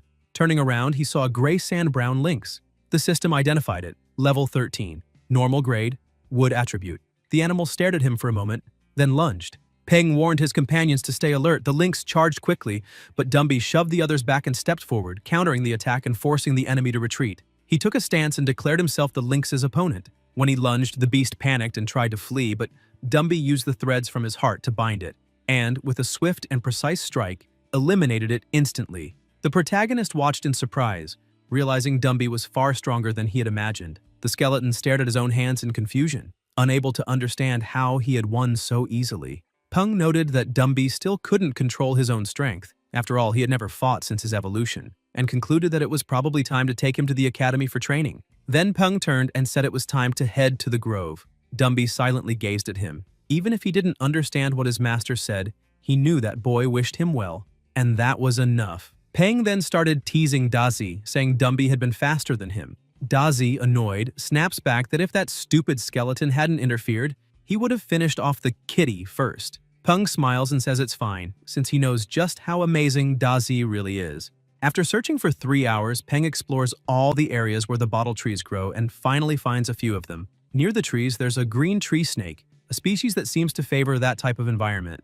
The moment Dumby spots it, he swiftly catches the snake and splits it in half, pulling out its core and showing it to Peng. The protagonist studies the crystal with curiosity, wondering if it really is a green tree snake's core, but reminds himself that this was just a secondary goal. The real mission is to find the wooden spatial heart within the bottle trees. Still, Dumby had acted on his own without needing any command. Peng then tells him to punch one of the trees. Dumby gets ready. Even the tree itself seems to sweat nervously. With a powerful blow, he knocks it down with ease. Everyone gets excited and Peng tells him to keep going.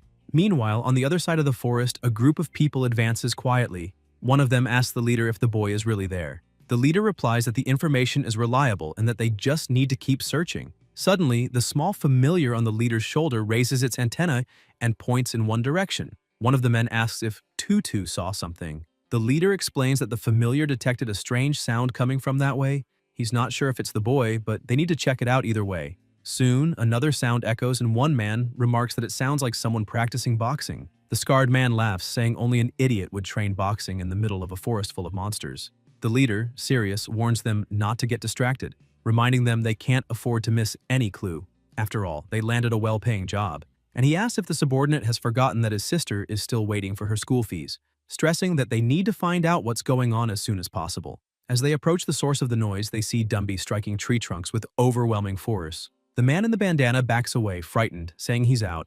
Any monster strong enough to break a tree that thick with one punch is way too dangerous. The leader tells them to watch carefully and shows them a photo. The young man in the picture is the one they're looking for. Still, even he doesn't understand why the boy is destroying those trees.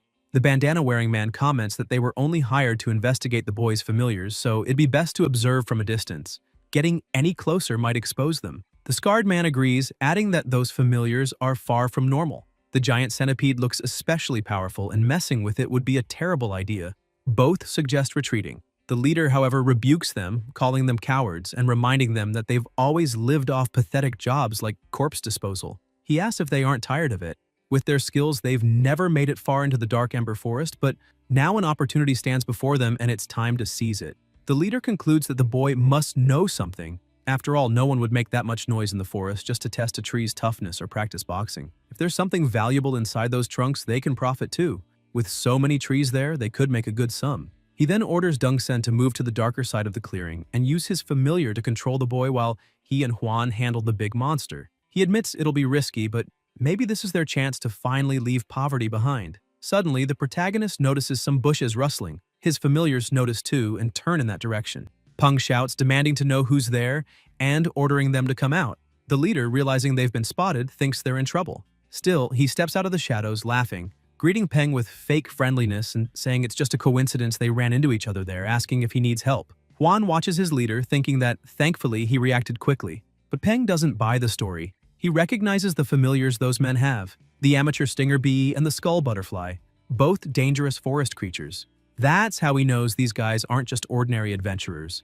Dumby senses the stranger's presence and warns his master. When both look toward the sound, the leader turns pale, baffled that they managed to detect hidden people. Trying to hide his unease, he insists there's nothing to worry about, saying that's just his brother and they're not bad people. At that moment, Dongsen bursts out from the bushes, claiming he'd gone to the bathroom and just got back. The system identifies the familiar beside him, a mithril mantis, level 18, elite grade, excellent quality, gold attribute with an electrical weakness. Peng observes the creature, realizing it's a rare mutation, but quickly notes that Dazi would have the advantage, so there's no need to worry. With a firm resolve, he replies that he doesn't need any help, especially not from people like them. The leader forces a smile and says that if that's the case, fine, they'll leave. Huan looks puzzled and asks if they're really retreating. The leader explains that now that they've been discovered, they've lost the element of surprise, and if they fail, they might just end up creating a powerful enemy for nothing. He points out that the boy may be young, but already has 3 strong familiars,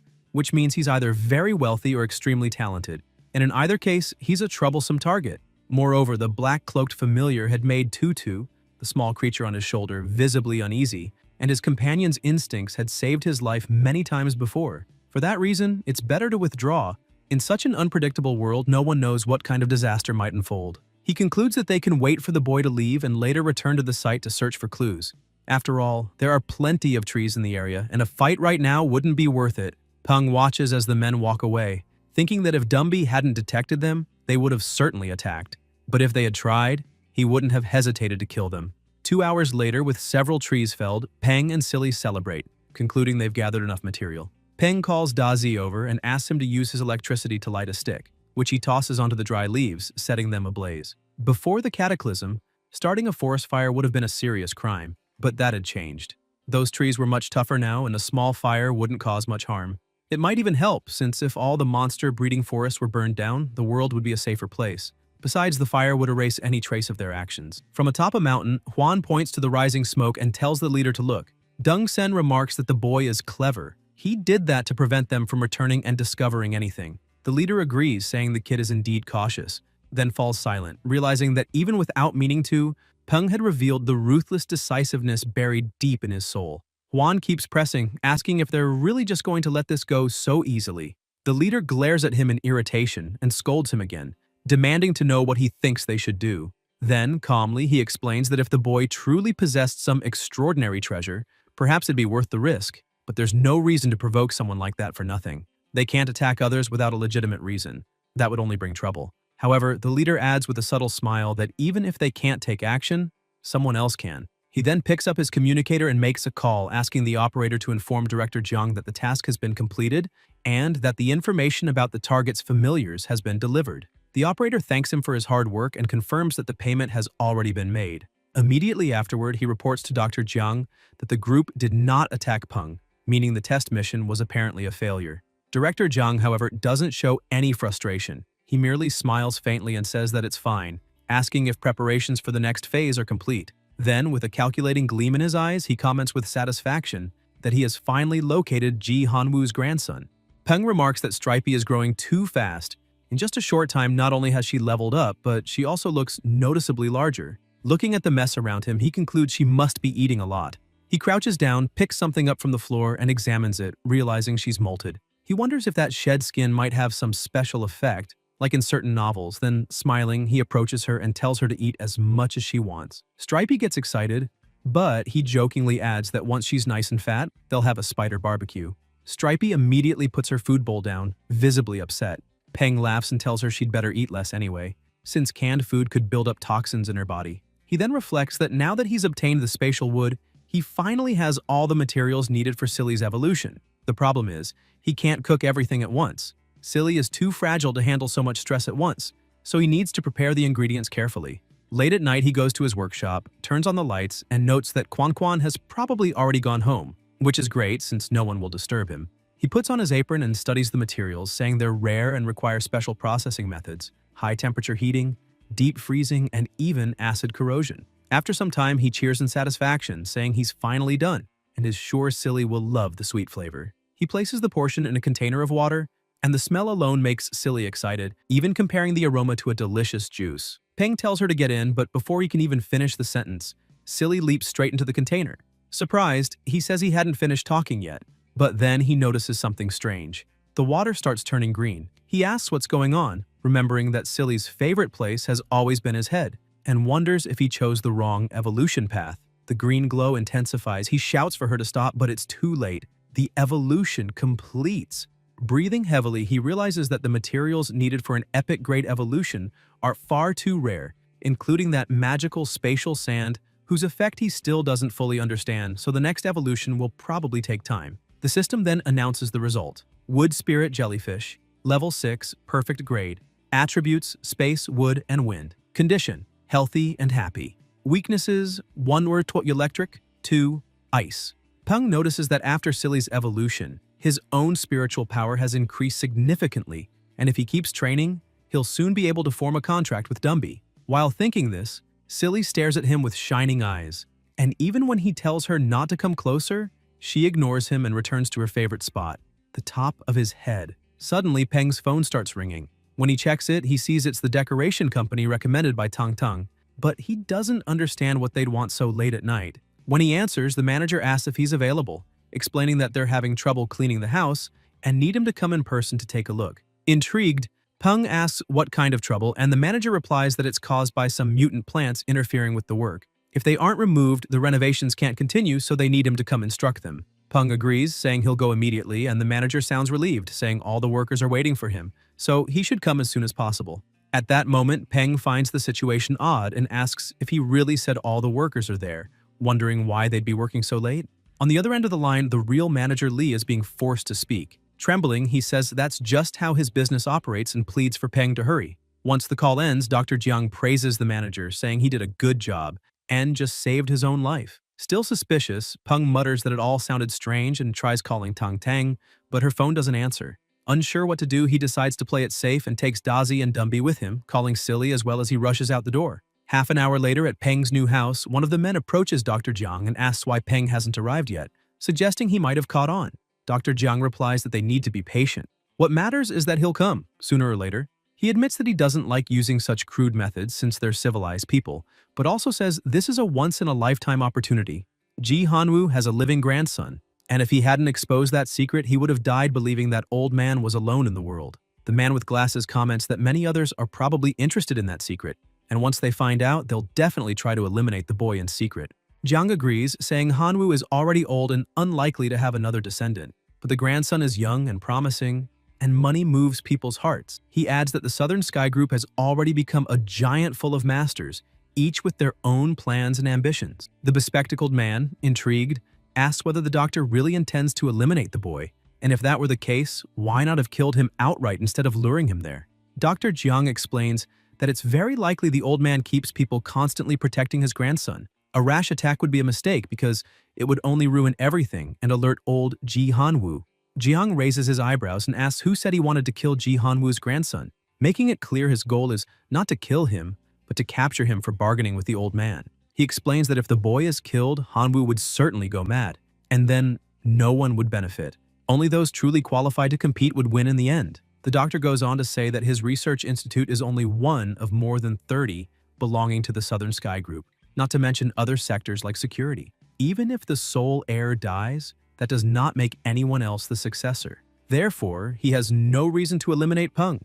After all, the boy would bring him no advantage. In a sense, Jiang says, Peng is like a prince who will inherit a throne in the future, and even if they are on opposite sides now, one day they could become allies and profit together. He looks at his watch and says the boy is probably arriving. Then he orders that manager Lee be eliminated. The man begins trembling and begs for his life, reminding the doctor that he had promised not to hurt him. Jiang only releases a small butterfly and tells him to calm down, saying he is a researcher, not a barbarian, and therefore will not harm him. The butterfly flutters before the manager, and within seconds, he falls to the ground dead. The doctor smiles coldly, saying the manager shouldn't have seen what was about to happen. One fewer witness to the night's success. Suddenly, something streaks across the sky at a high speed. The bespectacled man screams in fright and tells the chief to look. Jiang turns quickly, stunned, asking whether that could be the old Ji Hanwoo himself. Moments earlier in the city's military district, the divine familiar suddenly rises and fires a beam of golden energy toward the horizon. The soldiers alarm, asking what is happening and whether the monkey of the dark ember forest has reappeared. Another soldier says no. The golden deity is warning about something coming from the south, and they must investigate. The military chief approaches and says there's no need. It's just someone from the Southern Sky Group arriving in the city. Still, he asks everyone to stay on alert, breathing in and murmuring that the storm is drawing nearer. Meanwhile, at the protagonist's new house, Ji Hanwoo himself has already arrived, surrounded by a murderous aura and accompanied by a colossal dragon. Before him, Dr. Jiang lies fallen, trembling with terror. Trying to bluff, he shouts at the president not to come closer, claiming to have captured Peng. Hanwoo frowns and, furious, asks how he dares say such a thing. Everyone else has already been eliminated. Jiang panics, trying to explain he said that only to save his own life, and begging to be allowed to speak. Hanwoo then asks who told him about the grandson. Jiang, in a panic, says he told no one, but confesses he set a program to send Peng's information to all group employees if he died. The old man stares at him coldly and replies that that was not the question. Faced with silence, Jiang realizes the danger and cries out that it was Secretary Liu who told. Gasping, he tries to justify himself, saying he only wanted more funding for his research, that he would never hurt the boy, and that his work would bring great benefits to the group. It only needed a little more investment. The president ignores him completely and in a frigid voice says that since he has said what he knows, he may die. Jiang falls into despair and begging for mercy and shouting that he recognizes his mistakes, but it's useless. A roar echoes along with the sound of destruction, and his screams of terror are heard in the distance, announcing his inevitable end. The president surveys the wreckage and murmurs that Jiang was a complete idiot because he is Ji Hanwoo and would never bow to a threat. With a touch on his bracelet, he contacts the team and orders an investigation into everything related to Jiang Yilong. He says it's possible Jiang actually set up the program mentioned, so if they find anything similar, they must destroy it at once. If they can't, they must notify him immediately, because Peng is the rightful heir of the Southern Sky Group. An absolute fact. However, it would be a huge problem if that information became public before the right time. As the doctor's screams fade, Hanwoo stands motionless, listening in silence, and remarks that he rather enjoys this kind of simple, brutal world. Tang Tang approaches, calling him Professor, and he turns with a faint smile, saying she must have endured difficult times. After all, when he returned from abroad, the group was in complete chaos, and he still hadn't fully regained control. He recalls that after Peng's parents died, he had to hide his grandson's existence, and the only way to keep the boy safe was to let him grow up far away, sending Tang Tang to guide and protect him in secret. Now that the group is nearly stable again, Hanwoo says it might be time to bring his grandson back, but he considers that the path the boy is currently walking is a much more effective form of growth. The boy's talent has far exceeded every expectation he ever had. Approaching his familiar, Hanwoo says calmly that there are still important matters to deal with inside the group, so he asks Tang Tang to continue watching over Peng a little longer. Surprised, she asks if he really won't wait for him. Hanwoo replies that better opportunities will come and that a steady heart is worth more than any rare treasure. That's why he wants to let his grandson grow on his own and prove how far he can go alone. Not long after, Peng arrives at the site and immediately senses something wrong with the silence. He calls for the manager and the workers, but no one answers. Looking at the ground, he notices deep marks and mutters that it doesn't look like the work of renovation. Tang Tang steps out from the shadows with a smile, saying he surprised her. She really underestimated him. Peng startles and asks who she is, but Tang Tang reassures him that it's just her. Relieved, he laughs, saying now he understands why Dumby didn't react. However, Tang Tang stares at him and asks why he's so relaxed when he has no way of knowing she isn't an enemy. Peng tells her to stop with that. If he couldn't trust her, then he couldn't trust anyone in the world since he's an orphan. Tang Tang calmly replies that he's wrong. He's not an orphan. His grandfather is still alive. Peng freezes, completely shocked, and asks if that's true. Tang Tang explains that when the cataclysm happened, his grandfather became trapped on an isolated tropical island with a few close companions. It was a place filled with monsters and surrounded by an endless ocean, making survival far harder than anywhere else. If normal difficulty was high, that island was pure hell. He had no armies or resources, but by luck he found a mysterious key, and through immense effort survived by taming countless powerful creatures. Peng is amazed, saying that's truly incredible. Tang Tang continues, saying his grandfather always worried deeply about his safety. That's why she was sent to protect him. However, she couldn't reveal anything because before she can finish, Peng smiles and says he understands, and there's no need to justify it. He says his grandfather must have had his reasons. Staying close to him would have been more dangerous, and protecting him from afar was safer. It might also have been a test to see whether he could survive on his own. Firmly, he assures Tang Tang that he won't take it the wrong way or complain. Tang Tang watches him, surprised and impressed by the maturity and composure with which he handles the revelation. Excited, Peng starts asking questions, eager to know what kind of familiars his grandfather has, their levels, and how strong they are. Genuinely curious and enthusiastic to learn about the man whose blood he carries, she tells him he'll learn all that in due time. While far above on the back of his colossal dragon, the president watches his grandson from afar and smiles, thinking Peng truly understands him. And now, he wants to see what the boy is capable of. The next day, chaos breaks out at the academy. The protagonist approaches and asks what's happening, why there's so much shouting so early, and whether something serious occurred. A girl answers that it wasn't an accident, but a student attacking another. She explains that the two had hated each other for a long time over personal grudges, and that morning, one of them had just become a tamer.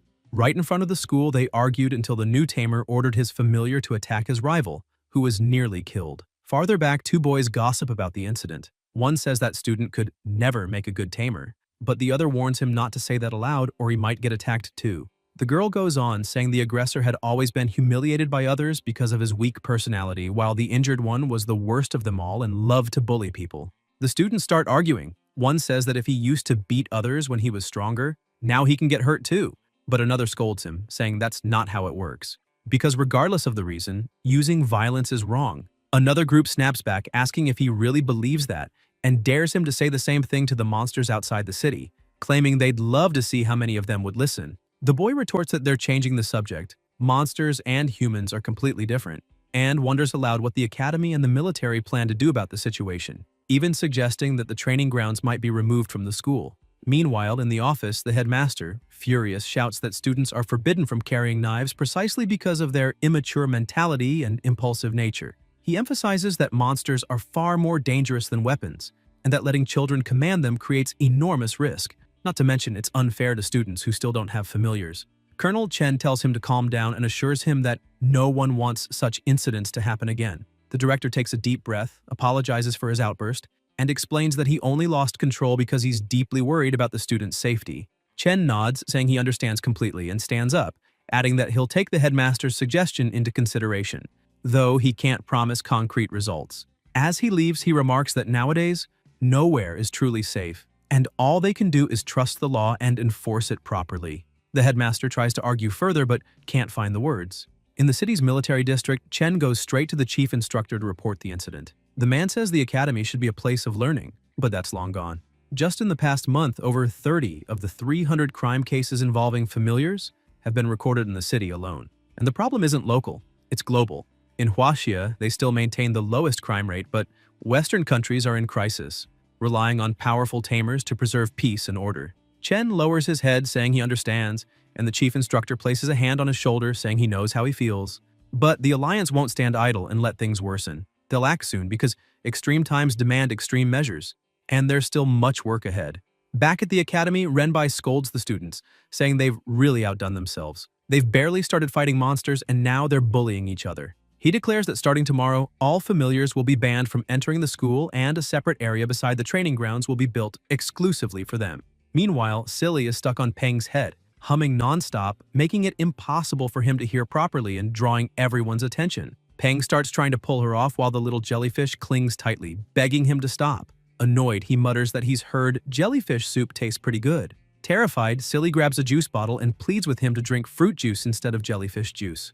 At that moment, Renbai calls for attention and announces that in 2 months, the college entrance exam will begin. He reminds them that time waits for no one, and that the results of these final months of training will directly influence their final grades. He warns them not to underestimate the importance of a good performance, since major groups, the military, and the government always prioritize candidates with high scores. Those who achieve the best results will receive special training and privileges far beyond those of regular students. He then asks everyone to look at the big screen, where the first official details of the exam appear, already sent to multiple cities around the world. According to the document, the exam will be divided into 3 stages. The first will be a combat test. Participants will bring their familiars and face monsters.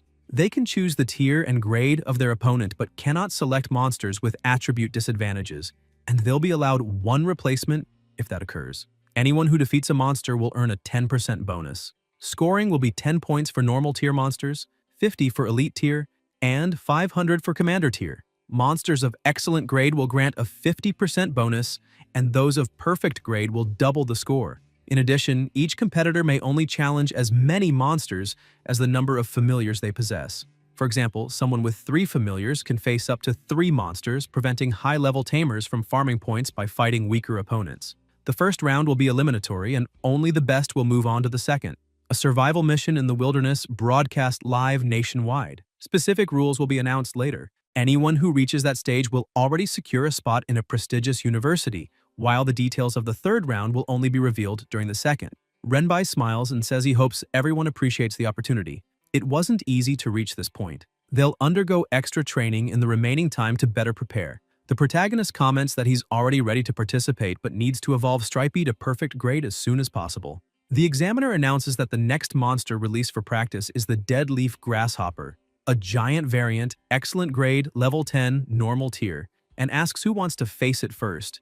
Peng thinks Stripey, who just reached level 10, is the ideal opponent since spiders naturally prey on grasshoppers. She'd have the advantage, but her timid behavior concerns him. He remembers how terrifying she seemed when she first attacked him, and wonders if that was just a stress-induced outburst. Apparently, there's still a lot of training to do. Raising his hand, he volunteers to go first. Renbai asks if anyone else wants to try, but no one answers.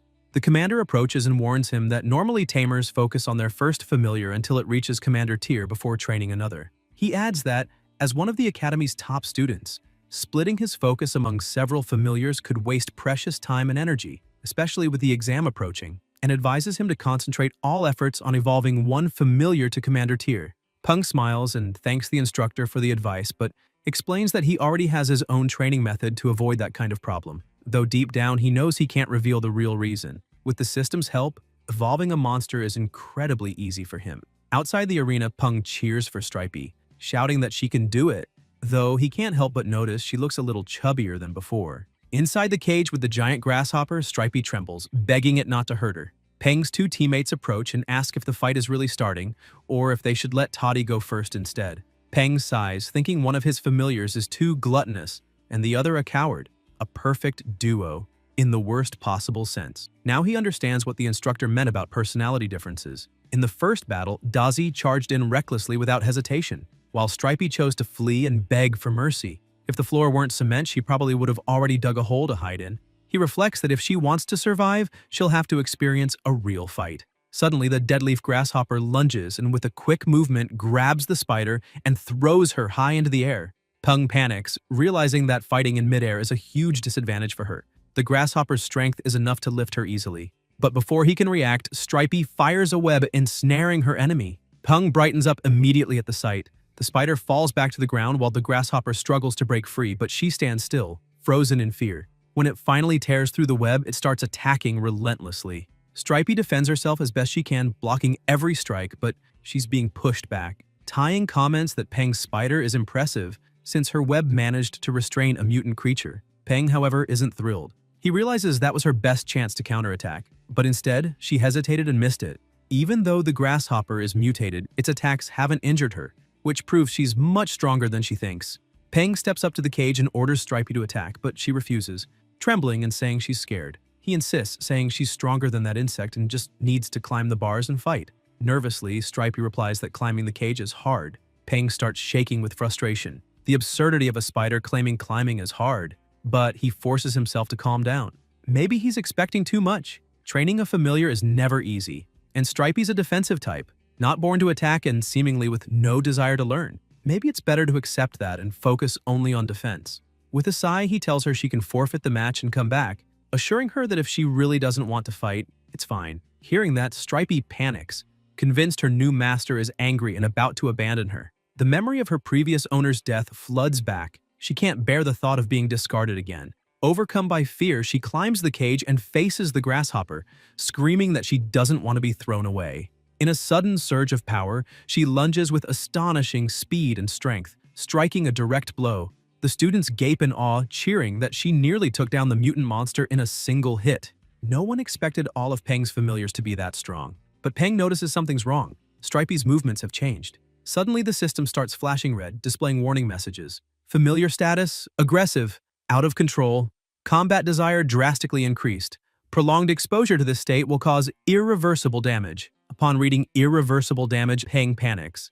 Stripey continues to attack the grasshopper relentlessly, binding its legs and tearing it apart over and over, consumed by fear and rage, as if she's lost all awareness. Seeing his familiar's desperation, Peng rushes to the cage and grabs her with his bare hands, pleading for her to stop. He apologizes, telling her she did an amazing job, that she was incredible. The spider, still trembling, frantically repeats that her angry master will abandon her, and her out-of-control status hasn't changed yet. With a calm smile, Peng tells her he would never abandon her. She's his familiar, and he's her trainer. That makes them partners. He calls her back, saying she's done enough. Stripey gradually calms down, her status returning to normal, and she timidly asks if he really means it. Peng pets her gently, assuring her that he does, and tells her to trust him. He'll never abandon her. Renbai watches the scene, recalling what happened moments earlier. Peng had rushed over, furious and desperate, demanding that they open the cage immediately because his familiar wasn't well and he needed to save her. One instructor thinks that stepping into a fight between familiars is extremely dangerous, yet Peng didn't hesitate for even a second. Maybe that courage is the reason behind his outstanding grades, and the instructor imagines how great it would be if someone with such potential joined their ranks. After a week of training, Stripey finally slimmed down and lost her fear of fighting. In his free time, Peng consulted the instructor, and together they developed a fighting style focused on exhausting the enemy's stamina while avoiding direct confrontation. Watching his familiars play, Peng reflects that since Stripey's outburst, he's realized how helpful the system is. But relying on it too much and acting automatically can be dangerous. Whether in battle tactics or managing data, he's still inexperienced and needs to move forward carefully. While his familiars play around, he tidies up the apartment and thinks it would be a waste to throw away that old exoskeleton. since he'd heard spider shells can be used as medicine. Joking to himself, he wonders what would happen if he dipped it in egg, flour, and sugar, then fried it. He bursts out laughing, saying that as someone from the Celestial Empire, there's nothing he can't eat. And if it's poisonous, Dazi can help him deal with it. He quickly puts his plan into action, and when he takes a bite, he's surprised at how good it tastes, thinking a little cumin would make it perfect. He calls his familiars to try it. Dazi tastes it and says it's delicious, while Stripey hesitates, saying this food made by her master tastes strangely familiar. Later, Peng takes off his apron and thinks that since Stripey's level has increased, his spiritual power should have grown too. Maybe it's time to form a contract with Dumby. Without hesitation, he begins the ritual and asks Dumby if he's willing to officially become his familiar. Dumby agrees, and the contract is sealed. Peng celebrates, happy that his spiritual strength has grown. Smiling, he tells Dumby that from now on, they'll be partners for life, and his new familiar is deeply moved. The next day on the bus, Peng reflects that it's finally time for their second jungle training. Last time, they ran into a terrifying snake, so this time he plans to be more cautious. But with Dumby and Dazi along, he feels confident enough to explore without fear. Meanwhile, a short distance ahead, 3 people grumble angrily, saying they're going to teach that bastard a lesson. They vow to beat him up, calling him more vicious than a demon, and complain that he locked them inside a house just because they wouldn't let him in. If someone hadn't freed them, they would have died in there. They curse that he's lucky they never saw his face, or he'd have learned a painful lesson. Hearing all this, Peng realizes why the voices sound familiar. It's the same petty thieves, and apparently fate has a sense of humor. They finally arrive at the destination, and in another transport, the monsters are visibly terrified by Dazi and Dumby's presence. Peng notices this and thinks that even though Dumby's level isn't that high, his epic grade aura completely overwhelms the other familiars. He then says it's time to enter and tells his familiar to suppress its aura since it's intimidating the others. Some students whisper among themselves, saying that thing's just a familiar, yet it's acting so arrogantly. Inside the valley, Peng continues forward with his companions. He thinks that this way, exploration is much easier. Dumby, with his calm, steady voice, tells his master not to worry. He will protect him. Peng blinks in surprise and asks where he learned to talk like that. Dumby replies that he saw it on TV and learned it from the baby guardian, making Peng sigh in defeat as he realizes his skeleton is quoting a cartoon. Suddenly, something darts past them at high speed. Startled, Peng asks what that was, and when he looks ahead, he realizes they're near the green-skinned toad pond. He decides to change course, saying he has no desire to be spat on by those disgusting toads. But the moment they turn away, an enormous serpent appears again, and Peng realizes it must be her territory. The snake plunges straight into the pond, and even though the toads are terrified, they try to attack it. Ignoring them entirely, the serpent thrashes the entire lake, flipping the ecosystem upside down. Peng watches from hiding, thinking that even though it's only level 20, its power rivals, or even surpasses, that of a commander-tier monster. Fascinated, he notices something moving in the water and wonders if it's a tadpole, momentarily mesmerized by the sight. Suddenly, the serpent bursts upward and swallows dozens of toads in one bite. In that instant, Peng understands that this predator is the reason the toads never upset the ecosystem's balance, all thanks to her periodic visits. When the snake finishes its meal and slithers away, Peng finally exhales in relief. Life isn't easy for anyone, he thinks. Even if Dazi isn't far behind it in level and Dumby is of a higher grade, it's best to avoid a direct fight. Then he asks Dumby to do a little favor. The bushes rustle, the toads stare curiously, and within seconds, one of them becomes food. Peng takes a bite and is surprised. The meat is tender and crisp, and the sweet sauce with a hint of lemongrass is absolutely wonderful. No wonder the serpent loves eating toads. Their meat really is delicious. While they eat, Dazi suddenly stops, tense. Peng asks what's wrong, and a horse emerges before them. He's stunned to realize they've found a blacklight horse. The system quickly identifies it. Blacklight horse, level 14, excellent grade, darkness attribute, weakness ice. Peng studies the creature Sotris, a body completely black, almost made of shadow, and thinks it's dangerous yet perfect and magnificent as a mount. For a moment he considers capturing it but changes his mind, remembering he already has plenty of familiars. When he turns back toward the camp, he notices something's missing and angrily demands to know who stole his frog leg. He looks at Dumby, who's chewing calmly in the corner, while Dazi pretends to be asleep. Peng smirks. He already knows the culprit. He starts arguing with Dumby, asking why he stole his food. Dumby, with unwavering seriousness, asks how his master could accuse a skeleton of stealing meat to eat. Dazi tries to take advantage of the moment to frame him, but Dumby grabs him by the antennae and shakes him until a piece of meat falls from his mouth, revealing the true thief. Peng laughs, thinking that's exactly how things should be. Only Dumby can keep Dazi in line. Suddenly, Dumby senses imminent danger. He grabs his master and his companion and pulls them back quickly. Peng, confused, asks what's happening, but then sees the serpent approaching and wonders if this is some kind of sneak attack. Dumby manages to retreat just in time, and Peng, still shaken, realizes that if his familiar hadn't reacted, both he and Dazi would have been swallowed. Looking at the serpent, he grows irritated. That cursed creature has provoked him twice now. He turns to Dumby and asks if he can kill it. Upon receiving the order, Dumby focuses solely on executing it. He climbs rapidly through the trees, locates the serpent, and leaps toward it without hesitation. The snake notices but has no time to react. The monkey's strike shatters its defense and knocks out one of its fangs. Dumby keeps attacking, each punch echoing like cannon fire. The system reports the serpent as lightly wounded, but he doesn't stop. Soon, the status changes to moderately wounded, and Peng, watching from a distance, is once again astonished by his familiar's strength. Dumby delivers an even stronger blow, sending the snake flying. It starts thrashing wildly, and the system flashes red, warning that the wild anaconda has entered berserk mode. Alarmed, Peng yells for Dumby to be careful, but a gust of wind engulfs him, forming a furious whirlwind that hurls him against the trees. Dumby steadies himself and stares at the serpent in shock. Peng asks if Dumby can still fight, and though trembling, the monkey tells his master to step back. Then he presses a hand against his own chest, and Peng feels a crushing pressure.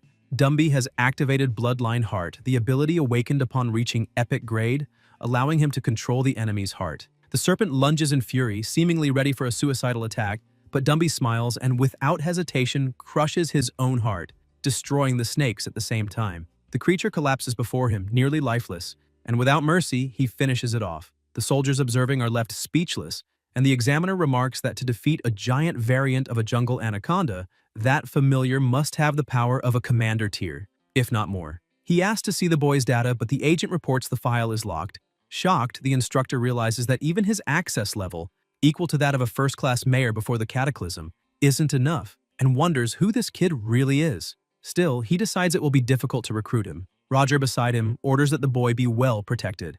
No accidents must happen to him. Back in the jungle, after the serpent's defeat, Peng tells Dazi to cut it open. As the creature's belly is sliced, a strange sound echoes, like tearing paper. Inside, they find thick vines running through the body, explaining how such a massive anaconda could move among treetops without creating craters when it fell. Dazi pulls out the serpent's core and hands it to Peng, saying it's for him. Peng smiles, praising Dazi for a job well done. Then he glances at Dumby sitting under a tree, thinking that the explosive burst of power he showed was thanks to the Bloodline Heart. Still, he's relieved knowing the heart regenerates over time. Without that passive effect, Dumby seems much weaker than before. He reflects that the Bloodline Heart is useful for far more than just increasing strength. It all depends on how much Dumby can develop it. Suddenly, a thunderous roar echoes through the forest, and Dazi comments that it must be the big guy from last time. Peng looks puzzled for a moment before realizing he means Tianying and the Lotus Seed. On the other side, an intense battle is raging. Tianying shouts for her teammates to watch their surroundings. Wei Wei asks Wen how she's doing, and Wen replies that her ankle hurts badly. The ground shakes as the monster charges again. Tianying reacts quickly, commanding the Lotus Seed to block the attack. The plant-like familiar shields them, giving Tianying time to grab Wen in her arms and shout for Wei Wei to run. But as they flee, another monster appears ahead, throwing Tianying into panic. Now there are two enemies. The Lotus is tied up, and Wen and Wei Wei's familiars are too weak to handle them. They're about to die. At that moment, Dumby descends from above, landing a devastating punch that sends the first monster flying. Dazi seizes the opportunity, releasing a lightning strike that blasts the creature skyward and finishes it off. Peng orders his familiars to assist the Lotus Seed, and Dumby destroys the second monster with a single, precise blow. Once it's over, he strikes a heroic pose and asks if they're all right. Tianying smiles, saying she is, but admits that if he hadn't arrived in time, they'd probably be dead, and she thanks him sincerely. Peng smiles back and says there's no need to thank him. After all, they're friends, and friends help each other. At that moment, an announcement echoes across the valley, informing all participants that the Wild Valley simulation training is over. They exchange surprised looks, and Tianying asks if something happened. Peng says maybe the appearance of that kind of worm was unusual, and other monsters might also be behaving strangely, but reassures them that everything's fine and suggests they return. The three agree. Sometime later, back in the city, Peng recalls the instructor's words. A new, extremely powerful monster had appeared in the desert, which explained why creatures were fleeing into other territories. Director Feng assured that the government was already handling the situation, which eases Peng's worries. though he grumbles that this world never seems to know peace. Suddenly, 3 students appear before him, saying they've finally found the bastard who locked them in the safe house during the last trip. Peng sighs as if he'd been expecting it and remarks that the kid's already 18, old enough to know that picking fights is stupid, especially when bringing along 4 familiars that haven't even reached elite tier to try blocking him. He grows bored, thinking Dazi could deal with them easily on his own. Dazi, however, seems uneasy with the situation, but Peng tries to cheer him up, saying there's no need to be upset since it would be easy to deal with those monsters. The boy in front laughs and tells Peng to relax, saying they know how to control themselves, they're just going to break a few of his bones, and then orders the Mad Black Kong to attack. Peng observes and thinks that the boy must have bought equipment for his familiar, but for most creatures, their body is their greatest weapon, tougher than steel, and that only proves how stupid the boy is. The Mad Black Kong charges forward, and Peng orders Dumby to handle it immediately.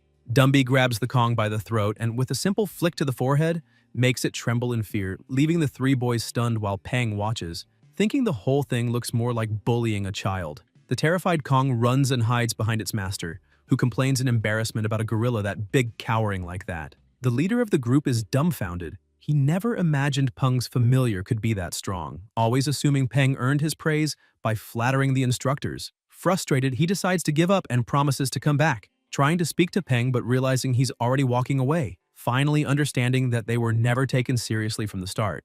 Another boy invites him to a bar, but the leader refuses, saying he has something important to do. He takes out a cloth, sternly scolds his familiar, and says that jealousy and anger only hold them back. They need to get stronger and train harder so they can take their revenge when the time is right. Later, in the studio, Peng thinks that he needs to neutralize the reagents and that if he follows everything correctly this time, it will work. He wakes Stripey asking if she wants to become stronger, and without hesitation, the spider dives into the container again. Peng comments that everything's ready now, it's just a matter of waiting, and laments that the system only gives him instructions. It doesn't provide materials or handle the process for him. He was lucky this time since all it took was boiling everything in a pot. But for the next levels, even the familiars will have to help with the refining. Proportions, temperature, duration, and control. Everything has to be exact, and it'll be a real challenge. Meanwhile, outside, 2 thieves approach the studio. One asks if the place is empty, and the taller one tells the short guy to relax. He's been watching the place, and by this hour, everyone should have gone home. The short one points out that the glass is military-grade bulletproof and asks what could be worth breaking into a studio instead of a bank. The big guy answers that bank money doesn't mean much anymore with everything on credit, and studios store rare materials worth hundreds of thousands, maybe even millions. They decide to go in but say they'll put on gloves first so they don't leave fingerprints. The short one opens a box and remarks that his partner's familiar can regenerate infinitely, but his can't. Then he takes out his own familiar, placing it near the glass while his partner says that soon they'll have enough money to buy any monster they want. After the setup, the short guy implants something in his familiar, tells his partner to step back, and warns him about flying glass shards. He presses a button, releasing a toxin that makes the familiar react, leaping and cracking part of the glass. Peng hears the crash, turns around, thinking the sound came from the entrance, and rushes to check the cameras, but notices the lenses are covered. Someone must be trying to rob or even kill him. He quickly calls the police to report the break-in. Inside, the thieves complain they don't have time and need to search fast. Hearing noises behind a door, they follow and find a lab full of rare materials, deciding to start there. Upon entering, they spot Stripey inside the container. The big guy jumps back and asks what that thing is, while the short one says he doesn't know, but it must be valuable, so they should break the glass. Peng takes another familiar and lets it wrap around his arm, which quickly transforms, gaining muscle and a stronger form. Watching it all, he realizes that if those scumbags break the cylinder, his spider's evolution will fail, and he has to stop them no matter what. Gathering courage, he stands up and calls out to the intruders. The 2 turn, startled, and ask who's there, while Peng raises his hands with a smile, saying they must be tired and asking if they'd like to sit down for some tea. The thieves glance at each other, and the short one rushes Peng with a hammer, telling him to drink this instead. The blow lands hard, knocking Peng unconscious to the ground. One of the thieves asks if the kid is dead, but the short one laughs and says that if he isn't, he soon will be. Everyone who messes with him ends up that way. At that instant, the system announces that the dark evolution has been completed successfully. Armored Spider of the Demonic Shield. Stripey, seeing her master lying unconscious, begins to react. The glass chamber cracks, and as the thieves continue looting the lab, one of them says he heard something, but the other scolds him to stop talking nonsense and finish the job. Suddenly, they are struck by Stripey's fury as she lunges with savage force. Sometime later, the police arrive at the scene. One of the officers radios in that they've just arrived and the front door is completely destroyed. The older officer frowns, smells blood in the air, and shouts for the team to move quickly. Chaos, someone could still be in danger. Once inside, they freeze in shock. The massacre is horrific. The veteran orders them to report it to the chief immediately and classify the case as homicide. Wounded, Peng wakes up and asks if they're police officers. Startled, they draw their guns and order him to raise his hands, kneel, and not move. Peng tries to calm them, explaining that he was the one who called the police and introducing himself as Gao Peng, the victim. Sometime later at the station, the older officer interrogates him aggressively, asking why he killed the two men. Peng explains he was only defending himself, but the officer doesn't believe him, saying that continuing to attack someone already incapacitated isn't self-defense. Peng argues that he was attacked first and shows the injury on his head, but the interrogator ignores it, yelling at him to stop dodging questions and answer directly. Then someone knocks on the door and the police chief enters, informing them the interrogation is over.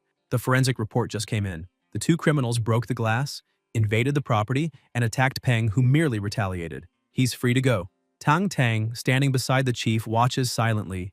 Outside, Peng asks if her grandfather knows what happened, and Tang Tang confirms, saying the professor was furious and worried when he heard Peng was involved. She then changes the subject, asking about the damage and whether he wants to go to the hospital. Peng says he's fine, it's just a head injury, and admits he did that on purpose, knowing that without a visible wound, he'd be accused of murder instantly. Tang Tang sighs in relief and agrees that he did the right thing, but reminds him that kindness toward the enemy is cruelty toward oneself. Finally, she tells him to go home and rest while she takes care of the rest. At home, lying in bed, Peng begins to feel a strange presence. Suddenly, something moves in the darkness and attacks, but he reacts in time, dodging and shouting to know who's there. When he finally sees the intruder's face, he's shocked. It's one of the thieves. He stammers, asking in disbelief if the man wasn't dead. The thief, wearing a grim smile, replies that he's come back from hell to fetch him. Advancing again, he says Peng doesn't need to pretend to be innocent. Even if the spider was the one who killed them, Peng knew he could have stopped her. According to him, if Peng had simply restrained them with webs and waited for the police, they'd still be alive. Peng glares at him and replies coldly that it doesn't change anything. They tried to kill him, and he just did the same. That's how the world works. The strong are always right. Suddenly, a heavy hand lands on his shoulder. The hammer-wielding man appears behind him, ready to strike, saying he should repeat those words to the devil himself down in hell. The blow comes, but before it lands, Peng wakes up in a fright. Sitting up in bed, he takes a deep breath and realizes it was only a nightmare. Still, he feels uneasy, wondering if he's afraid the two really might come back for revenge or if it's just guilt. In the end, he admits his will still isn't strong enough. Looking at his familiars, he thinks that in this world, one either becomes a victim or becomes stronger. The effort is the same. The next morning, everyone gathers for the colonel's announcement. He explains that the previous day, the world government united the 12 largest monster trainer organizations and leagues across the planet, creating new mandatory control measures for all trainers. The Monster Hunter Association and the Monster Breeder Association also joined, forming the Hunter Department and the Breeder Division. In addition, a new official classification system for familiars was introduced, divided into 4 tiers: Normal, Elite, Commander, and Lord. All trainers can apply for certification based on this system, and in missions or competitions, those with official certificates will receive priority. The colonel also announces that the year's first official trainer admission exam will be held jointly with the Monster Trainer League and the New World Government. And as the exam approaches, training difficulty will increase. The day's challenge is a blue bat with the skull-shaped wings, classified as Elite Tier. As an incentive, the colonel says whoever defeats it may keep it. The system then displays the target's data. Blue bat of the skull wings. Condition: healthy, state, sleeping, level 20, tier, elite, grade, excellent, attribute, ghoul, weaknesses, light and wind. Guys, if you enjoyed the video, leave a like, comment, and subscribe to the channel so you don't miss new content. Thank you.